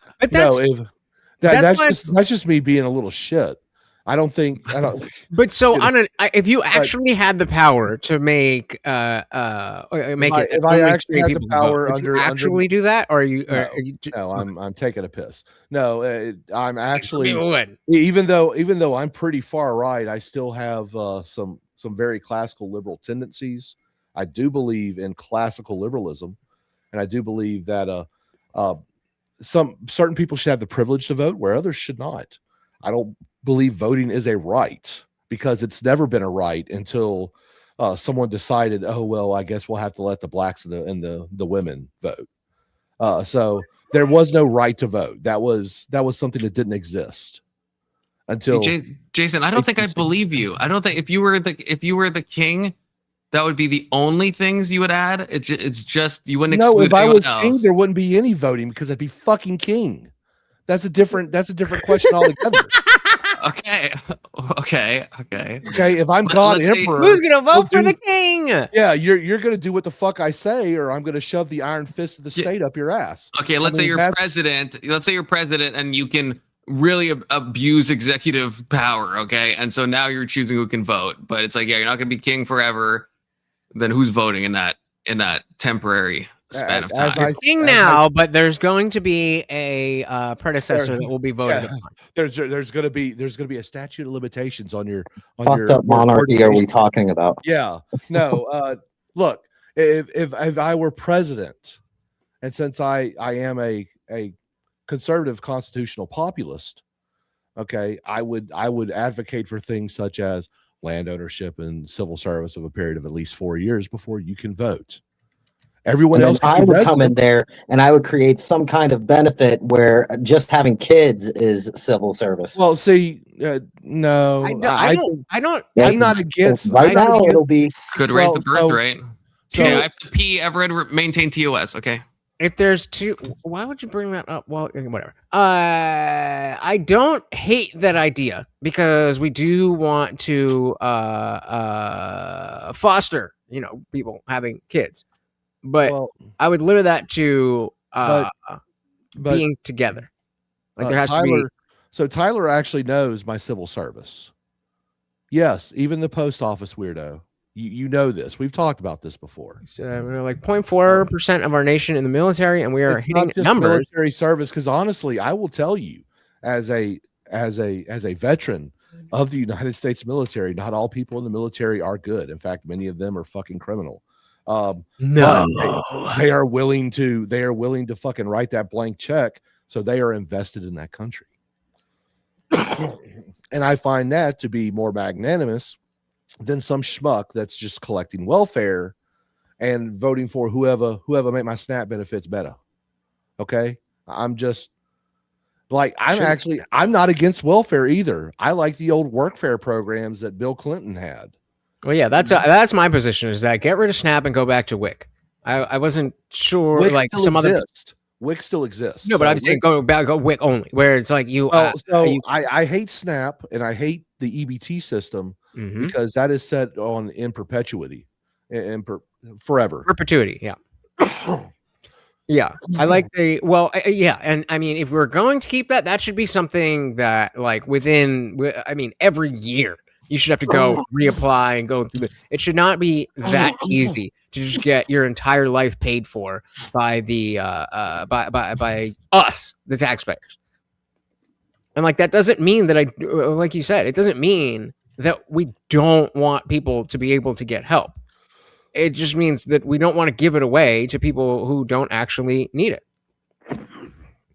Yeah, I think the way our welfare system is set up right now, it's meant to hold people there, and it becomes a crutch. So, yep.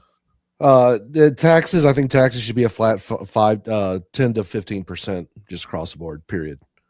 No loopholes. In fact, tax code under my administration, a tax code would be very easy. A flat 10% across the board. No loopholes. Get fucked. More money in the American pockets. Also more taxes. What about capital gains? Capital gains, 10%. Really? I think I answered it.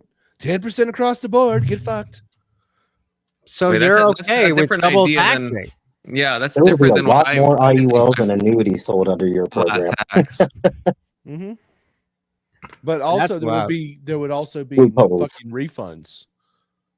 See, I think one of the biggest problems we have in America is that we allow the poor to not pay taxes. In fact, we pay them more.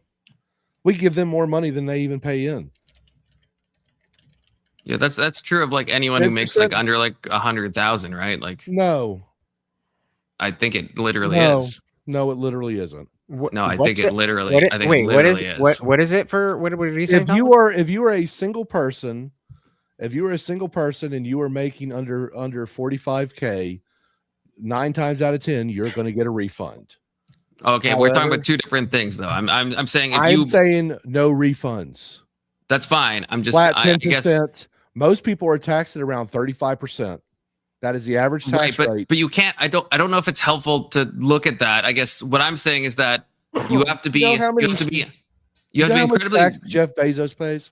You have to. First of all, I just want to say this: you have to be incredibly wealthy to be actually paying your own way. Like if you make You like know- under 100 grand, you are not paying your own way. You might do you think you know- are, but you're actually not. Your Do you your know how whole many- everything is being funded by Do you know how the many wealthy. taxes- They're how paying much way more. taxes Jeff Bezos pays. I mean, it depends on the year. It's, Yeah, if single, he, it's a single digit number. it depends on the year. It's, No, it's, it depends on the year. I don't know. I guess I'll just repeat myself. It depends on the year. He's not always paying zero taxes. It depends. That's how the ultra wealthy run, right? Sometimes they just hold their stuff in stocks and bonds and everything. Sometimes they Jeff cash it out. Bezos. And Jeff Bezos has an annual salary of like $40,000, my dude. I'm saying he doesn't pay zero taxes in every year. That's just No, that his is just not company- true. His companies pay taxes. No, I'm saying And him when he has personally. control- I'm when saying he him has personally. control He over doesn't pay stock zero every year. Some years, yes, Listen to me. just like Trump. God, you prattle like a fucking woman. I'm sorry for giving like correct things. I'm so God, fuck me, I guess, you know. No, Jesus Big Christ. wrong, brother. Look, when it comes down to it, Jeff Bezos makes like $40,000 a year. That's his salary. Everything else he gets in stock options. When he has to roll them over, yes, he does have to pay some taxes. Okay, on so it's the- not every year. Holy shit. So I his prattle on like a income woman, tax except is now a you're zero. saying I'm literally His right. So I income guess tax women is literally right. I don't know. zero. His income tax is zero. It's not every. This is a quick Google you can do, brother. This is a quick Google you can do. Pull it up. Every year Is is there his a income difference? tax zero. It's there a- not. Is there a difference between income tax and capital gains? Yeah. Okay. So his income tax is zero, my guy. I don't want to source bro And you. it shouldn't be. But I'll source just, bro? let's just say that it is. It shouldn't be. But I we just just have to say- pay taxes on the money that I comes think in 10% across the one board. time. And Okay, instead because of having what's no happening- taxes on his actual income, What but being taxed on the money that comes through the company, which is taxed there and then taxed again So when you pull it what out of the stock happens- market. What happens? And look, I utilize loopholes to get out of taxes too, because they fucking put them there. But under my policies, it would just be a flat 10% tax instead of me trying to scrape out an 8% tax in savings, not paying the government because I'm itemizing and shit like that. Okay. The reality is most people pay between 20 to 35% of their salaries into taxes. Under my policies, it would be a flat 10%, and there would be no more refunds. Tax deductions wouldn't exist because you pay a flat 10% tax. It is too easy. You're saving more money than what you would ever spend. Yes, poor people would not get their $5,000 refund checks at the end of the year when they only paid $200 to begin with. Hate it for you. Yeah, that's an interesting thing about people like, oh, my tax refund. It's like, well, that just means that they took money that you wasn't owed. They took more money and they could have not, and you don't know that this refund shouldn't be even more. Yeah. So I'm just. I mean, it depends. It does depend on the refund, though, right? I think a flat tax would do so much better. It truly would. Wait, but how does it depend on? What did you say? Confluence depends on the what? Well, if you make more money than you should have paid in taxes, yes, but there is like special tax deductions and refunds that you get that are based on like other things, like the child tax benefit that used to exist, right? It's like so it's not that you paid too much; it's that you're being given a special refund because of the fact that you have kids, right? That actually still exists. The child tax credit's never gone away. It's actually supposed to be making it better. I think it's a lot less than it was, right? No, I thought it went up. Is that not true? I think they're jumping it to 2,000 a child now. Yeah, it used to there's be. No word. Used to be a max. Fucking for money. There's no way. Wait, like 2,000 a month, Guam? No, just 2,000 for the tax for each child. 2,000 per child. year. Yeah, it used to be a cap of 5,000, by the way, for the child. Now there is no cap. Man, yeah. See, maybe I have been in Canuck land too long. I mean, our child tax benefit is like you get like $800 a month for like per child. I guess it's like it could be a welfare state. Thanks. We live in a place that has a bad birth rate, just like you guys do, and it's like we're trying to fix that. I don't know if that's the best way to fix it, but we're trying. Well, the best way to fix it is to kill off the citizenship. I mean, that's what they're doing. They're saving money through putting them down. We're doing that because our publicly funded healthcare system isn't, working so well. But well, it's because our birth rates are still like 1.4, 1.5, something like that, like for both of our countries, right? It's like and so Canada is trying to incentivize things. It's something. It's close. I thought we were below replacement rate. That is very much way below. Replacement's like 2.2. 2.1. Right. I was thinking 1 point. I don't know why I was thinking 1.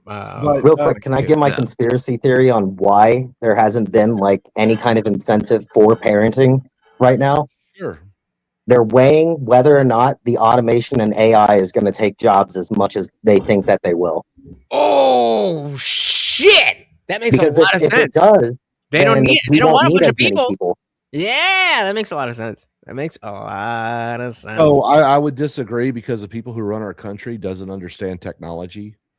I'm serious. I mean, well, they're also probably not the ones who run the country. Yeah, it took the words right out of my mouth. No, they absolutely are. The problem is that they're being they're influenced by lobbyists, I think is what you're actually more referring to. But the people at the end of the day, they can take the money and still not do that vote that gave them the money, which just means they won't get any money in the future. So the people that are actually running the country are the ones who are doing the votes. Now, are they being bribed? Absolutely. I fully believe they are. Look at Dan Crenshaw making his $170,000 a year, and some reason he's a multimillionaire, and he paid $100,000 for a DJ to come and play at his birthday party, for his 40th birthday. Before we get too far away from that, shout out to Liberty Plus TV for my chat. It said, if inflation wasn't out of control, a low birth rate would correct itself in one generation because people would inherit their parents' houses and have more opportunities. Everything in society is driven by central bank policy. I don't know if that's true. I mean, we see this like happen I guess it would, whatever explanation we have, it has to fit globally, because like this is just a global statistical thing that we What do you know. mean? It doesn't. Well, okay, let me finish both of you, and I will say more. Okay, so if we look, there is a massive correlation, right, in all these countries between how economically well people are doing and how many kids they have. We see this on a population level, we see this on the country level, we see this on a global level, right? Like there is a direct correlation between how economically well you're doing and how many kids you have, or an inverse correlation, right? The better off you're doing economically, the less kids you have. And again, this applies on an individual level. If you look at any specific country, it applies on a country-wide level. And so that's why Africa has like a massive birth rate, right? And even historically, that's why the US birth rate has gone down. The South Korean birth rate has gone down. There's other factors too, but the economics is something that is literally global. Like, I don't know if we can find a country where this isn't the case.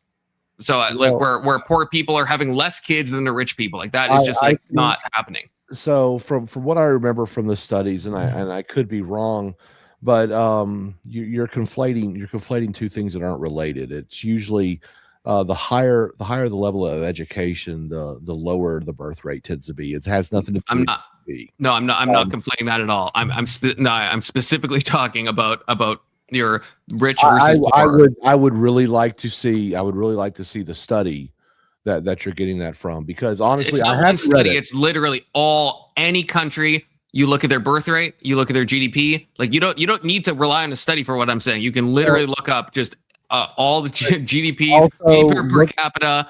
You can look up on an individual country level and look at the income. Like there's no one study. You can look at census data, anything you want. So when you look at the population of the country, real quick, sorry, Jason, I got about 10-15 minutes before I get him outside. So if anybody in the chat has any questions for me, let me know. Jason, I apologize. Yeah. So it's the real thing that what I remember from studies and stuff. All the richer countries tend to have a lower birth rate. But what do they all have in common? They all tend to have higher quality standards of education. However, even within those richer countries, you will have areas that will have lower standards of education, and you will have higher birth rates there, mainly because they don't have a lot of money, but you know what they do have a lot of time to do? Fuck. Yes, and people enjoy fucking. However, they also enjoy making money. Which should they prefer doing? Well, if you actually look at it, the more money they make, the less fucking they do. Okay, because they are doing more to make that money. That money brings them more gratification than that nut. Okay, smoking that cigarette after you nut, that's temporary. But you know what? That paycheck could be forever, baby. So I really think that you were just misconstruing what the actual stats say. The stats say that it is related to education. This is something so clear. Literally, no economist on earth would disagree with what I'm saying. No sociologist on earth, like literally zero people. What I'm saying is, I understand you think it's controversial, it relies on said studies. What I'm saying is the most basic thing about both historically, if you look back in the day, people used to have like 7 kids per household. That's because of economic issues, right? You need kids to like tend your farms. You need kids to do like, this is like, what I'm saying is so baseline. I don't know how anyone can disagree with that. Even to your point, they would have like 10 kids because they knew 3 of them would die and they need 7. Yes. That ties directly into poverty and how much access to medicine you have. Like this, what I'm saying is it's not a controversial, it's not left versus right. Like what I'm saying is something that I'm saying like 2 + 2 = 4. I'm saying a basic thing. I'm just saying it's wrong. I'm not saying it's controversial. It's just not. I mean, you can check. Wait. Okay, wait. What specifically is wrong? So he is basically saying rich equals less fertile. Okay, less. No, I'm not. I'm absolutely not saying that. I'm completely not saying that. So I went and broke it down a little bit earlier. Okay, the way I said it is, there are still poor people within these richer countries, and their birth rate is actually pretty high because they're not. That's right. That's what I'm saying. I think we're saying the same thing. No. Wait. All right, Steelman time. Jason, hold on. Steelman confluence. Mm-hmm. Steelman confluence. What does he say? The more money you make, the less children you have. Okay. As a country, the more money you make, the less children you have. No, it is not based on GDP. That's not what he said. So Okay, then please tell me where so I'm getting it I'll wrong. I'll try and then Complex, you let me know if I am incorrect. He was saying not on a national level, an individual level, that the people who have less money don't have anything else to do but fuck, so they end up having more kids. And this was tied to the then he added on the notion that in general, going back in history, the idea of having more kids than we have now was a thing. Is that correct, Complex? Yeah, and I would. I would even go further than that, and I would say that yes, you can do this on, I think, a national level too. Although the more you zoom out, then the more external factors you have. Like South Korea has like other problems that contribute to a low birth rate, right? So I'm not saying, I don't know if this is where we're talking past each other. I'm not saying the only factor is economics, but it is undeniable that your economic stability will be inversely correlated with what your birth rate is on an individual level, on a population level, on a national level. That is just like facts. So you are saying then that the richer you are, the less children you're going to have. Statistically, I'm not saying it's necessarily causative. I'm saying the correlation is undeniable. There we go. So Jason was taking it as a causal thing, and you were saying it as a correlative. I'm saying the causal thing is higher forms of education, which is seen through in studies. And that's actually, I don't think that's true. That is also a true thing. The education thing is correlated to some extent. But again, we just have to look at history to see this, right? We have to look at like agrarian societies versus the modern day to see that it's if you're on a farm, you're gonna want to have more. What I'm saying is like should be like pretty. I don't know what's so hard to understand about this. The more you have in your bank account, the less your balls work. Pretty much, right? That's what we've been saying, right? Yeah, to Tyler's point, I mean, this is another thing. This is another thing too, as well. I don't think Jason would disagree with this. Poor people are just more likely to not use contraceptives and prophylaxis, and are just more likely to have kids. I mean, there's a million. I refuse to wear condoms because fucking in a rain suit is garbage. That's fine. I'm just saying that if we track contraceptive use, we see this as well, right? Poor people are less likely to use contraceptives. Like.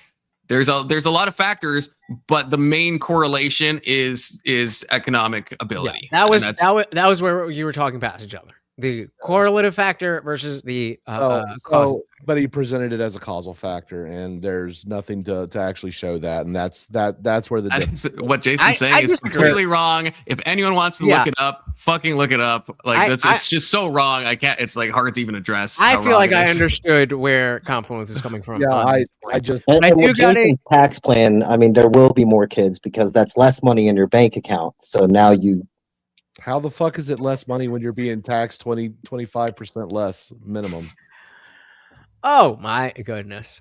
So on that note, ladies and gentlemen, I do gotta get the doggy outside. He will explode. Thank you so very, very much for having me. I think it was an interesting take on our more structured debates, in this space. And hopefully people are a little bit more open to the less blood sporty side of things. Not that blood sport is bad. I'm definitely down to get in the mud, but sometimes I got a new type of show for you. Oh yeah. Oh yeah. I'm going to be setting up something called the Still Man Debate Series, where people will actually be forced to still man their opponent. I like that. Oh yeah. So I'll be hitting you up. I'll be hitting up Mr. Social Justice Wine Mom, and my man average, not so average debate enjoyer. In fact, he prefers less average debates. The dumber they are, the more he enjoys it, because that's what he can keep up with. Guamtech with the best haircut on the fucking panel, most aerodynamic. It is definitely on fleek, as the kids say. It is on fleek. I will agree. Nah, my hair's better.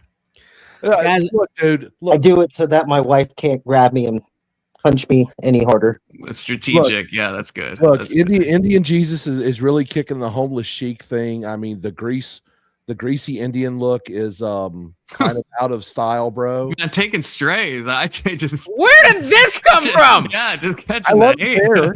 It just looks greasy tonight, bro.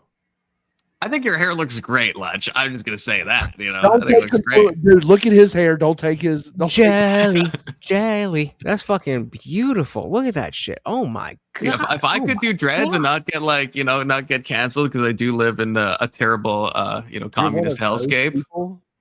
I do I'm have to just, watch I that. just, I mean, White I do. boy dreads are cringe. I think I like dreads. Yeah.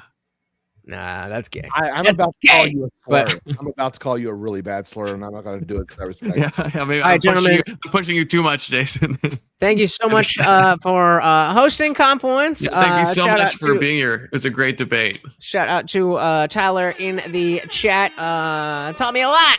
And pleasure hanging out with you guys. If you don't know, I am Lutch, aka the Indian Jesus, here to resurrect the second coming of Common Sense. I am live every Monday, Wednesday, Friday, 8 p.m. Eastern, and sometimes whenever I feel like it. So come on over, hit that subscribe. And you know YouTube sucks with those notifications, so you might as well ring the bell so you never miss an Indian Jesus party ever.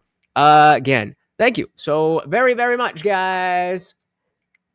God bless you, Lutch. Take care.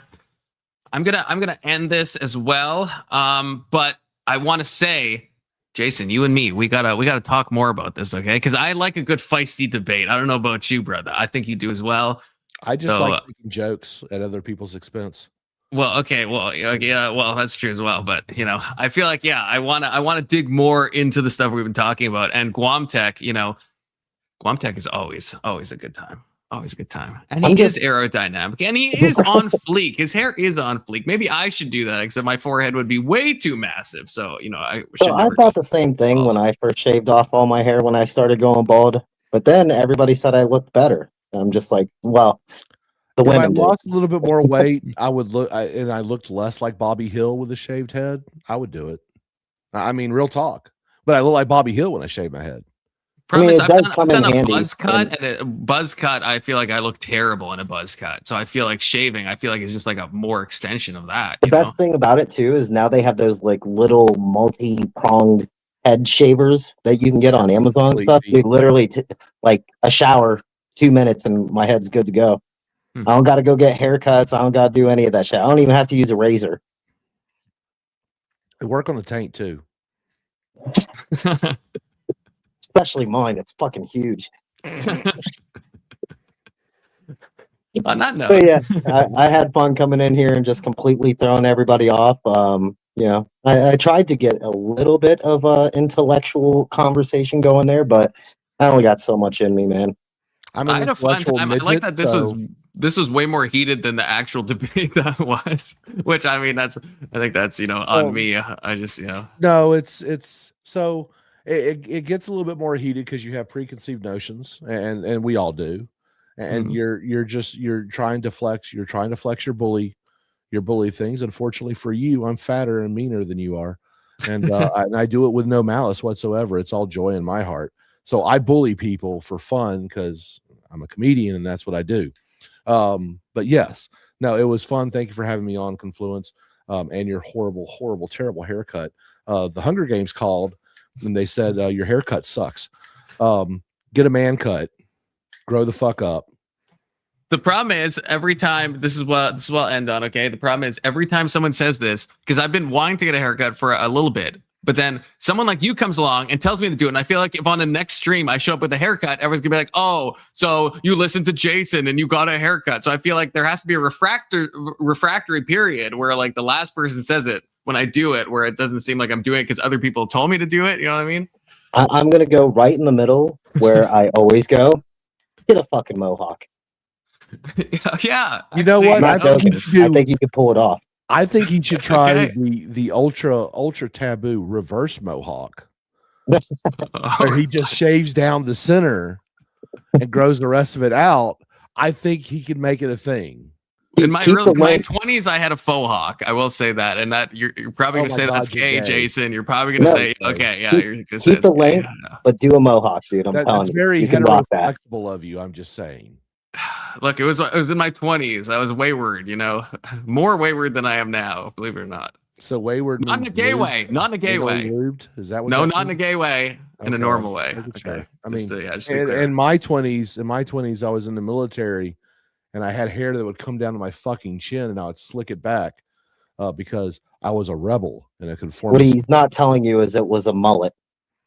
No. Bro, if I didn't have any hair if on I the slick sides. my hair back again, my forehead, I've done it. My forehead just looks massive. Okay, and everyone talks about my forehead. I can't win. Either it's like people are like, "Oh, the emo hair, cut your hair," and then if I slick it back, people are like, "Oh my god, I could land a plane on that forehead." It's like, well, I Why can't do you fucking care win. what they think? Why do you care? I Look, don't know why you're talking so much about my hair, Jason. I mean, because you shaved one side of your head like a F slur. Okay, that's why. I screwed up my whole hair. No, it's all fucked. Okay. Now you need to fucking start cutting your wrist. Like all emo kids and talk about Yeah, how that's the after world's stream, funny. Jason. That's TOS, so I can't do that on stream. No. See, you're doing the teenage heartthrob thing, bro. You're well, not no, it's because funny. my hair is a fucking disaster because I tried to slick it back. See, I should do the Guam thing. Look, he can just play with his hair and it doesn't change anything because there's no hair to play with. I want to every time I touch it, it's a new level of insanity that happens. So, dude, do the reverse mohawk. It would be based. I don't know about that. I think I like Guam's idea of the mohawk more than the reverse. Telling you, dude. You can rock it. Keep the length. Do the mohawk. Spike that shit up, or don't. I do. Okay, Jason. Final question, Jason. Like, I put product in my hair. Is that gay? Is it gay to put product in your hair? Absolutely. Okay. See, what if it's a mohawk then? Because I'd have to put product for that already, right? Like Confluence. Do you look at it when you jerk it?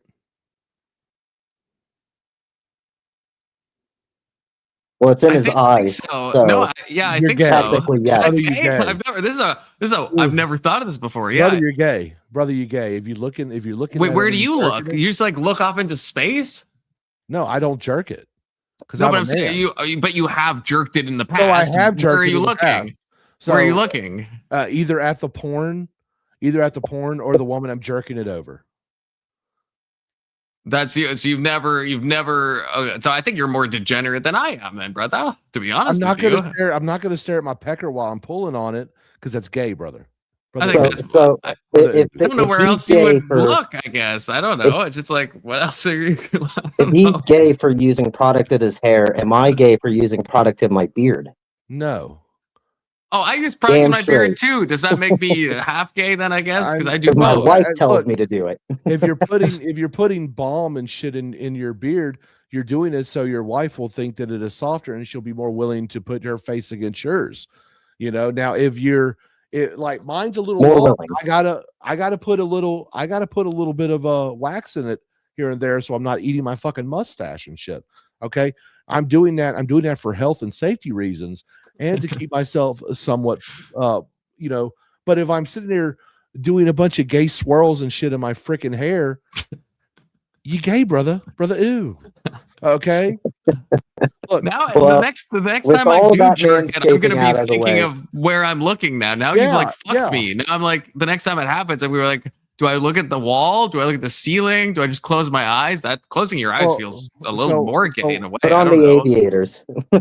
Yeah, but the aviators. Jerking with the aviators. With the manscaping and all that out of the way, I'm gonna go ahead and peace out too. It was fucking awesome, guys. Enjoy the rest of your night. Happy holidays. God bless both of you. Peace Christmas. out. Merry Christmas to both of you. And it is. I hope it's Hanukkah season starting Monday. Oh, is it? Okay, yeah. I'll get my fucking menorah out. Hell yeah, dude! I'm gonna get my Hanukkah bush and everything. Yeah, for sure. Jason, I hope I talked to you before Christmas though. Because Well, so I always have panels. If you're ever free, join. You can literally every day I do stuff. Reach out, dude. It's simple. Okay. I will. It isn't always an open invite. I'll always have you on. Well, I appreciate any day you want to have a talk. If there's a topic that you want me to debate, just say, hey, I got this that I want you to debate. Are you willing to? Yes. What day? You give me date. If I'm open, I'll say yes. If I'm not, I'm say, can we schedule for another day? I'm always willing to come on and debate anything. Okay. Even things that I don't agree with, I will debate affirmatives on things I don't care for, because I think it is more important to understand the different arguments than anything else. Yeah, I agree. And So, I want to hear more when you're actually doing this about the Steelman thing, because I like that idea a lot. the Stillman debate series, it will be starting after the first of the year. I will have judges from all different sides of the spectrum that will be running a rubric grading the actual.